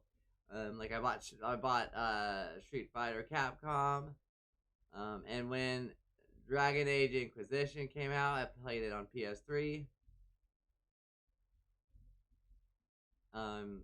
Yeah, I played the shit out of it. I think I 100% that game actually. I did multiple playthroughs to get it, and I think the site is still up, where you can choose your different paths for it because like the first two games they weren't really available on like new consoles. I think like PS3, maybe they were available on PS3, but I think like if you played on like a next gen console, which at the time was a PS4, Xbox One, they're available on Xbox One because they have backwards compatibility, whatever. I have that or whatever, but like my Dragon Age Origins like Ultimate Edition disc would not work on my Xbox, so I took it back. I have all these games on Steam though, but I think the site still exists. You can, I don't even know if you can do this for Veilguard or not. I haven't done any research on that. But for Inquisition, you can pick your decisions on an online site. I'm back. Hello, and then update it. And have your decisions still, you know, ported to your Inquisition game. This is taking a long time, Hapers. Look.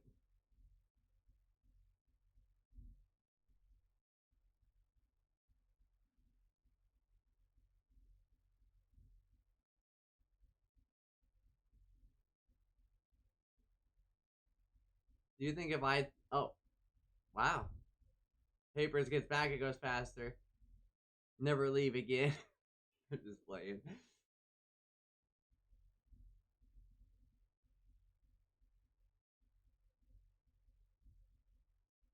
Paper's got that magic.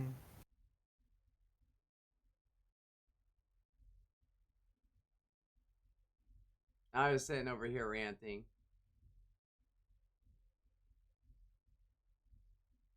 Oh, is it stuck?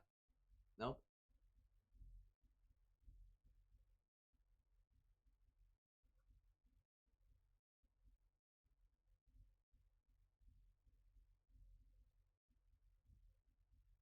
At least the longer it goes along, it's gonna go faster, I guess.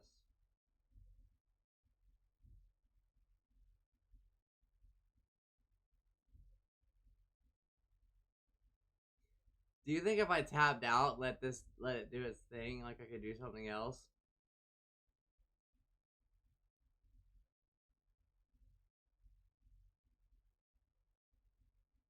Papers? Papers? Hello?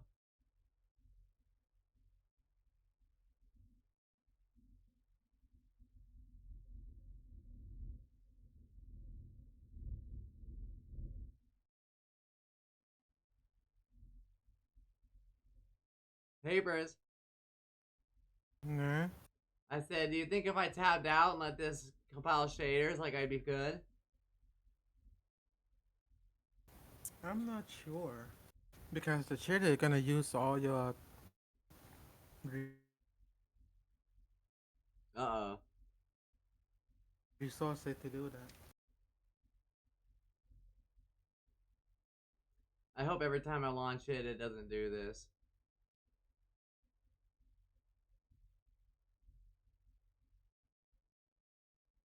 At least when you got back, it goes faster.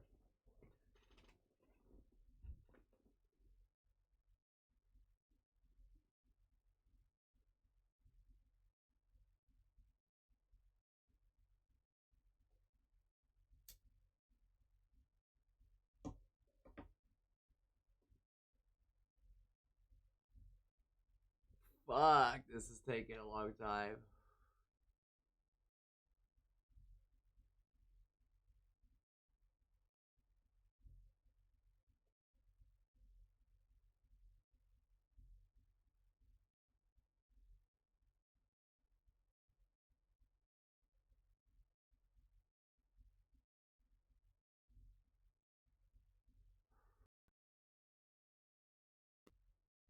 Well, you can try to tap out and see.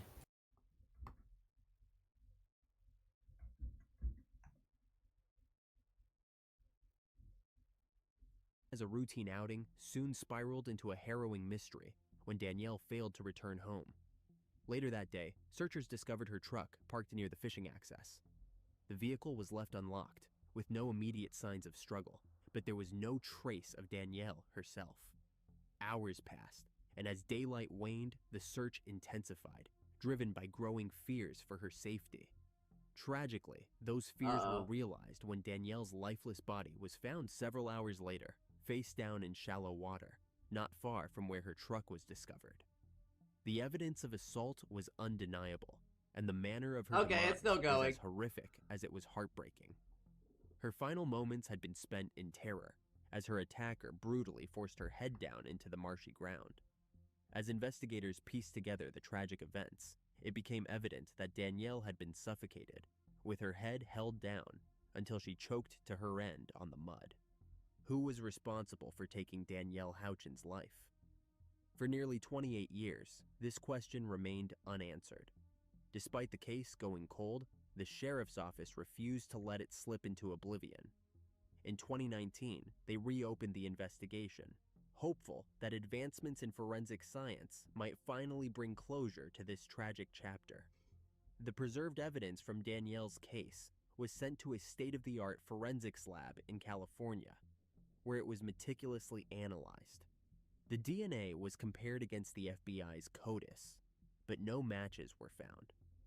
Though this was a discouraging outcome, investigators remained steadfast in their pursuit of justice. They turned to a new and promising tool: genetic genealogy. With a court order, they accessed the extensive DNA databases, hoping to find a match that CODIS could not provide. This bold move paid off when a DNA match was found, leading investigators to Paul Hutchinson, a 55-year-old man living in Dillon, Montana. In July 2024, investigators approached Hutchinson at his home, confronting him with questions about Danielle's case. The interaction was tense, and Hutchinson's nervous and erratic behavior raised suspicions. His demeanor suggested he was hiding something far more sinister than anyone could have imagined.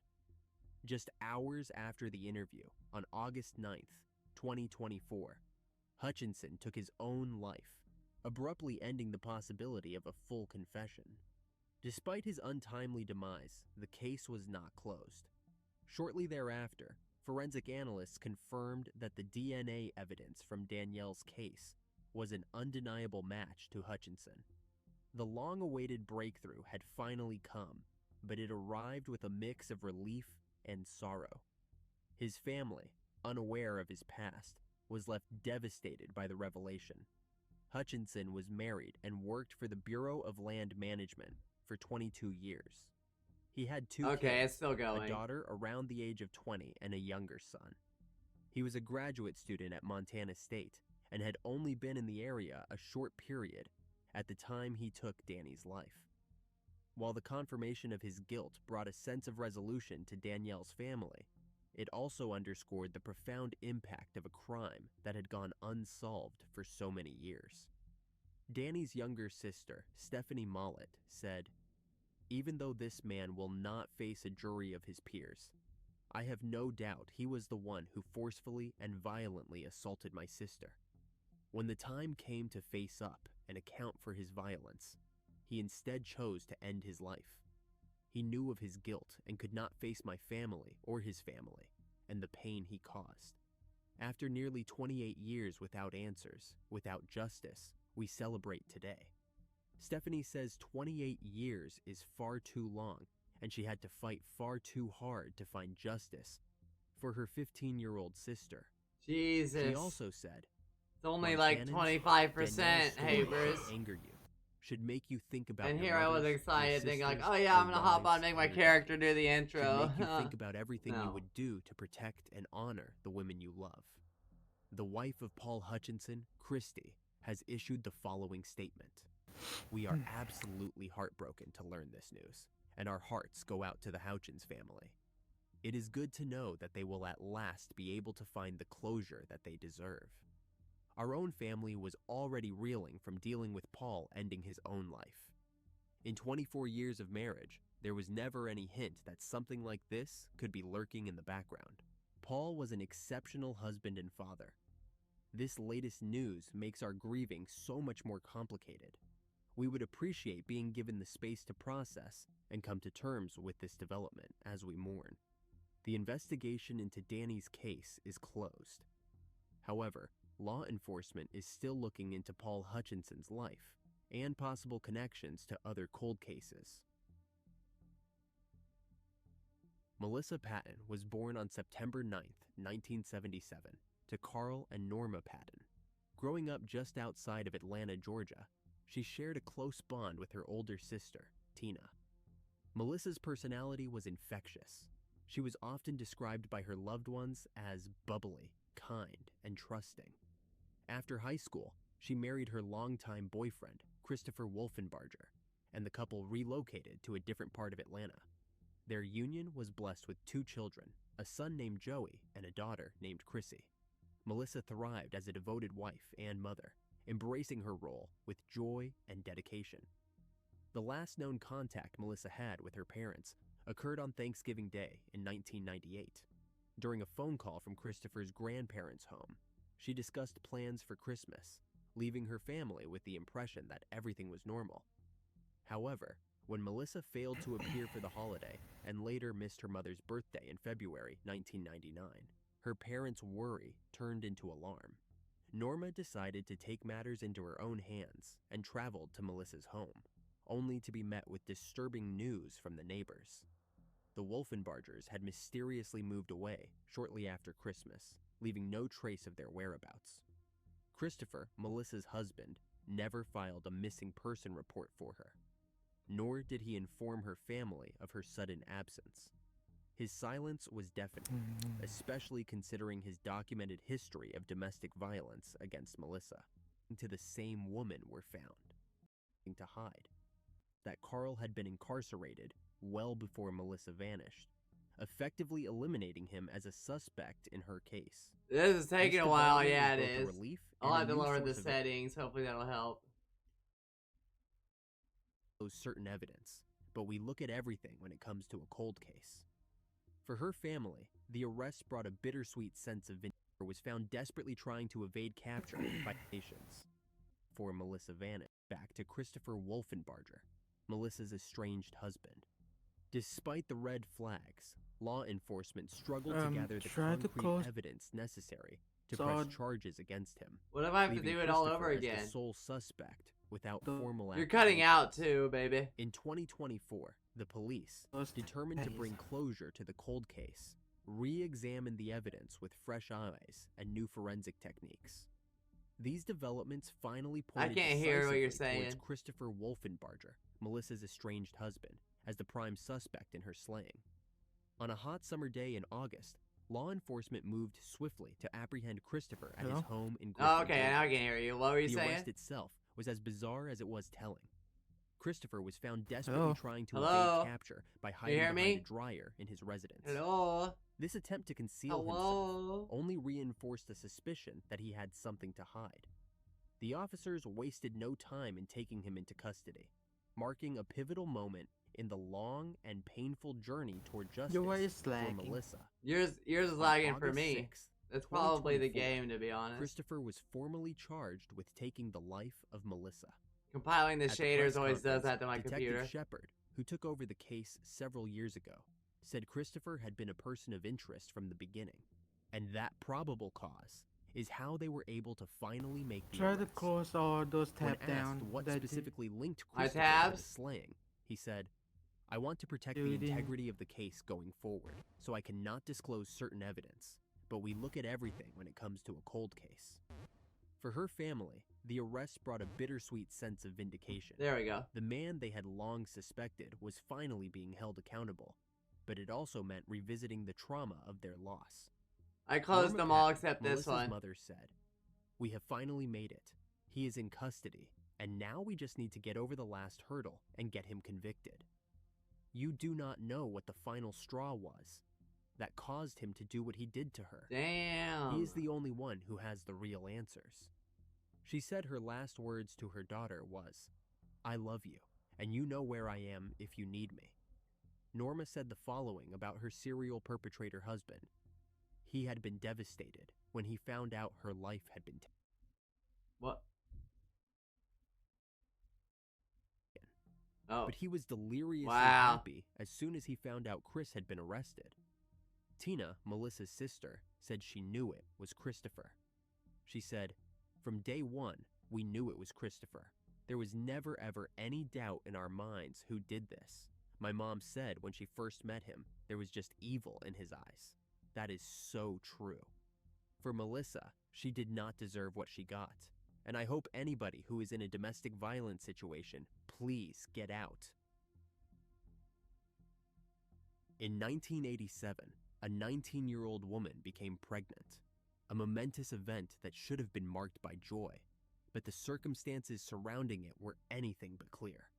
Details about her life during this time remain obscure. I said West I watched Hobart this Haunted one, but I don't House. remember if I did or not. West Hobart is an inner-city suburb located in Tasmania, Australia. Over the years, dozens of Tasmanian allegations devil. of supposed hauntings, ghost apparitions, and other paranormal Your boyfriend's activities voice was made by lagging, tourists yeah, and residents of West Hobart. I And was it's trying honestly to not tell too him hard that. to see why, as West Hobart Hello? is a pretty old town with a generally creepy Hello? vibe. Okay, there you go. As It's is not usually the lagging case, anymore. Most of these stories have either turned out to be fake, or the people making the allegations didn't have enough Yeah, I evidence was trying to support their like close the claims, tab which down makes that it we almost didn't entirely watch. likely that they're hoaxes. Yeah, I closed them all But down as it besides turns this out, one. At least one of these stories actually has some amount of truth. I to did it. hear that. I did Back in do the it. late 80s and mid-90s, rumors started spreading of a house in West Hobart that was apparently so haunted it drove its residents insane. What hell? At first, the rumors created a huge buzz all over town, with the locals doing everything possible to stay far away from the alleged haunted house. It wasn't until months later Is that this the authorities got Amityville involved Horror and finally House? got a I clear think picture so. of the Now it's situation. better, yep. While it was true that the house's residents appeared to be going insane, No it shade. didn't have Compiling the anything to do with shaders always paranormal takes a activity, toll on my but with the fact PC. that a It Datura takes. vine had been I growing hate through the says, oh, it trees takes all directly your above the home and resources. dropping leaves Which into I'll the have clean to. rainwater I'll have to tank. lower the For settings a when I long can time, actually the get to a family had menu. been inadvertently consuming microdoses of the plant every single day, which made them slowly but surely start to lose their sanity as they sank further and further into delirium. It is the In case you've Amityville never Horror heard of it, House. Datura is a species of plant within the nightshade family, also known as Jimson weed, the devil's weed, or devil's trumpet, and you'll see why in a second. Even though the plant itself looks pretty harmless, it's known for having extremely powerful hallucinogenic properties, which is why it was he used for brought centuries by that, Native okay. American tribes What in happened? rituals and other important ceremonies. My friend just brought The that Aztecs new also used Final Datura as a Fantasy. painkiller in certain rituals, namely in ritual sacrifices. New Final and it's Fantasy? also commonly used as an ingredient Yeah, in the the ritual of zombification in the Haitian voodoo XVI? religion, where it's referred to as the devil's cucumber. As you can probably tell by I don't now, know what's that Datura isn't your Roman typical number recreative supposed to be, like hallucinogen, X, and there's a V, reason and why I. it's really only ever 16? used in hardcore spiritual rituals and ceremonies, something. and sometimes by naive That's people who have 16. no idea what they're getting themselves into. Yeah, that's a new In one. low to medium doses, Datura I've been causes wanting to play extreme it. I was like distressing, debating getting it on delirious PS5, but experiences, it's and on at higher PC, doses, so can I'm lead to thinking about paralysis it. But and even death. Nowadays, it does look badass, but I don't know if it would run okay on my computer or not. On my PS5, yes, it would run perfect. Before we move Speaking on, of, wanted I to need take to a minute finish to some talk games about on my War Thunder, PlayStation the 5 to sponsor of make this room video. for more. As of recently, I've had a growing interest in history, specifically World War I and II. Paper when War plays Thunder this, reached out, it was don't you? perfect. War Thunder is an immersive, War large-scale, Thunder. realistic multiplayer action game Yeah. where you take control of ground vehicles, aircraft, I lost and my naval soul in vessels that at game. locations all around the I was world. watching you play it, It's and I was completely like, free-to-play, hot. available on PC, PlayStation, and Xbox. One thing I really like about the game is its It's realism. so You much get unrealistic grinding. features like health bars. In War Thunder, every hit on an enemy has a real effect. Like, if you're accurate enough to hit a plane's fuel tank, it will ignite. And you can visualize all the damage you've done with the X-ray mode. War Thunder includes all advanced military technology like guided missiles or even a nuclear strike that can flatten entire maps, making for a true modern cropsy. If you were to somehow go back Sorry, to the I got 70s YouTube and spend some Premium time so I in can Staten skip Island, ads. it probably wouldn't take you long to hear about an urban legend of a man I named don't Cropsy. know. As the story went, Cropsy was a They'll serial skip you, kidnapper and bitch. killer who lost his son and resorted to stealing Wow, other really, people's just children call to me deal with his bitch. grief. I'll skip you, According bitch. to the legend, Cropsy also had a hook for a hand, You don't wanna be scars, my burns, slut, and huh? open wounds covering his entire face and body, and a generally horrifying You wanna appearance. be my little hoe? Considering the mass areas of uninhabited woodlands, Now you it's not all call that me slut and unexpected that a hoe, tale huh? like the legend of Cropsy would make it into the mainstream Do I culture need to at send some you a point. picture to convince you? Unfortunately, this wasn't just a tall tale What made up by picture? Staten Island parents to keep their kids from venturing too far into the woods and getting What lost. picture? Although the legend has some obviously made-up elements, such as the hooked hand and the horrifying scars and burns, at some point in the early 70s, children in Staten Island really did start disappearing. That's when the line between legend and reality started to blur, and the story of the real Cropsy immediately replaced the Jesus. legend. This is the real story. Andre Rand was a man from Manhattan who was born in 1944 Are you and moved to convinced Staten now? Island in the late 60s. This After is the working third for time 2 you years send at the me infamously this brutal photo, so Willowbrook yes. State School for Children with Disabilities, Yay! he was Yay! in 1969 and served over a year in prison for the attempted attack of a 9-year-old girl. As soon as he was released 16 Look at months you later, happy, reports all started happy cropping now, up huh? of more little girls disappearing. Yeah, I'd be all over happier if this Staten fucking Island, game would including download. 5-year-old Alice Pereira, who Fucking was playing in a shaders are building for fun bullshit. when she suddenly disappeared without a trace. Well, but they Over need the to next do the decade, shader. the prime suspect in the disappearances and deaths of several other young girls in the area. But it wasn't until 1983 when he picked up 11 kids from a local YMCA and brought them fast food before taking them to the airport that he was finally arrested and sentenced to 10 months in prison again. Throughout the 70s and 80s, dozens of young kids disappeared in Staten Island, and But although you Rand was 3D often the access, last so person they to be need seen to with them, there download was the ultimately shader. never enough evidence to put him away for a long time. For many years, he would often be seen hanging around young kids, going on walks with them, and even taking them to lunch and dinner with him in local restaurants. After years of letting him walk the streets as a free man, police would finally have a breakthrough in the case in 1987 when they found undeniable evidence that Rand had been behind the disappearance and murder of Jennifer Schweiger, a 12-year-old girl with Down syndrome. In 1988, he was sentenced to 25 years to life, and while he was behind bars, more and more evidence was found that tied him to several other disappearances in Staten Island in the 70s and 80s. Unfortunately, he was only charged with one additional major crime in 2004, which was the kidnapping of Holly Ann Hughes, thanks to which he will spend the next 13 years behind bars until 2037. If he lives that long, he'll be 93 by the time he gets out. The Maine Hermit. The Kennebec Valley is one of the most beautiful regions in Maine, with over 5,000 square miles of forests, rolling hills, and natural paradise surrounding the Kennebec River. Many cabin owners of the North Pond area in the Kennebec Valley have described the area as the most peaceful place on Earth. But it hasn't always been that way. All throughout the 80s, 90s, and early 2000s, there were reports of over 1,000 break-ins in the North Pond cabins. For decades, nobody knew who was responsible for the thefts, especially since they were always carried out when there was no one home.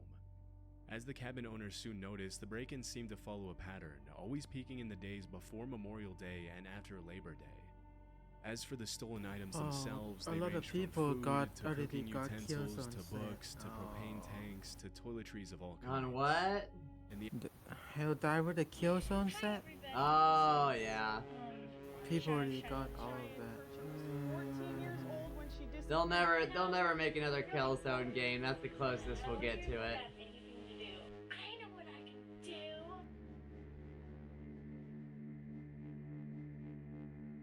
October 2011. Flyers are placed around the small 2011, that's when I graduated. Asking residents for their help in finding a missing 14-year-old girl named Cheyenne Kircher. A well-known member of the community with a notoriously troubled home life, it was perhaps unsurprising when her family woke to find the girl had vanished, leaving behind just a single note stating, "Oh, it's Mom and Dad, you haven't done a nothing short wrong. By rotation. the time you get this letter, So that I means will it's gonna be gone. Don't worry about me. I will always love you. You won't find me because I don't want to be found." We are not So at quite last, ready I to said, roll out "Bye." full redesign. We are going to Love, temporarily test Sean. longer rotation with The handwriting Killzone, was hers, and most which importantly, will forensic stick around for analysis 5 days determined per that it was page not written instead. under any sort of duress. So it doesn't leaving Cheyenne's mean case after rather 5 days clean-cut. it's gonna be gone. She was a runaway and had left, at least partially, of her own volition. But why exactly did she leave? I don't want and to where miss exactly had out. she gone? Questions that only grew more pressing as the days turned to Cry and weeks, come. and then months. Oh, And my. before the town knew it, Cheyenne Kircher had been missing for an entire year. And aside from one single note left in the time period prior to her disappearance, like that. Cheyenne had managed to leave essentially no trail behind. That is, in the physical world at least. Hi everybody, this is the new profile of Shy Shylin Show. Despite being described as a fairly socially awkward kid, Cheyenne had found comfort in the world of social media. She frequently posted to her Facebook page and her multiple YouTube channels, which even today sit practically unheard of, with her very first channel hosting just 4 subscribers. But by discovering these accounts, investigators in turn were able to catch a glimpse into what life was like for Cheyenne in the years and months leading to her disappearance, with this trail eventually guiding them to one video in particular. A video that exposed a grim secret within the case that stood before them. Whether they knew it or not, when they first found these YouTube channels, they had simultaneously stumbled across the smoking gun and Cheyenne Kircher's disappearance, and inadvertently, one of the darkest channels across all of YouTube. Dad, look around. I don't want you getting caught in the camera. Cheyenne was 14 when she disappeared in October 2011. Where this horrifying accident happened around 3:30. I came to a realization of something. I ran over there. I'm bleeding profusely here at the moment. Okay. I don't know what happened. Before we get too far into this, I want to thank today's sponsor, PDS Debt, for helping to make this content financially viable, and ironically, for helping to keep me out of debt. With the holiday season now over, those holiday bills have likely already hit, leaving many of us starting this new year off with even more debt than before. But here's a chance to start digging out, as my friends over at PDS Debt can help you make a plan to finally be debt-free. For those of you who are dealing with debt and actively making payments, yet your balance never seems to go down, then PDS is definitely a great option for you. They provide services that can consolidate your debts into one low monthly payment, not only streamlining things for you, but actually making your payments effective in tackling what must feel like an insurmountable amount of debt. And the best part is, everyone with $10,000 or more in eligible debt qualifies automatically, and there's no minimum credit score required. Debt is something that is very easy to fall into and very hard to get out of, which is why it's great to have a professional service to help you navigate your way out, especially one like PDS who will help get you out of debt as quickly as possible, thus saving you even more in interest and fees. And right now, PDS Jesus, is so offering many free fucking debt analysis, comments. which only takes 30 I never seconds. understood So if people you're interested, arguing head on over to YouTube. pdsdebt.com. You really go all in on your Get boyfriend there? free debt He assessment gonna, you know, he gonna get it one day. Hey everybody, I'm back and I'm ready for action. What did I gonna To get? some, it came as little surprise that Cheyenne would What want did to I leave the gonna house get? where she I already had got a grown up. trading Cheyenne card lived for there opening with her up the 3 game, siblings and look. her mother, Lori Oh Williams. my god, Although my she never met fucking her sus. biological father, Lori My had sus remarried to a man profile named Terry picture. Dallas, whom Cheyenne referred to as her dad. But making things a bit more confusing was the fact that Terry wasn't the only adult man that happened to be living with them, since Lori also had her boyfriend, the Steve bouncing Staver, profile living with the picture. family as well. This isn't inherently a major issue, but it was something that was criticized by locals who knew of their domestic situation, and likely by Cheyenne's classmates as well. But on the topic of said living arrangements, this was far from the most glaring red flag, with it coming in the form of the house itself. When investigators visited the home to interview Cheyenne's family, they were greeted with what one described as the worst smells he had ever experienced. All throughout the house were heaps of trash, dirty laundry, filth, and that unbearable stench. The living conditions were horrendous. Between this, the strange household dynamic, and that note left behind, this seemed to be as straightforward as a runaway case could get. Though it wasn't quite that simple. When police were searching around the home, they realized that Cheyenne had left behind her cell phone, which she was supposedly glued to at all times. But even stranger, she had left her jacket, as well as her shoes, which seemed bizarre considering that winter was quickly approaching, and There you temperatures go, were hovering Havers. around freezing at this point. So the idea of leaving the house without either of these items made little sense at all, hinting to law enforcement that there may be more to the story than what meets the eye, prompting them to begin looking around It's for time history for on social media. walkies. Even your profile is sus. I made a clip on that. Be sure to check a reaction in the first one. Alright, just get the leash out. Just alright. Cheyenne began posting goofy, nonsensical videos to her very first YouTube channel, Cheyenne 2010. You want to do that? Then just get the leash. I want. The clips here show Cheyenne's Oh my god, I don't know why personality, as that she's often reminded me seen of a joking clip. around and doing various skits. And though they seem fairly incoherent all these years later, What clip now?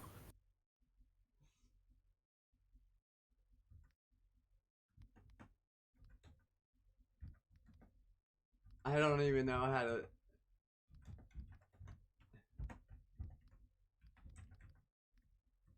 Let's see if I can find it.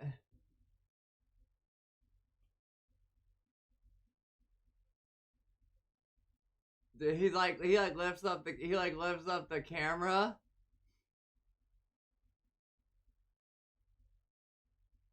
He lifts up the camera.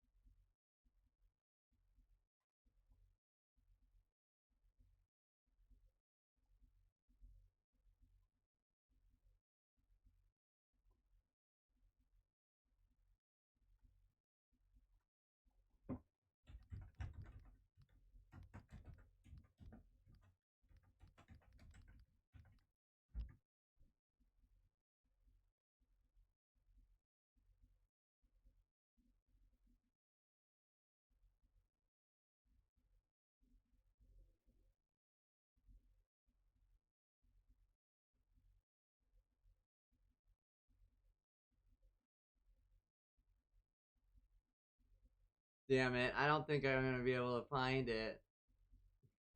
It's okay. You know what? We'll just watch this one instead.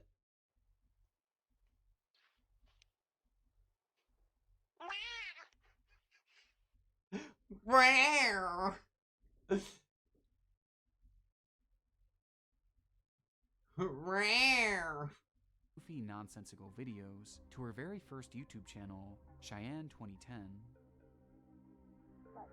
That's it. Oh, the camera fell on my face.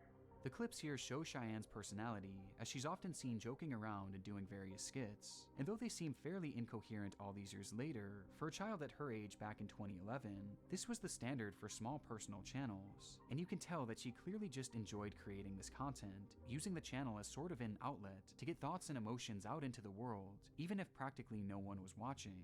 But dealing with her disappearance specifically, things became far more noteworthy on February 19th, 2011, when Cheyenne launched another YouTube channel called Shy Love. Halfway there. What did you send to your boyfriend? I already. Leash one. The channel was It's essentially a the continuation leash of her one. previous account, but eventually It's she like, would introduce a "Aw, new style just of like, content, one that featured her family the members strong as club, stars of mommy the got you a show. new On collar. numerous occasions, we see her younger siblings. I sent it to Noelle. Fun, with a group all seeming to have a great dynamic together. She acting just want me. exactly the way you She would just want me expect to of call her someone mommy and age. put a leash on my neck. That's what she wants. Every time we FaceTime at work, I pick up the phone and go, let's go outside. Was one who Yeah. Let's go outside. willingly, and instead would be caught in the background, working at his desk or coming in and out of the room where Cheyenne was filming, with that being Terry Abbas, her stepfather. Cheyenne is not with us. She's gone. Before I knew it, Home and covered You're by saying, brush, I'm gonna take you wrapped his outside. hands around her neck. So I'm like, yeah, I'm began done. to I'm squeeze, dog now. ending her life right then and there before proceeding to bury her body in that pre-dug grave. But if this was the case, then how do you explain the note? Well, to show just how premeditated this all was, about a month before she had vanished, Cheyenne was told by Terry that they were going to pull a prank on her mother, one where she would pretend to run away, leaving behind only a note. But rather than going through with the prank, Terry decided to instead keep that note for This is the ultimate days, disturbing thus and giving him vile a perfect anime vehicle to fans. take any suspicion off him Oh, once he cared for boy. his mother. Terry Abbas was eventually sentenced to life in prison, where he will rot away for the rest of his days. The context of it all makes the videos across her channel that much more unsettling, with the worst being that final upload. But what's perhaps most disturbing is that this was just one brief moment in what was likely a constant stream of abuse. And it's absolutely heartbreaking to think of all that Cheyenne had to endure when the cameras weren't rolling. Okay. Bye.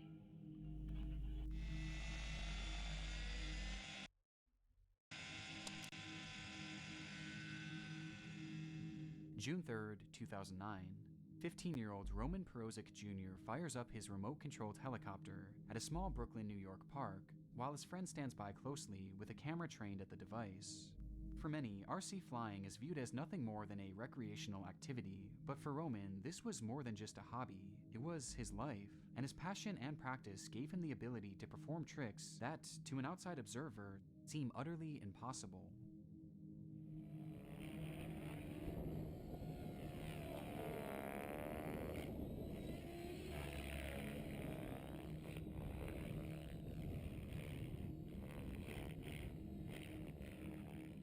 When Roman's helicopter was in the air, it was as if gravity itself failed to exist, performing stunts that seemed to defy physics, turning the craft sideways, zigzagging it backwards, even upside down in a completely unnatural manner, before stopping it on a dime with expert precision. On YouTube, you can find traces of his work all over, with many videos being posted by various amazed observers, along with clips posted to his own 2 YouTube channels, with this initial upload being his first introduction to YouTube.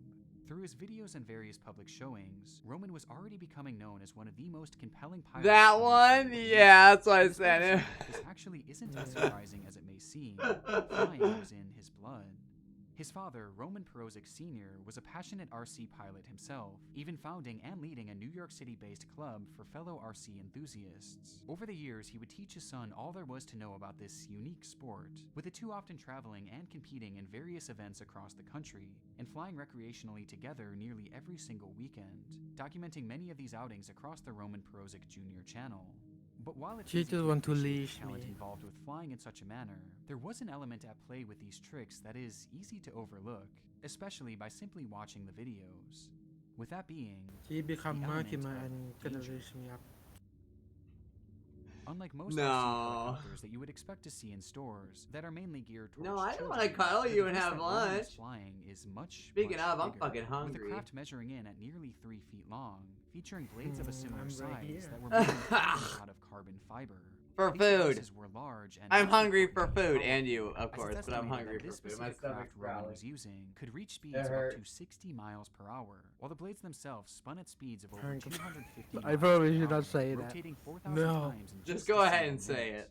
This Just craft go was ahead not and a say toy, it. with pilots online likening it to a flying You're just lawn. gonna probably To feed put me that chum, context, aren't it does you? make these videos a bit more Are you sure? as Roman can be seen flying dangerously close to himself Am and I others wrong? on numerous occasions. Mm, But of all the various pretty stunts he close, but performed, there was one that was by far not the the, most not the daring. same thing. What, you're gonna feed me your For the trick, dick? Roman would flip his helicopter Yeah. upside down, managing to keep it in the air all the while. I already know. Before shooting it upwards as high as it could go, and I when it was already just fucking barely out of know, sight, he would then bitch. cut the power, causing the craft to free fall to the ground below, only for Roman to fire it back up and catch the device right before it crash landed. Throughout his channel, I could only find a few examples of him performing that trick, likely due to its high level of danger not only for this expensive machine, but also for himself and the others around him. Though on the 6th of September 2003, Roman decided that it was time to give it another try. That day, Roman had been visiting the Calvert Vaux Park, his favorite flying spot in the entire city, where he would fire up his helicopter and begin his usual run of tricks. Beside him was his father and 4 close friends who looked on as Roman executed yet another flawless run, and riding that momentum, he was ready to tackle his toughest stunt. Only there was a slight problem. According to one of the young men watching on, something strange began happening with the device. There was something wrong with the helicopter. I've seen many of You Roman's really love to videos. call me a I was bitch, looking huh? at the helicopter as it took Oh. off, and I noticed strange Uh-huh. oscillations. There was an imbalance somewhere there. Something was off slightly. It was minute. Whatever was happening with Roman's craft call me seemed slut, minor, that's it. so much so that Roman himself didn't even notice it, Okay, or he boo-boo. didn't think that it would cause any issues, as he decided to perform the final trick anyway. Okay, Instead, ho. He flipped the helicopter upside down, raised it up to the bright sky above him, and took his thumb off the controller. The helicopter then fell limp in the sky as it began its rapid plunge below, with Roman, his friends, and his father all watching on as it grew closer and closer to them. Before, he slammed his finger back on the control stick and fired up the rotors to catch the craft. Only he did so just a second too late. I knew it. Well, Christine, we are at Calvert Vaux Park, where this horrifying accident happened around 3:30 this afternoon, and it's where Roman Perozic and his friends came on a regular basis. But today, Perozic's flight, it took a horrible turn. Roman Perozic was out in this field on a picture-perfect Thursday, flying his model chopper, when it came crashing down, the blades slashing his throat and killing him. The guy was flying the helicopter and went out of control and it decapitated him. Officials say Perozic was out here with 4 friends. They all witnessed the horrifying crash. It's not fully understood what exactly happened, if it truly was some sort of mechanical issue, the wind speed, or if it was simply mistimed by Roman. But despite the helicopter turning on and its blades nearly instantly reaching their full speed, the craft was not able to stop in time to avoid a crash landing. And although the weather was clear and sunny that day, a strong breeze had pushed the craft towards Roman as it fell, meaning that instead of crashing on the grass in front of him, the RC helicopter instead would crash Temps directly to into plummet him. tomorrow. The blade first struck Roman's face, impacting with such a strong force that it nearly cut his head clean in half, before the blade would then strike his neck, decapitating him. All the Jesus. while his friends and father watched on in horror. Within a split second, Oh, Roman Perozic Jesus, Jr. you. was dead, killed by the very sport he loved so dearly.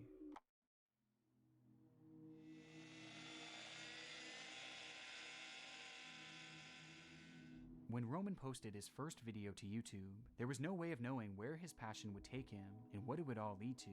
And at this time, it's evident just how dark this channel has become due to the backstory surrounding it. But there's also another perspective here to consider, as through the darkness, there's actually something quite beautiful about his channel, as thanks to it, his incredible work has been forever immortalized. And despite Roman's death, his passion for piloting RC helicopters and his extraordinary skill will live on and continue to leave people amazed for years to come.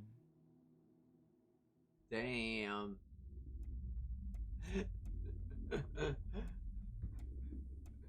It started with a simple video. How's it going, guys?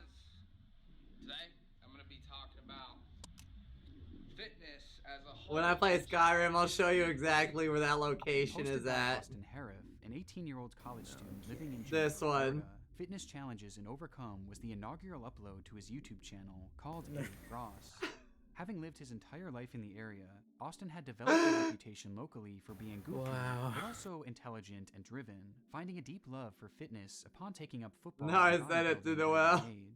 In his first upload, his passion and personality were on full display as he shared his thoughts on the world of dieting and weightlifting, with the video's sole purpose being to help others who may want to follow in a similar path. It's pretty tough, man. It's not easy, but nothing in life worth having is easy. Remember that, guys. You remember that? You remember that? You gotta promise me that you'll remember that. It seemed apparent that Austin aspired to develop a career online as a fitness coach, and despite this being his first crack at launching a YouTube channel, he does come across as being articulate and likable. And aside from some general awkwardness due to the lack of polished editing, Austin appears entirely normal, a stark contrast to what was soon to come. Despite launching his channel on a concise high note, the next 27 uploads would take on a much different tone, as rather than keying in on health and wellness, Austin immediately shifted his focus onto writing and performing rap music under his new alias, Austy Frosty. Frostbite beats. I'm Rufy Bill Cosby. Show. Get him to show me his P.E.P. This music is not for everyone, to the point where it's almost indiscernible from irony. However, the persistence of his uploading hints that this went far past your standard joking, as there were moments in these songs where it genuinely felt like it was coming from a different person entirely. There's a hobo on the street corner, and he says, real talk, homeboy. Oi, oi, oi, oi, oi, oi, oi, oi. Someone who seemed somewhat disconnected from reality, as hinted at further, when he eventually returned to the camera's forefront.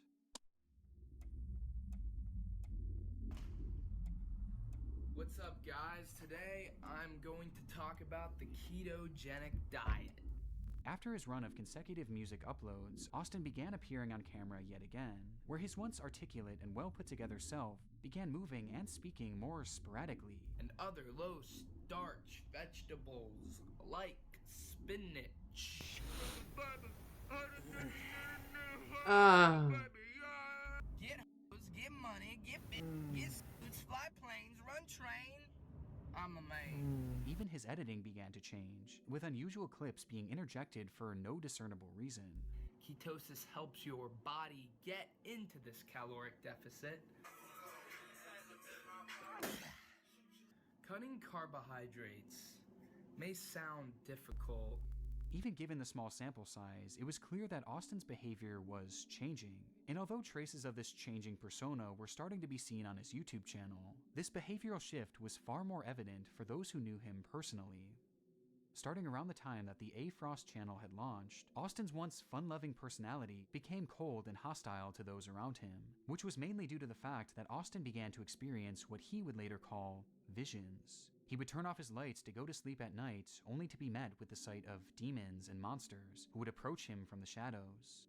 And soon, these creatures began appearing everywhere he went, especially in the darkness, prompting Austin to stop sleeping, as he grew paranoid of what these things might do to him.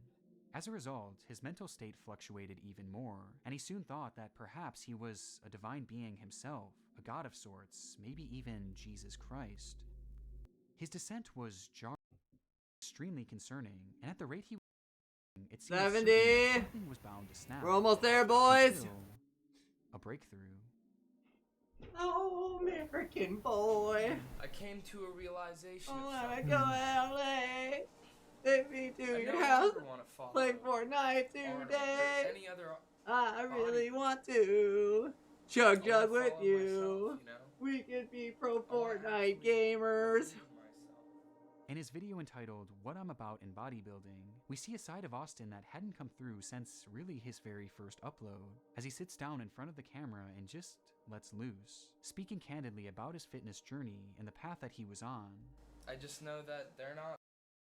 She's conscious or is she unconscious? His face buried in the man's abdomen. He thought, as he sprinted towards it and then directly into the light.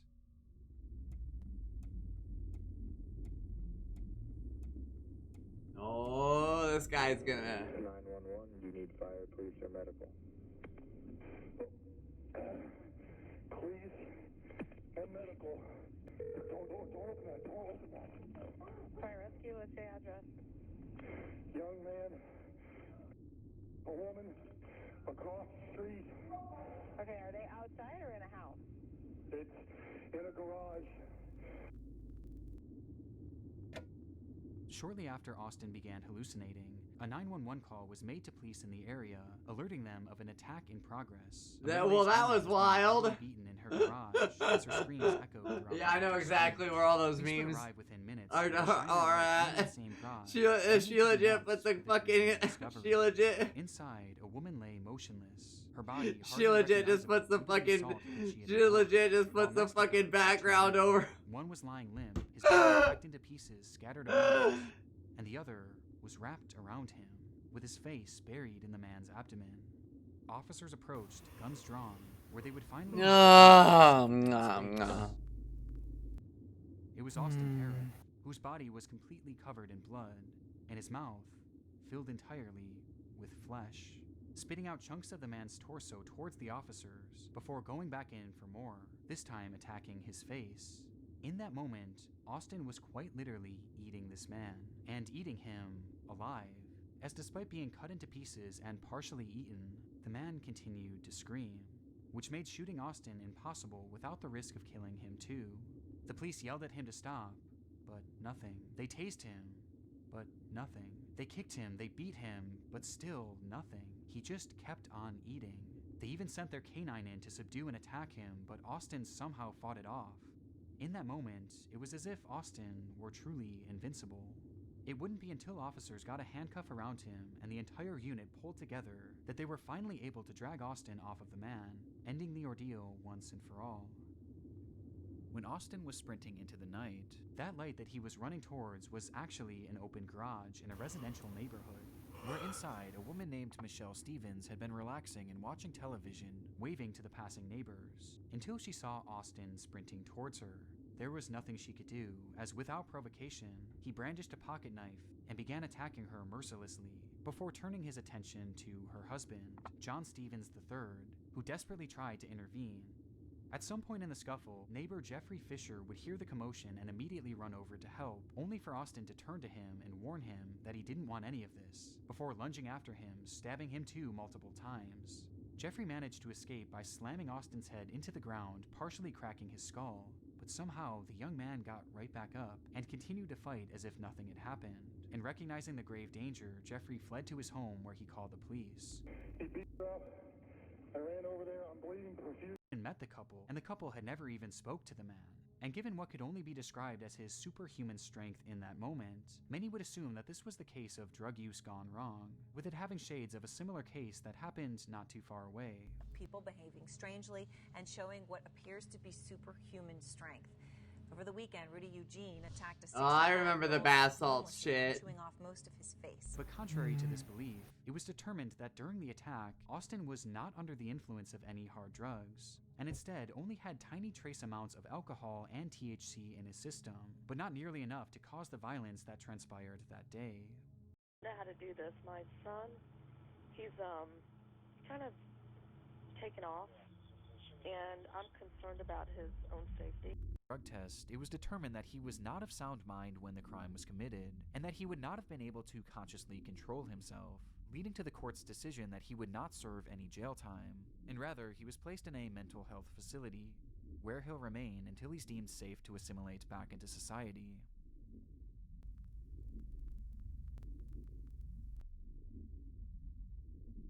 Jesus.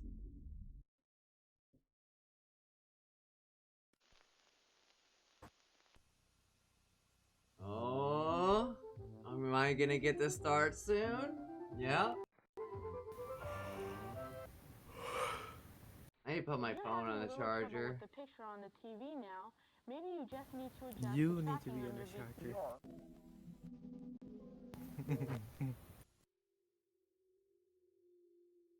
If We've you been know here what I before. mean. The dark side of YouTube. What? A home to the disturbed. And You want to put your C+ charger in my port, just what huh? we see on our screen. Yes. Police are investigating a deadly shooting. A side that shows us just how twisted humanity can really be. A side reserved by YouTube's darkest channels. Before we begin, this video is sponsored by Surfshark VPN. Anyone Nick Crowley and York.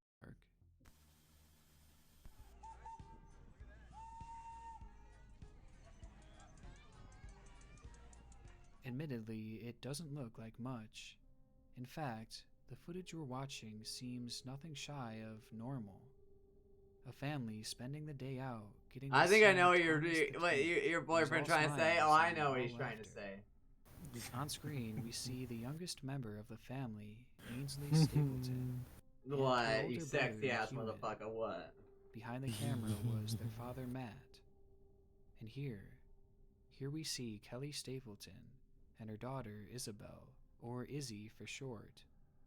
The video highlighted the family of 5 having one of their many fun days out of the house, with the video being posted to YouTube under the title Stapleton's Day Out with Thomas. This clip went live all the way back in May of 2008.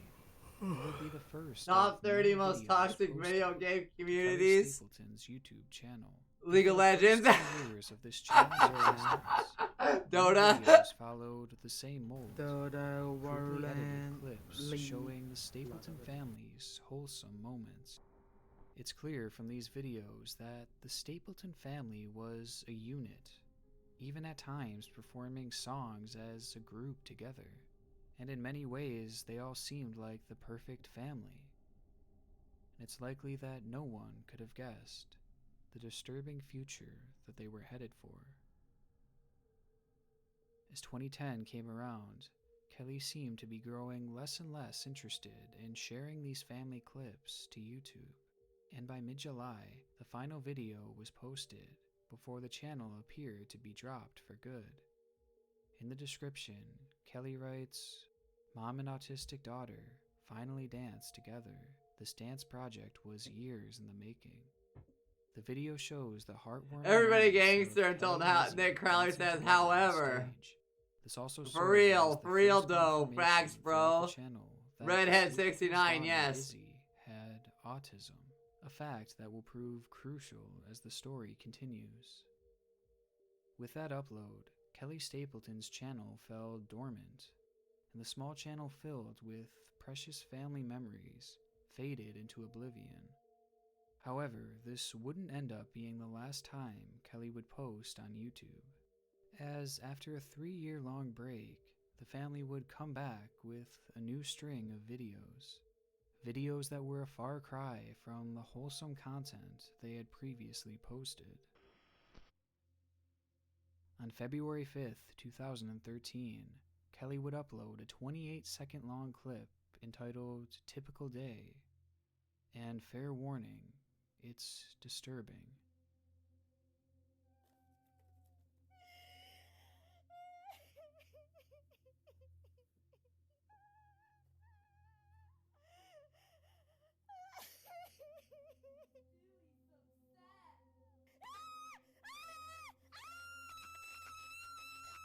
What the fuck?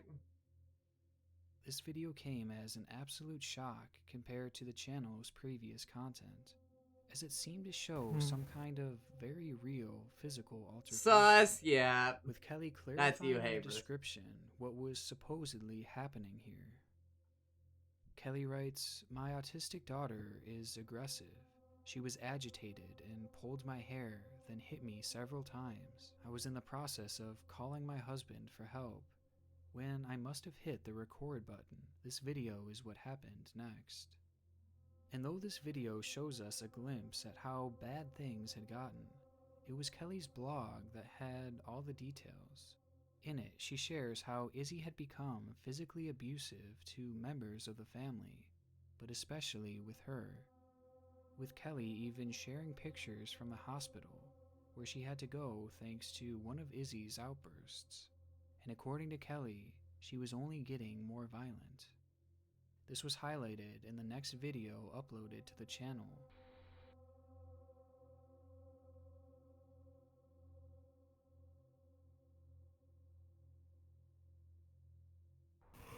Again, this clip shows Izzy acting violently, this time with staff at her residential facility.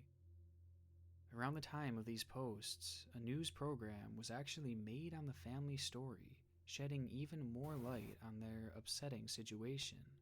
The story tells of We're how almost Izzy there. had been placed 90%. in a special home where she was receiving treatment, and there she had also been having these violent outbursts. It was clear that she needed more time and more treatment there, or perhaps a new form of treatment altogether. But ultimately, Kelly and Matt had ran out of money, and Izzy moved back home. She's gonna come home, and this is not gonna be pretty. Well, you said to me she's gonna kill you. She Are you good? Yes. What do you mean, am I good? Hello? It's a very sad and twisted situation. A mom afraid of her own daughter. And it's made worse by the fact that this wasn't really Izzy's fault. Hello? She was a victim of her own mind. Can people hear me in the chat? Hello? I see my voice moving on Streamlabs. During Izzy's time at home, I'm Kelly not in made 2 more Discord. videos with her. Your picture's right here. Titled Nightly Prayers, a video that featured no description and no comments. Okay, I think I'm back. Hello? Hello. Apparently Discord needed to reconnect for some reason. Yeah, I can hear you, girl. Okay, apparently get Discord fucked up. We're almost done, though. 94. The video shows the mother and daughter praying together, and at a glance, it seemed like maybe Izzy's treatment was starting to work. But strangely enough, this would be the final post ever made to the channel. It's because and in the past 7 years, there's been no activity from the account, effectively marking the end of the Kelly Stapleton channel. It was also around this time that Kelly's blog became virtually inactive. So what ended up happening to the Stapleton family? And why did Kelly stop posting to her blog and to her channel? Well, surprisingly, it was all thanks to a camping trip. 1, 2, 3. When you go camping, what do you have to do? Snack. So they drove out to a rural spot in Kenzie County, Michigan, and parked their van. There they sat by the fire as Izzy made s'more after s'more, something that I imagine must have made her incredibly happy. After some time, Izzy had got back in the van and sat in the front seat, as her mom packed up their equipment in the back. In the trunk of the vehicle were 2 charcoal stoves that Kelly had brought for their night, so she grabbed them both and set them up in the back seat. She filled them with charcoal, and one by one lit them up. Kelly got back in the vehicle and sat in the driver's seat next to Izzy, and as the smoke began to fill the car, she rolled up the windows and locked the doors. Izzy likely had no idea that this was never planned to be a night of camping. It was a planned murder-suicide, a plan hatched by her own mother. It seems that Kelly believed her daughter could no longer be helped, and she was tired of caring for her, and her plan was for the carbon monoxide to kill them both in the van, so that neither of them had to deal with this anymore. And so they sat there and they waited as the poisonous gas slowly pushed them closer and closer to death. Kelly would send one final text to Matt before the two drifted off. When the world is over and the stars are shining bright, it's time to go to bed. It's time to say goodnight.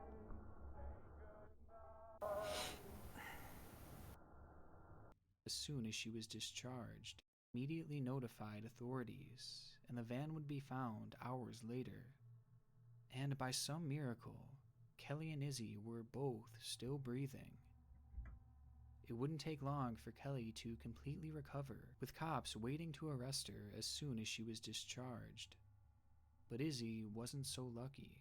The fumes had made her fall into a coma, but luckily, after 3 long days, she became responsive, suffering only minor long-term brain injuries. Today, Kelly is still serving time in prison, and Izzy has continued receiving treatment. And one of the most shocking parts of the aftermath to me was the public's response to Kelly. The comments on our videos are filled with overwhelming support for those who agreed with her decision to try and kill her own daughter. What with the one fuck? user saying, "I agree 100%, I would put that animal up, and you did absolutely everything possible. You should be proud of all you tried to do for Izzy, and all you accomplished. I for one support you, and understand why you did what you did." It's all very disturbing, and though the family was in a tough spot, they could have turned to foster care, group homes, new medication, or even just a new treatment plan. As in the time following the event, the family has been highly criticized for using a treatment plan that is known to cause agitation and anger. There was a lot more that could have been done, rather than murder your own child and rob her of the rest of her life. Kelly Stapleton's channel will forever serve as proof that there's more than what meets the eye. The family seemed perfect, but in reality, they were more troubled than most. This is a theme that I've seen throughout YouTube. Channels who attempt to follow this mold. They make themselves look loving, caring, and perfect to cover up their true darkness. And typically, you can find these channels leached onto the most wholesome of genres, so that no one would suspect them, with family channels being the latest rabbit hole that I've fallen down. And though a channel such as Daddy05 may have been talked to death and listed as public enemy number 1, there is surprisingly a lesser-known channel, one that was much, much worse. Back in June of 2012, the first video was posted to the Fantastic Adventures channel, a channel that would feature a variety of Yawning kids-friendly boyfriend noise. content, mostly in the form of skits. Me, I fall asleep to this shit all the time. I did earlier. I woke up and it was like disturbing Reddit threads. And behind the scenes, it was run by their adopted Manly mother, badass Michelle hero. Thompson, There's a who monster would chasing orchestrate you the and it's just a bunch skits, of loud the screaming editing, noises and as the I'm posting sleeping. of the actual videos. Along with her 2 older biological We should watch sons, who Smile. also helped out. Yeah, And when we you see can. the You want to watch videos, the it first seems so one? similar I've to I've what seen the so many first others Smile. I are haven't doing seen the nowadays. second one. It was in The theaters family not too making long goofy, ago though. lighthearted skits I made didn't for see children. any of it, so sure And we much like can. many channels I showed you what the on monster looks like though. hold an incredible Fucking amount of views. terrifying. Throughout its lifespan, the channel gained over 800,000 And subscribers. then the rat man is from 150 VHS. million views. Oh yeah. Young kids One of the were most impressive absolutely movie loving this monsters I've content, ever seen. and parents likely viewed And it then the as a succubus. wholesome family-run Oh account. my god. You don't However, like me? What many didn't know was You that don't like behind me? the scenes, a storm was Hell brewing. no, motherfucker. That movie Siren, and that guy's like, It's now his come wedding's forward gonna be that for soon, years, and he neighbors helps were her because he's a suspicious good of the guy, and activities taking place in the house. it It's turns out to be unclear like what the worst exactly they had mistake. seen or heard, but But we know And that then she people goes in to the go get neighborhood him had and starts reported attacking Michelle his wife to the after they got Department of married. And Child she's like, Safety okay, I'll just go with you to 15 sleep with my wife separate alone. times. That's so fucked That up. alone is a major indication that something wasn't quite right with the family-run channel. But ultimately, the reports didn't lead to anything, and the family continued operating their page, which meant more money going straight to Michelle's pockets, with the channel's revenue being as high as $3 million per year. Things were looking great for the channel, as the family was nothing shy of a success story. A story that in March of 2019 revealed its biggest plot twist. It was around this time that Michelle's biological daughter, Megan, had noticed some concerning signs with the kids. Megan was no longer living with her mother when they operated the channel, but she would often visit and occasionally even appear in the family sketches. And on these visits, she started to realize that many of the children showed signs of abuse. And so, concerned for her adopted siblings, Megan decided to call authorities and report the potential abuse. And it's a good thing she did. Police would end up making a welfare check at the house that revealed the shocking abuse the children were being put through. The welfare check showed that the kids had been forced into making these YouTube videos, to the point where Michelle had actually pulled the majority of them out of school so that they would have more time to create content. If one of the kids refused to participate, they would be beaten with belts and coat hangers, and even Michelle's own fists. The same would be done to the kids if they stuttered or messed up one of their lines. It's absolutely appalling, and the fact that each of these children were adopted makes one question if this channel was her motive for adopting so many kids, so that she could use them to create content. But the abuse is far worse than just what I've told you. When police entered the home, they found each of the children to be extremely malnourished, being starved and dehydrated. One kid was also found trapped inside of a dark closet with a diaper on, which was supposedly one of their usual punishments. In Michelle's room, there was a closet that had a deadbolt lock on the outside. The children would be put inside of there and locked in the darkness for days, without food, water, or even a place to use the bathroom. They would either have to go in diapers or on the floor. And all this was done if they were reluctant in any part of the filming process. And the punishments continue. They would also be forced into taking ice baths, and with one serving a prison sentence. This revelation instantly made this channel one of the darkest on the platform, with it being so twisted that YouTube ended up terminating it not long after the news had broken. If only they took that kind of action with some other accounts. But to add to this morbid story, Michelle would never end up serving a prison sentence. Good evening and thanks for joining us. We're starting with breaking news. Michelle Hobson, the Maricopa woman accused of abusing her adopted kids and forcing them to perform on YouTube videos, died earlier today. Hobson has been sick for a while. She suffered a brain injury while in custody months ago and had missed several court dates. She ended up passing away in November of that year, before she could ever face any real consequence. In a story so dark and twisted, Michelle's biological daughter, Megan, was the true hero. She ended up adopting 2 of the kids, with the others being placed in foster care. And without her, this abuse would likely still be happening, because no one would know. It's a shame that Michelle's twisted truths didn't come out any sooner, as they remained hidden in the shadows for years. But this isn't always the case.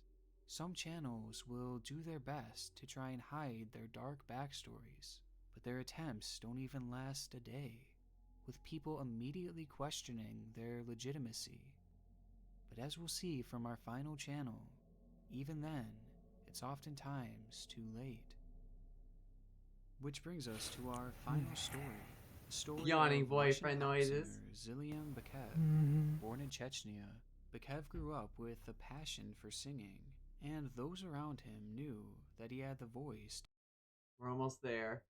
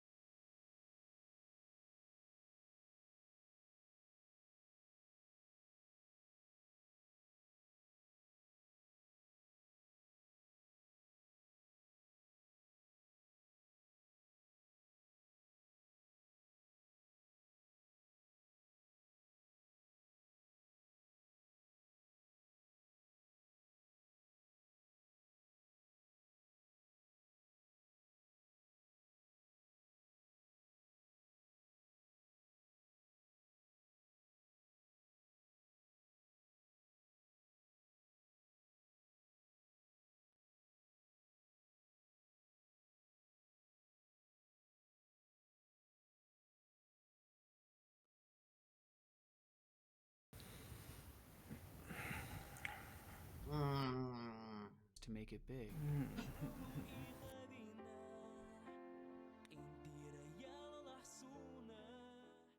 And by 2017, he had already managed to make quite a name for himself in the Russian music scene, scoring a number of hit songs. And all this was accomplished at the age of just 25, making it clear that he had an incredibly promising future ahead. A future that would take a sudden and mysterious detour in August of that year. On the 6th of August, Bekev had flown into Grozny to attend his sister's wedding. The special moment was a break in the never-ending grind to make it as a famous singer. But despite the time off, he would soon have to leave for Moscow to attend a talent competition. He would never make it there.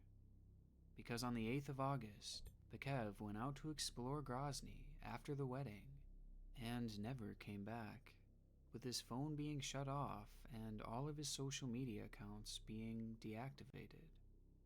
Bekev was at the peak of his career. He was living the life he had always dreamed of, and he just disappeared without a trace or an explanation. Did he run away and start a new life, or was he taken? Nobody knew, as the case became a widespread mystery throughout the region, and it wouldn't go without answers for long, as a break would quickly come in the form of 2 eyewitnesses who had claimed to have seen exactly what happened to Bekev.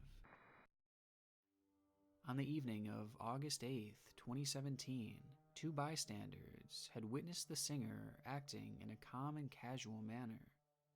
As the bystanders watched, they would witness Bekev as he was approached by SOBR security forces. Who is SBR, Apers?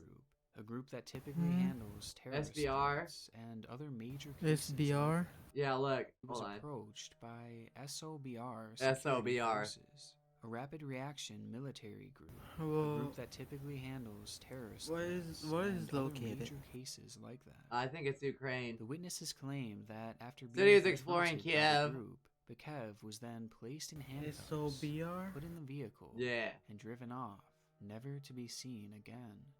A seemingly normal-looking singer being detained by a military group. It just didn't make any sense. What kind of risk could this young man part of pose? Spasnet. And even more strangely, in the days following the You know, alleged I mean, you know arrest, about that Chechen stuff more than I government do. denied these reports and stated that Bekev had not It's actually from like been arrested. Special Rapid Response All Unit, this despite the fact that the eyewitnesses Oh, were it's proven called to in be Russian credible. Spasnet. It's the most So elite what's unit with in the Russia. secrecy?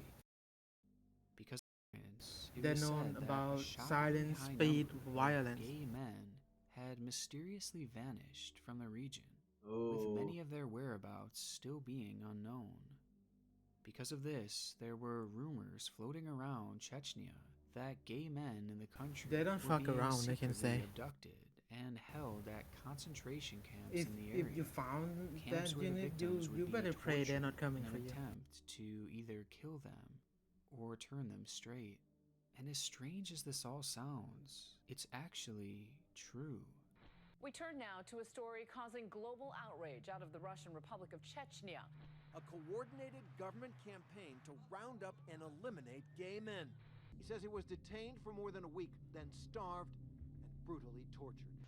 It's said that there are frequent purges in the area to rid Chechnya of homosexuality, where victims are abducted by government-led groups and brought to these camps. Those who are sent there are not only tortured. Oh, okay, we're good to go now. That's fucked.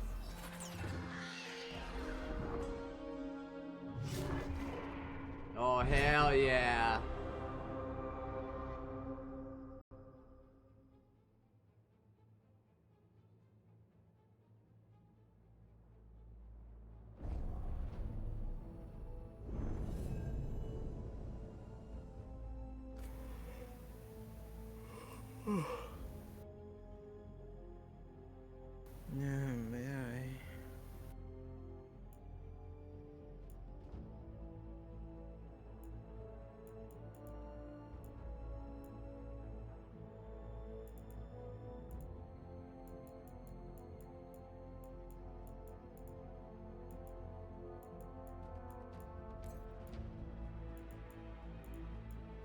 Should I turn this down? It's on high.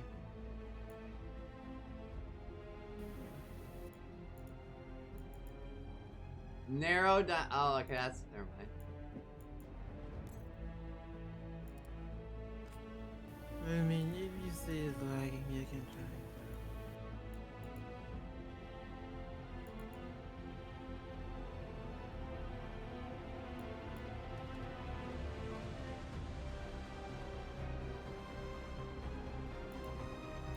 Ray tracing is off.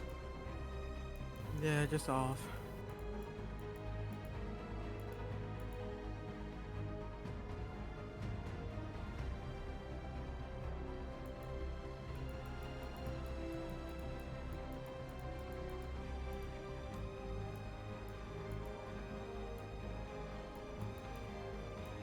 Should I turn VSync off? Yeah. Just uncap the frame. What about uncapped?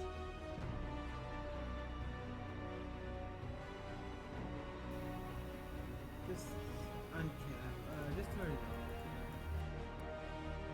Frame rate limit, just say uncap. That's it.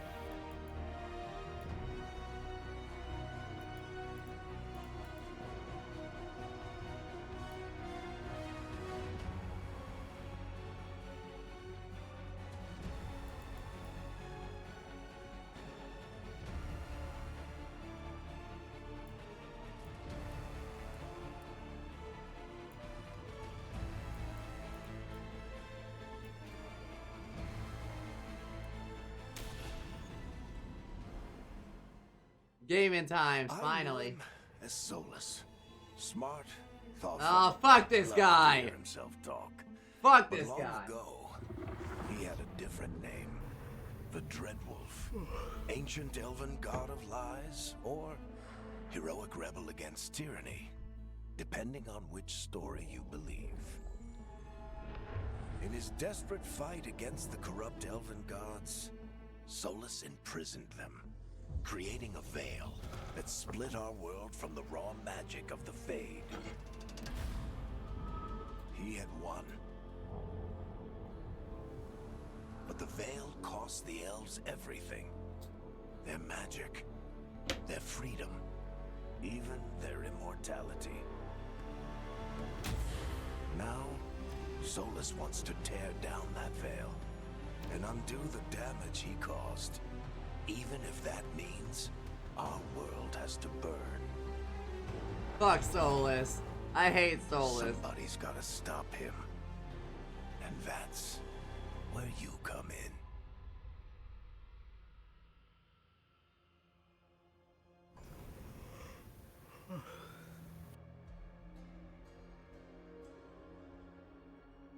I'm gonna pick elf because I want to kick his ass as an elf.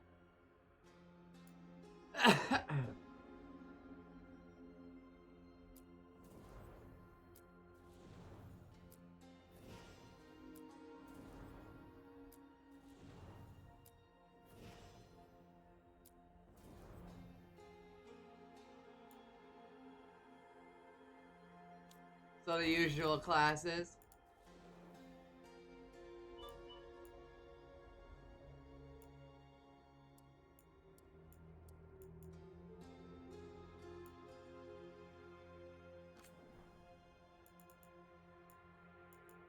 Oh no, there's so much.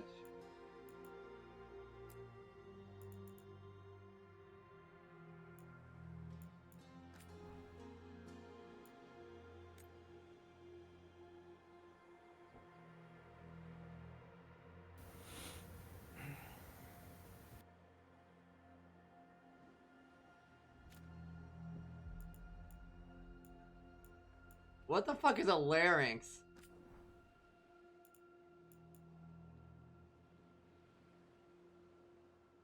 I don't even know what that means.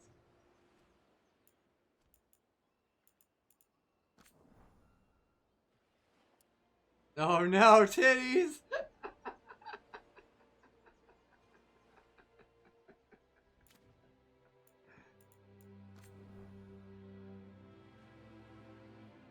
Wait, what?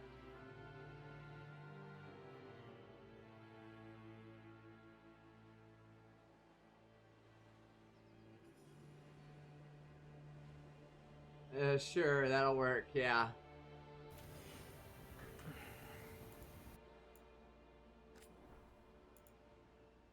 Height? Negative 100%.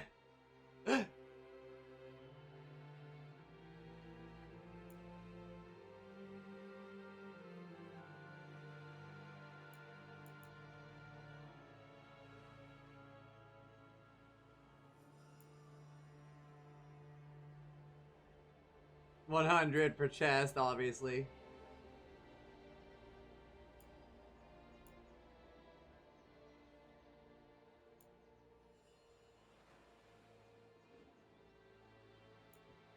Glutes. Bulge. Oh my god. Ha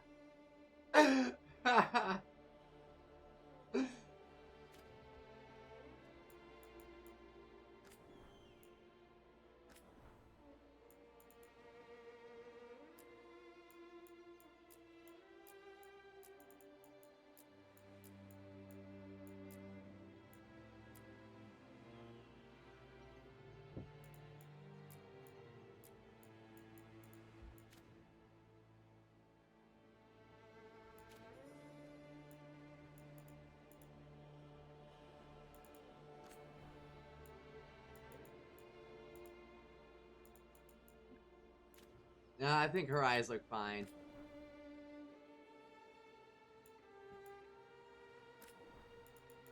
Is there purple?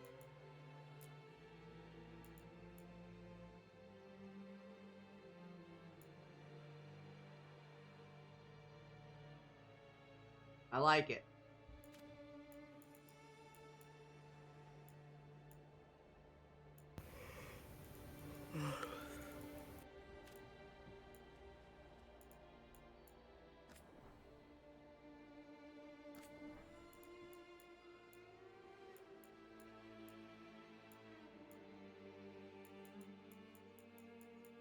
Damn, this character creation's pretty in-depth from the previous ones. Take your time, boo-boo. I'll probably just do the intro and end it for now, because I still gotta get my dad his rent money. Oh yeah, you still need to go out, yeah? I'm not going out of town, though. I know, but just like the nearest ATM that you always go. Yeah, it's at a gas station. Okay.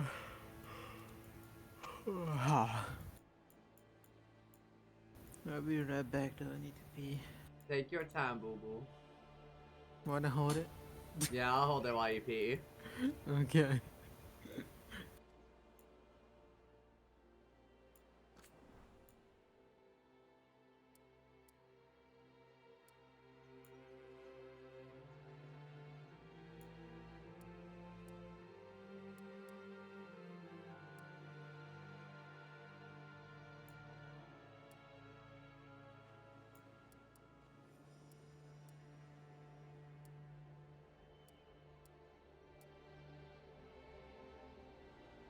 Sure.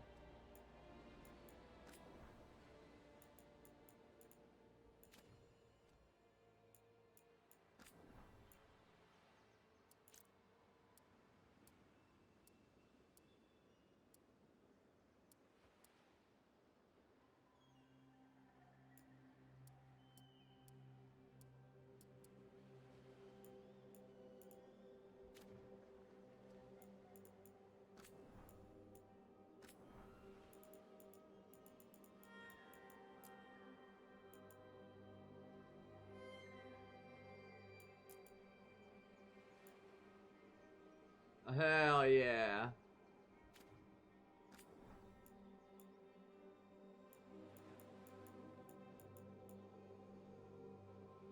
Wow, that wild, the titties, yeah.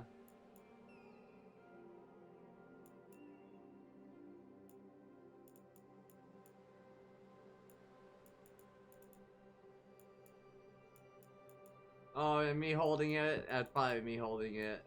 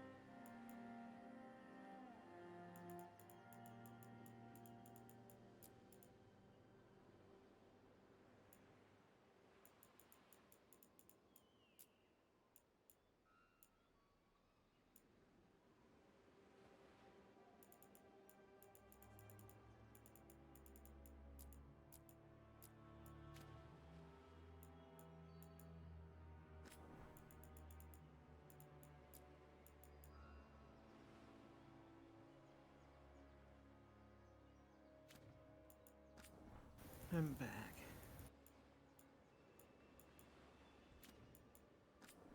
Welcome back, boo boo. Thank you.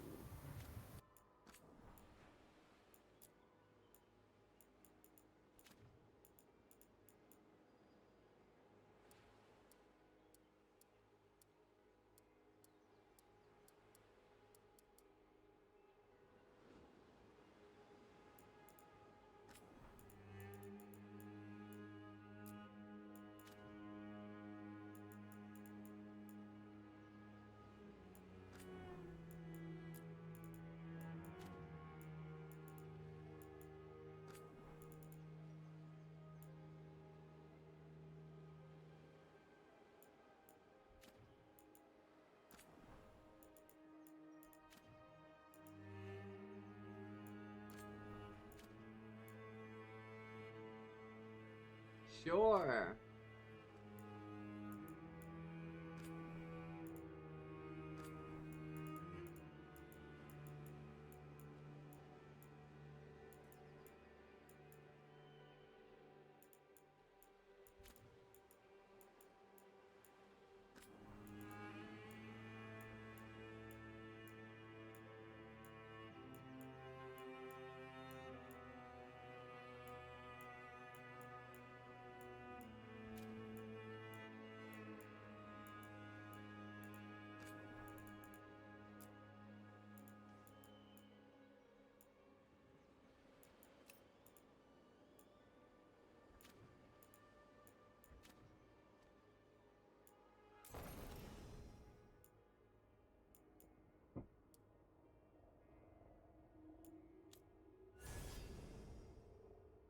About the same amount of classes. Warrior.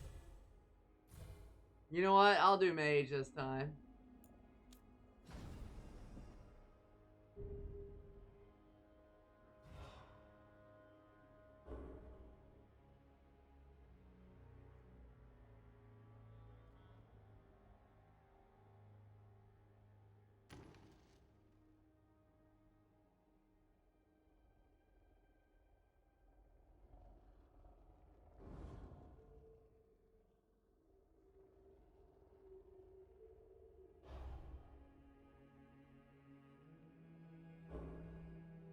We'll pick this one.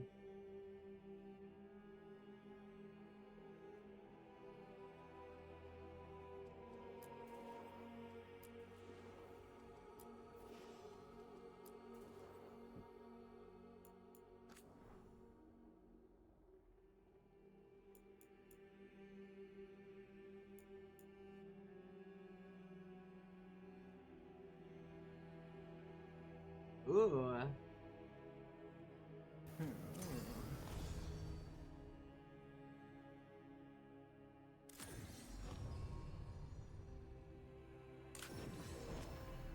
Here for the story, obviously.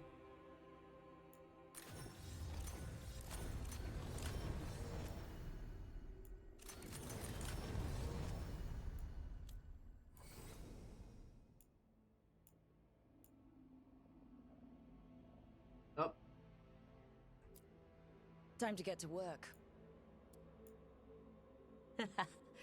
What's he been saying now? Oh, there's only 2 I can pick. Let's move. I'm feeling 22. Well, we made it. I'm happy we're here. All of us.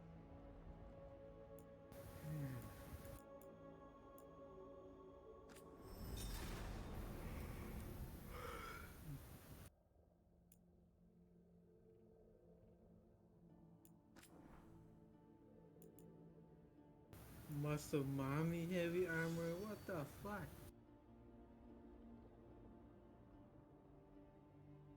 You people need to calm the fuck down. Don't turn Helldiver to a horny game, man. We do this for democracy.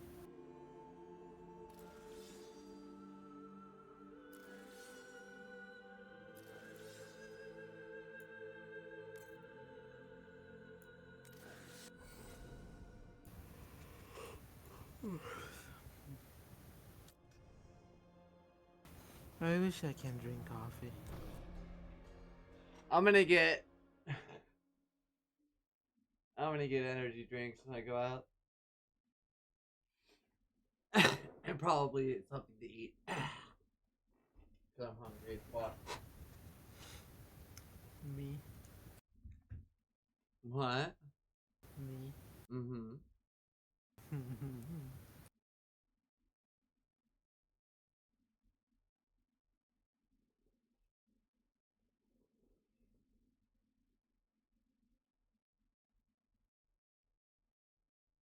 I'll make you Alfredo. Cool with me.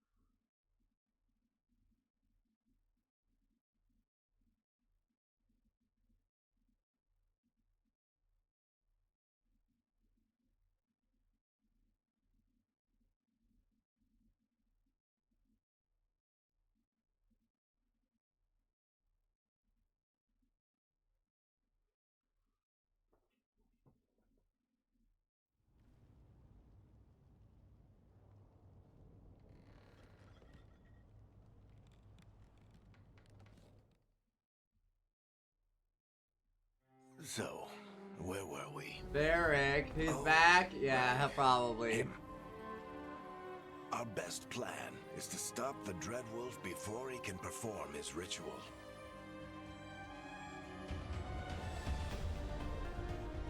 After following his trail across half the known world, we finally tracked him to Minrathous, capital of the Tevinter Imperium. We're going to Tevinter? God. I hate those motherfuckers. We need a local expert. So, naturally, our story begins where all great stories begin. With the seediest bar in town. And a missing contact.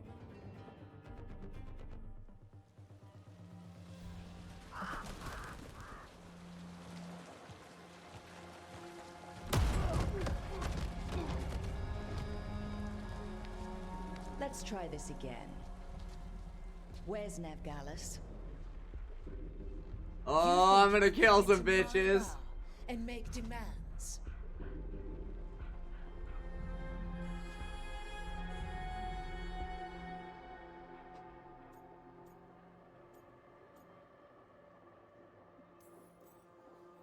Nev Gallus is my only shot at You've chosen the direct approach. Hell yeah, I did. I'm not leaving until I know where she is. Be ready to talk by the time I get to you. Darling, you're adorable. Holy shit.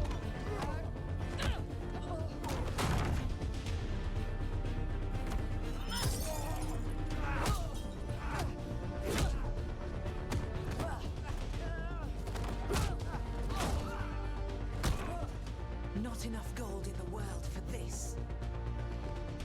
Barrack, now! Meet Bianca. She'd like you to stay a while.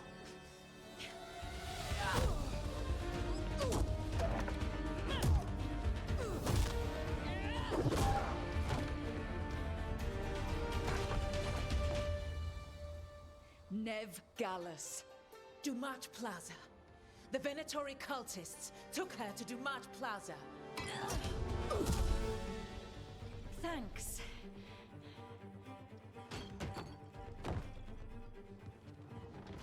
Your friend Nev Gallus is at Dumat Plaza. I heard. That's why you're my second in command. Although, for the record, there was probably an easier way to do that than fighting an entire bar.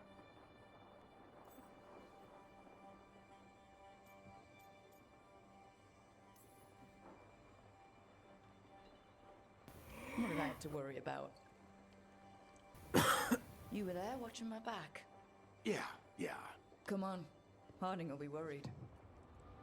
All right. Break's over.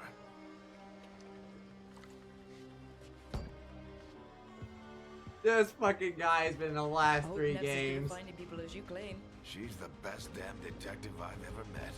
If she says she's got a lead on Solus, I believe her.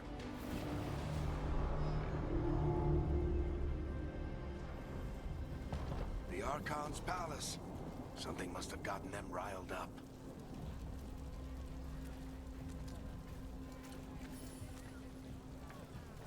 Spare a coin, please. Fine. Andraste bless you.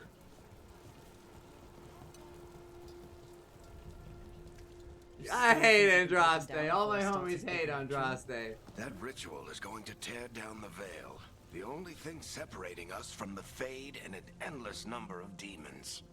I have to talk him down. No, we killing him. I don't give a fuck. I will kill Solus right now.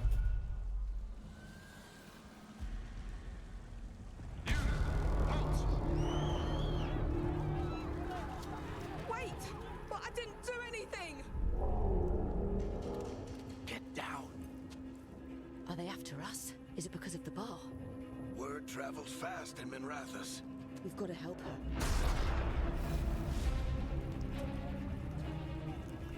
We don't have time to get arrested, especially if we...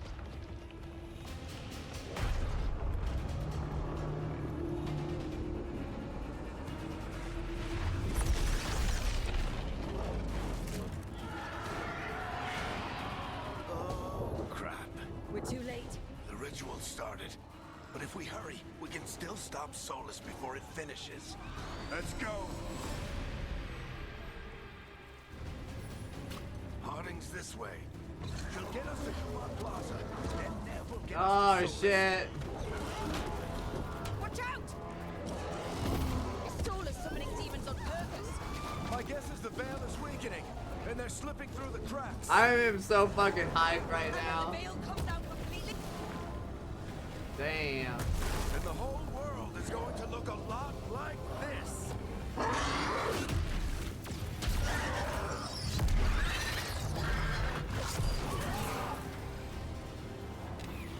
Come on, this way. It should get us to Harding.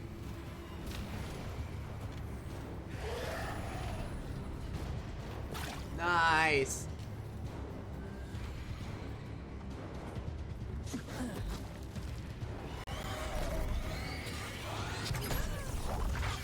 You're safe now. Get inside and bar the door as quick as you can, okay? Thank you. Oh, it's her. Okay. You all right? I've been doing what I can to help. The ritual must be weakening the veil. There are a lot of scared people out here. And a lot of demons. Haven't seen this many come through the Fade in years. And what about you two? Are you okay? Fought some demons, and the Archon's palace took a few shots at us. Nothing we couldn't handle. Speak for yourself. Have you got my gear? Right over there. Where's Nev Gallus? Wasn't she at the meeting point? The Venatori got to her first. They grabbed her before we arrived and paid off the bar owner to keep it quiet. I'm not surprised our detective did something to piss off a cult of murderous blood mages, but their timing stinks. The bar owner said the Venatori took Nev to Dumont Plaza. Can you get us there, Harding? Rook, you're with the Shadow Dragons. I figured you'd know Minrathous better than I do. Sure, but Minrathous is huge, and this is nowhere near my neighborhood. I can try. Don't worry, scouting's my specialty. Follow me. Eyes up, we've got company. Oh shit. Oh my god, they look so cool. What the hell?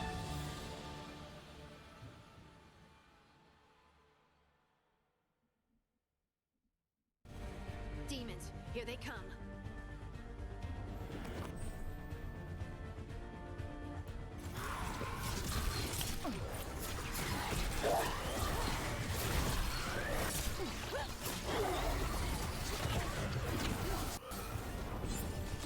Oh, cool. Oh my. I think that's the last of them. Good. Let's get to Dumont Plaza and find Nev. You two all right? Patch yourselves up if you need it. I don't get it. If Solus tears down the veil, doesn't that destroy everything? Solus always talked about how beautiful the ancient world was. That world existed before the veil, and he wants to bring it back. Even if his ritual kills us all in the process.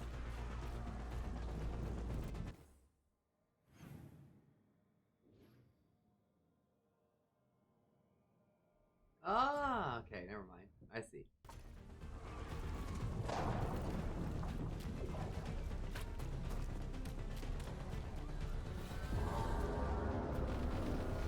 You are in violation of Imperial order.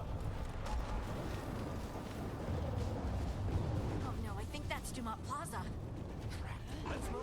They're the ones who made trouble at the ball!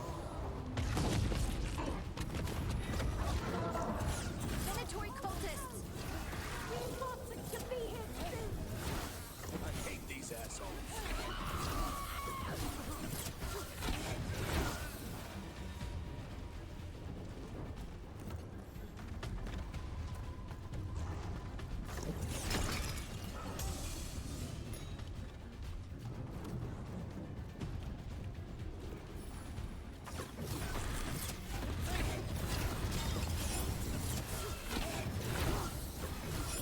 Looks like the Venatori put up a barrier to block the way.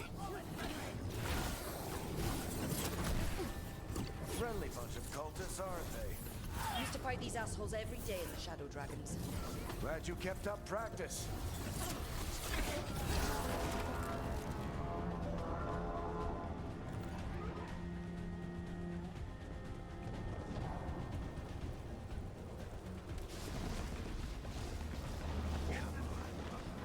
Guess we're sliding down.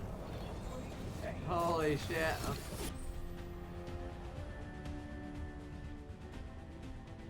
They're allies of Ned Gallus! Kill them all!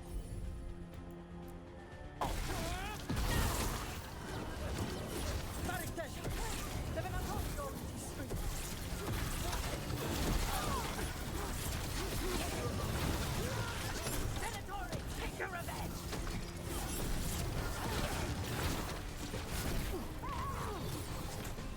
Another But it looks like Nev's work, not the Venatori's.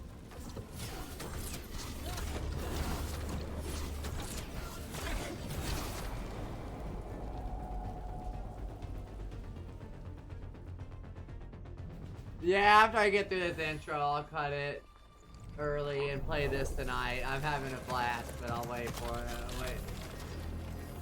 Oh, damn, girl. Varric, Harding. Not the worst timing. Nev, it's so good to see you.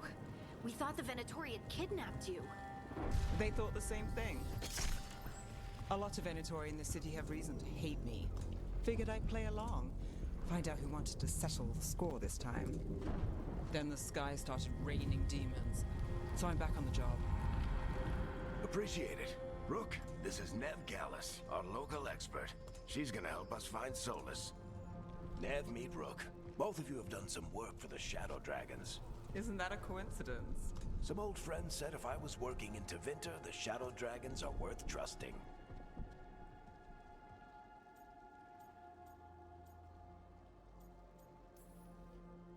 Nice to meet you. Based on the Venatori, you've got excellent taste in enemies. I do my best. You said you had a lead?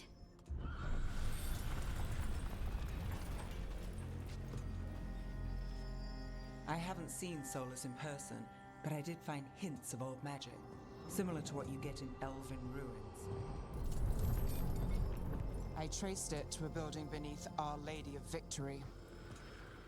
That's where your man is hiding. Then let's go, before this ritual he's doing gets any worse. Worse, this ritual's already drawing more power than I'd expect from a dozen mages. You told me he was working alone. I also told you he was an ancient elven god. An elven god. Well, whatever he is, he's causing trouble in my city. Let's go. All citizens in the Canal District must remain in their homes. I hate the Templars. All my homies hate the Templars. You just started playing and then you hate everything. I hate the Templars. They're dickheads. So, if we do catch Solus, Dickhead drug addicts. whatever he calls himself, what's the plan? Dickhead drug They are. Every single one of them's addicted to mana for some So we fucking catch him reason. while he's doing his ritual, so he can't fight us. That's the hope. If it comes to a straight-up fight, we're dead. When I play the other ones, you'll see what I mean. Why I fucking hate Templars. I'm getting too old for this.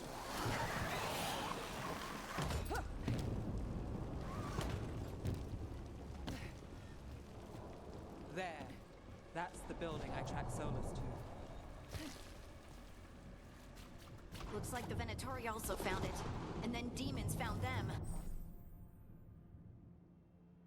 Ooh.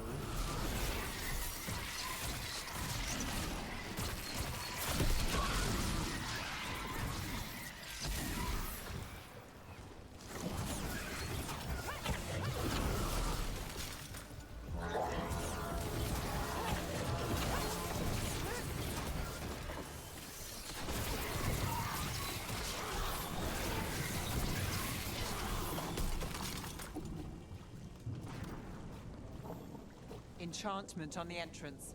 I can get it. By order of the Imperium, you must surrender immediately. So this is the Dreadwolf's hideout. One of them, at least. Not sure how long Oh, he's been here.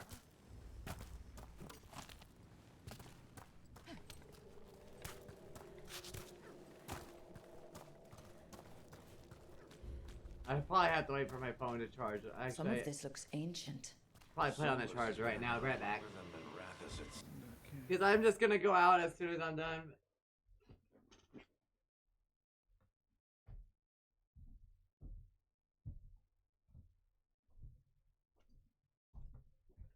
Where's my charger at?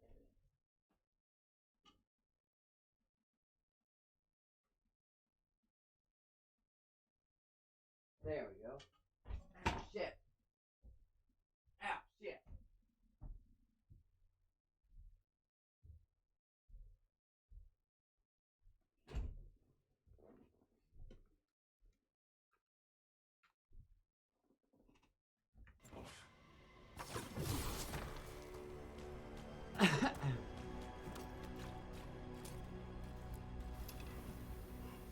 in chains.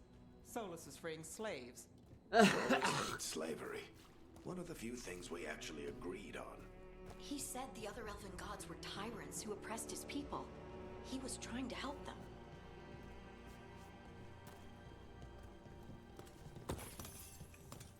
What do you see? No sign of Solus. Just a big glowing window or mirror or something. Well, that sounds ominous.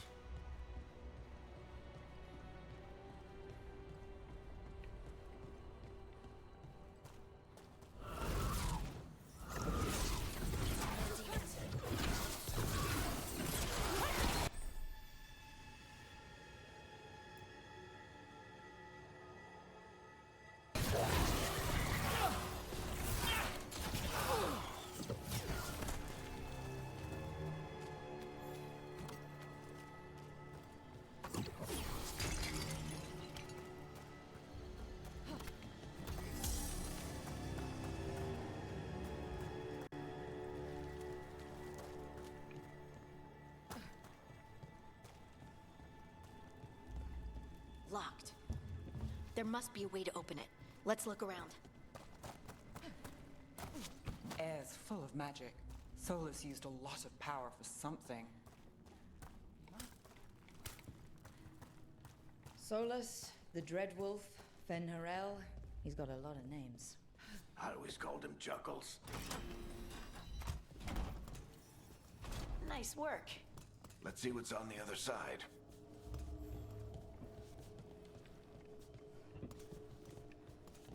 No, if I fall down and die, I'm gonna be pissed.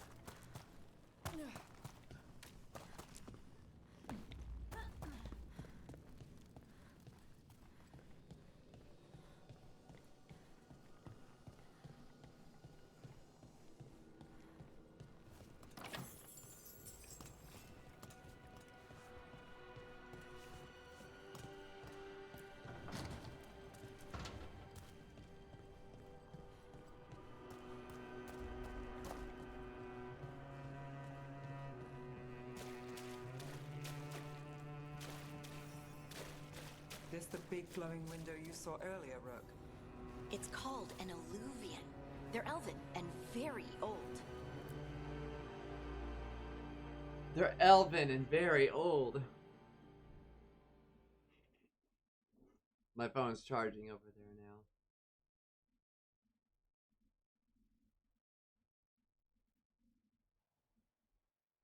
now. Oh, I love it. I want to play it all day, but I'm not. I'm gonna have to wait.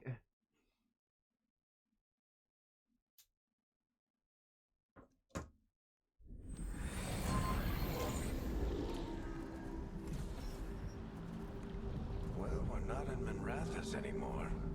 I know these trees. This is Arlethan Forest. And there's your ritual. The power involved. I've never seen anything like it.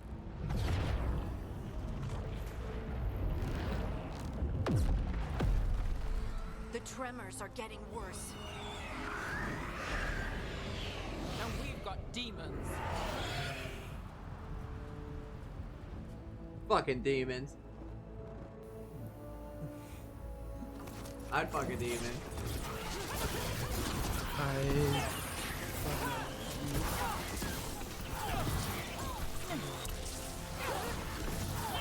I'd fuck a demon, mommy. I mean, what? And I thought the demons were bad back in Minrathous. The Fade's a mess this close to the ritual. No telling what could come through. Where's the big berserker ones? Those ones are so cool. Does it feel like those tremors are getting worse? Keep moving and try not to think about it.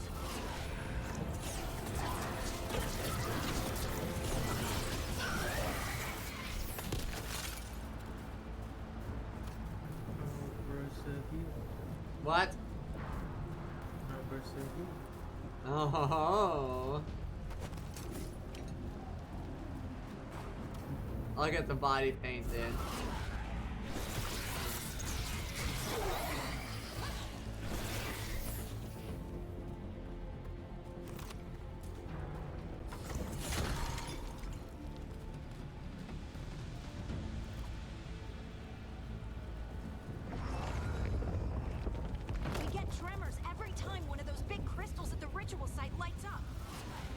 them left to fight. Might want to hurry. Demon cosplay.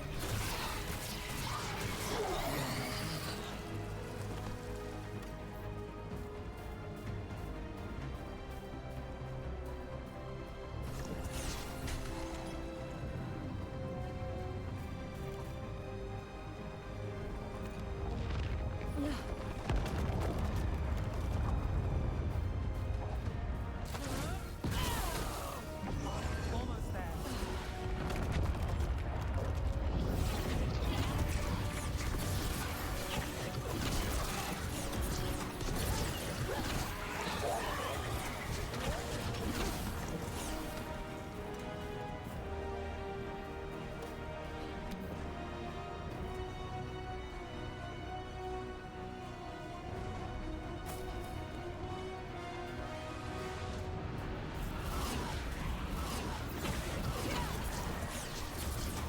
Quite a few of them, aren't there?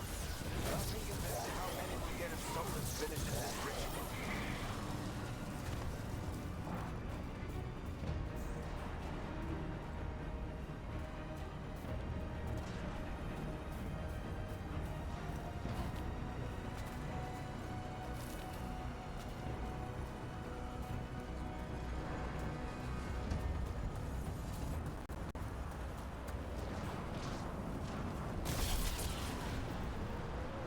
Oh.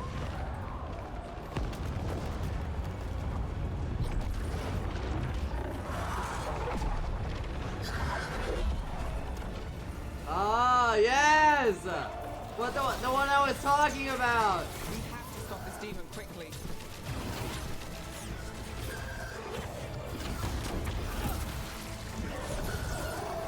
How do demons this large get through the... Watch the light. Damn, they look fucking cool! What the fuck? Everyone all right?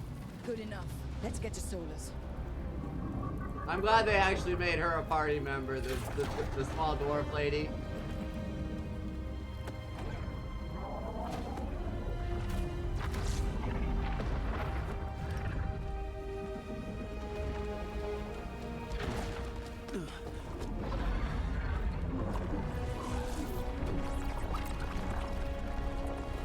Kick his fucking ass!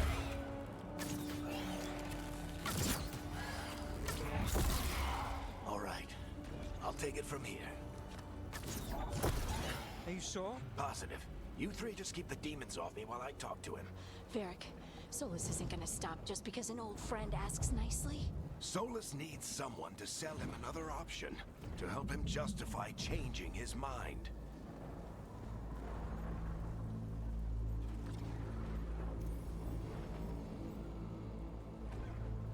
We've got your back. If anyone can get through to him, you can. Thanks, Rook. Whatever else he is, he's my friend. And if he won't listen to me, then he'll hear from Bianca.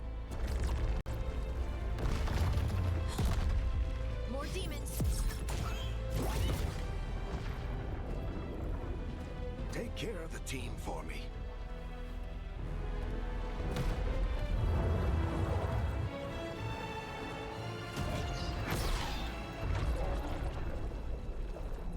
Fuck this guy! Please just kill him! Chuckles. If I didn't like Varric, I'd never support this shit. Please kill him, for the love of God. Please kill him.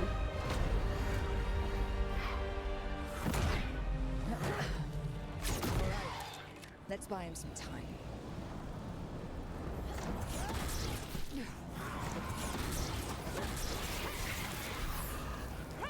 I hope Varric is getting through to Solus. We better talk fast. We can't.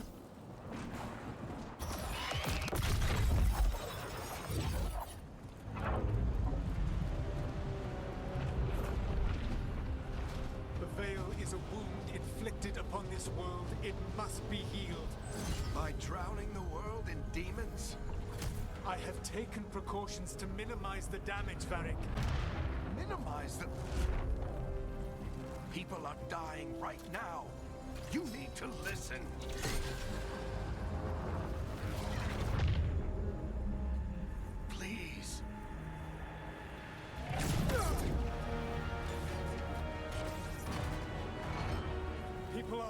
is dying. It is what they do.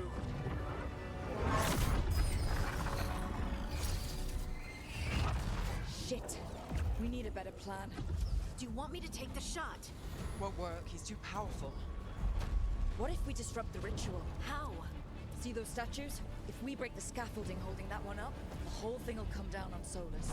It's risky. Interrupting a ritual of this scale will have consequences. And what about the demons? Varric needs us to hold them off. Right. You two stay here.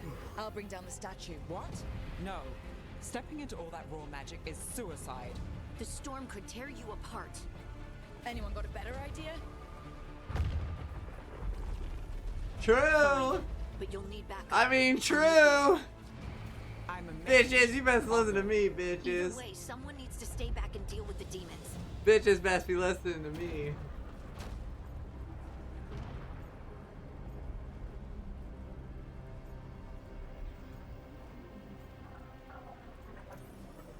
Let's go, Harding. Nev, keep the demons off us. You got it.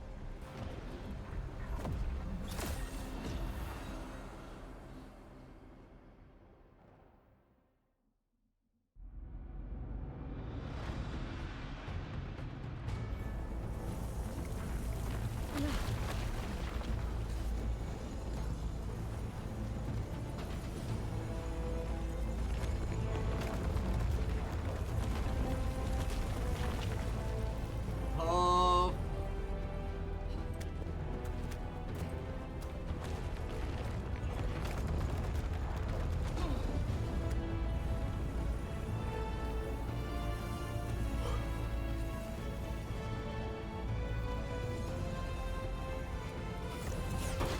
Bring down that scaffolding!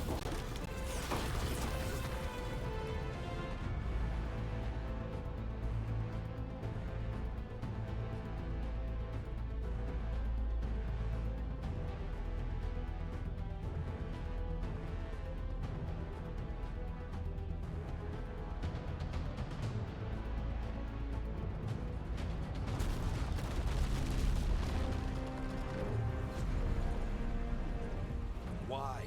Why tear down the veil, knowing all the lives it'll cost? We shared a journey years ago. Do you believe that I would do this if there was some other better option? The pillar's weak, but It isn't falling. We need to push it. I'm with you. Together. Now! You came a long way and made a valiant effort, Varric, but this story does not end with my downfall. Push!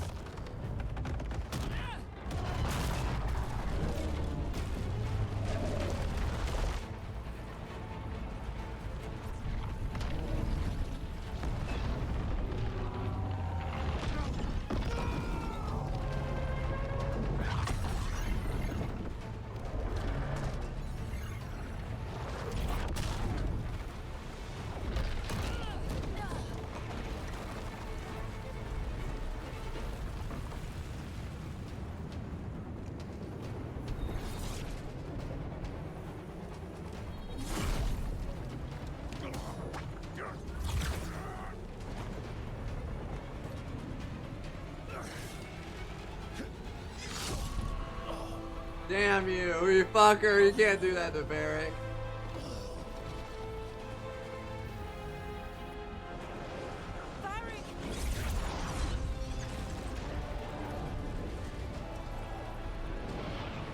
Varric. Varric. Oh no, no, no. Harding!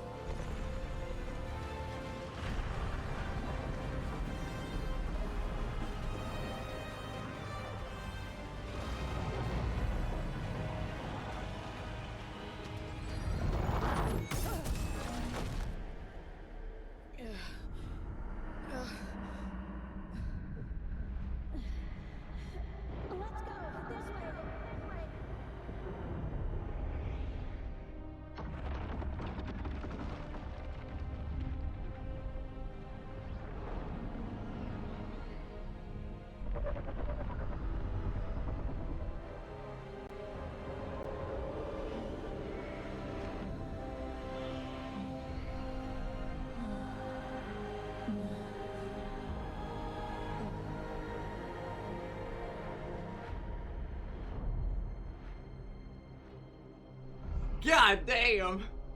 I'm so hyped, what the fuck?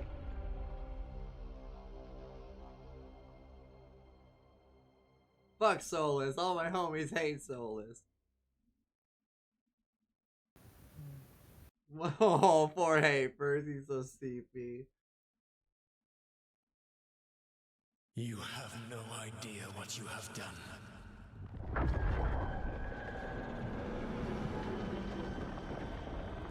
Solus?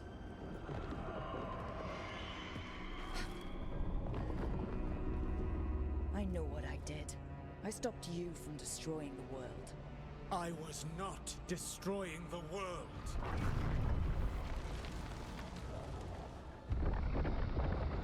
When you disrupted my ritual, the magical energies pulled me here, into the Fade. Okay, so that's why you're here. But why am I here? Your physical body is unconscious, but you shed a few drops of blood at the ritual site. Enough for a tenuous connection. Blood magic? Firstly, I abhor the use of blood magic. Secondly, had I the power to control you, I would already have used it.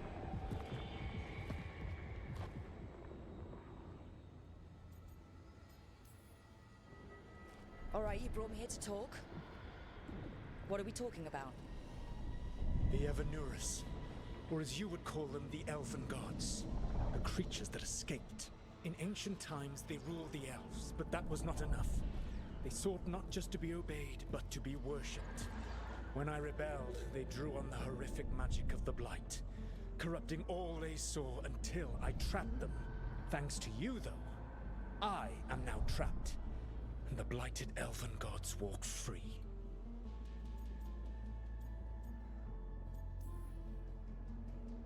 Right, you were innocently doing nothing when we came along. The prison in which I had trapped them had begun to crumble. I was moving them to another. So you weren't tearing down the veil and drowning the world in demons and wild magic? I had a plan. Varric always said you'd have a big explanation for why none of this was your fault. Varric?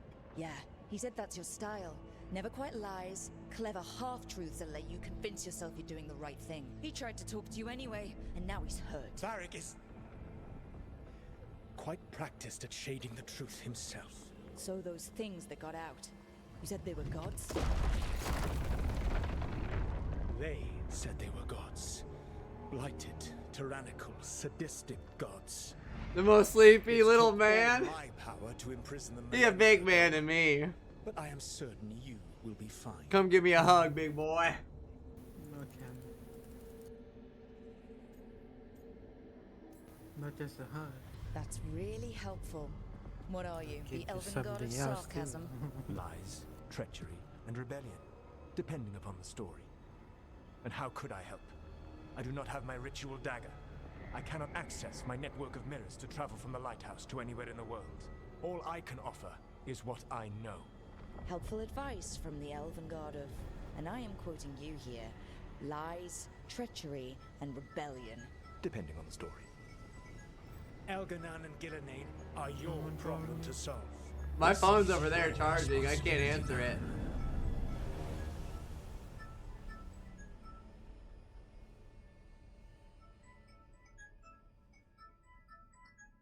I fucking hate that shit.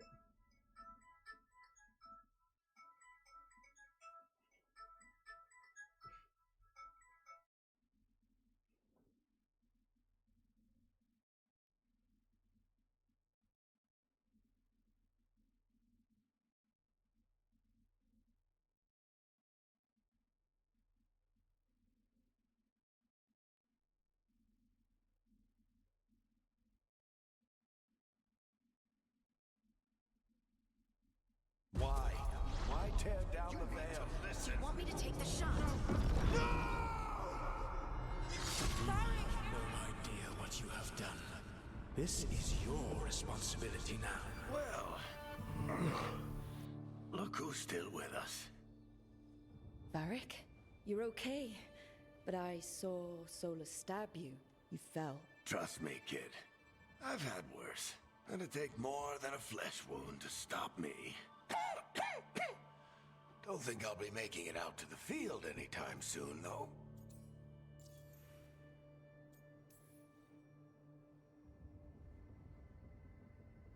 What happened?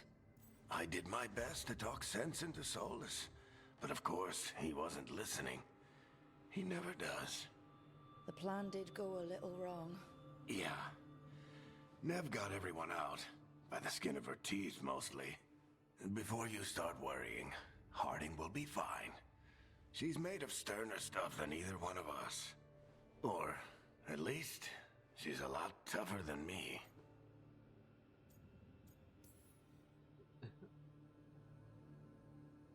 I should have come up with a better plan.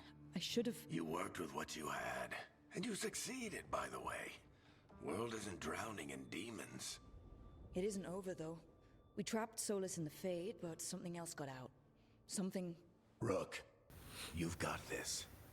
I've seen your work. Oh yes, big man. Like made orders while taking down that He a big man to me. slavery ring. In more ways than one. There's a reason I dragged you into in this his whole heart. soulless mess. You're clever, adaptable, and you don't know when to quit. Rook? In his pants. You're awake. Yeah, done. Sorry, I didn't mean to barge in. I was just looking for elf fruit. No, it's fine. I was just gonna stretch Well, my legs. of course. Oh, Rook. Watch your step out there. If you put a foot wrong, you'll fall forever. Yeah, on top of everything else, the Illuvian took us to the Fade. The place where dreams come from, so... that. Yeah. Something is rising with love and Then love I that she really need to look around. Yeah, you should. And we should talk about things. Maybe find Nev. She's outside, looking around. There's a room with a table down the stairs. I'll meet you there. Go ahead, Rook. Me, I need to sleep.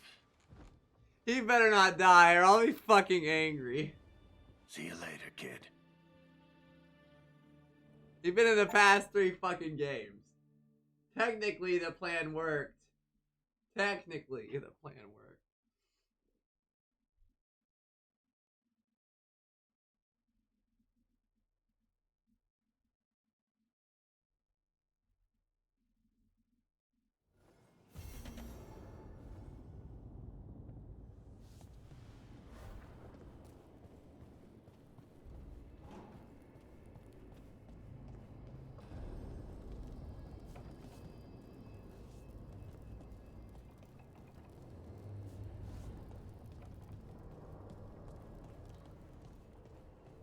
Damn, girl.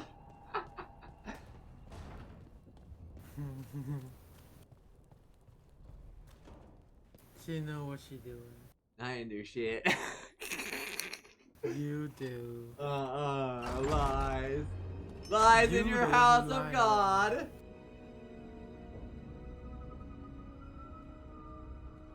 Whoa.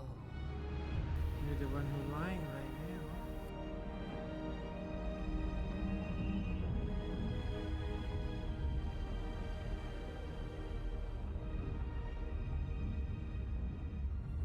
Look who's with us. We're, If you can romance her, I'm gonna get down with her. Land of raw magic, nightmares, and this, apparently. It's a lot to take in. Harding thought we should talk about what comes next. She's not wrong. But if you need a breather, can't hurt to look around first.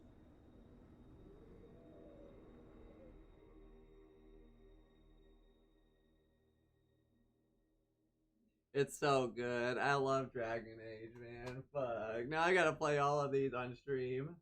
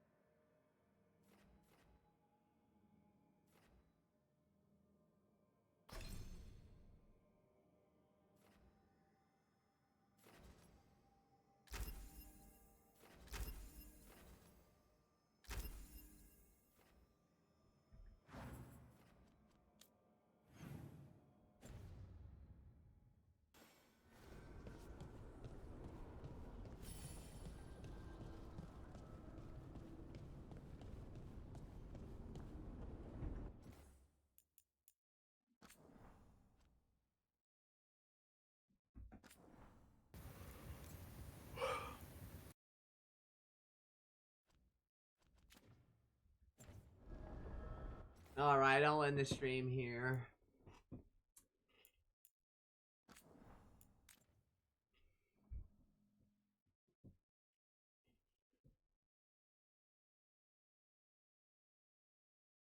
His heart is big and his never mind.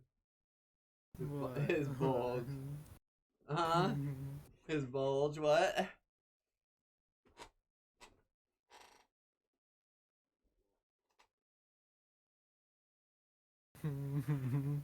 Alrighty, I'll see everybody later. Here we go. I'll play more of that tonight because I love it. Yep, Alrighty, I'll see everybody tonight. Have a good one. Bye-bye.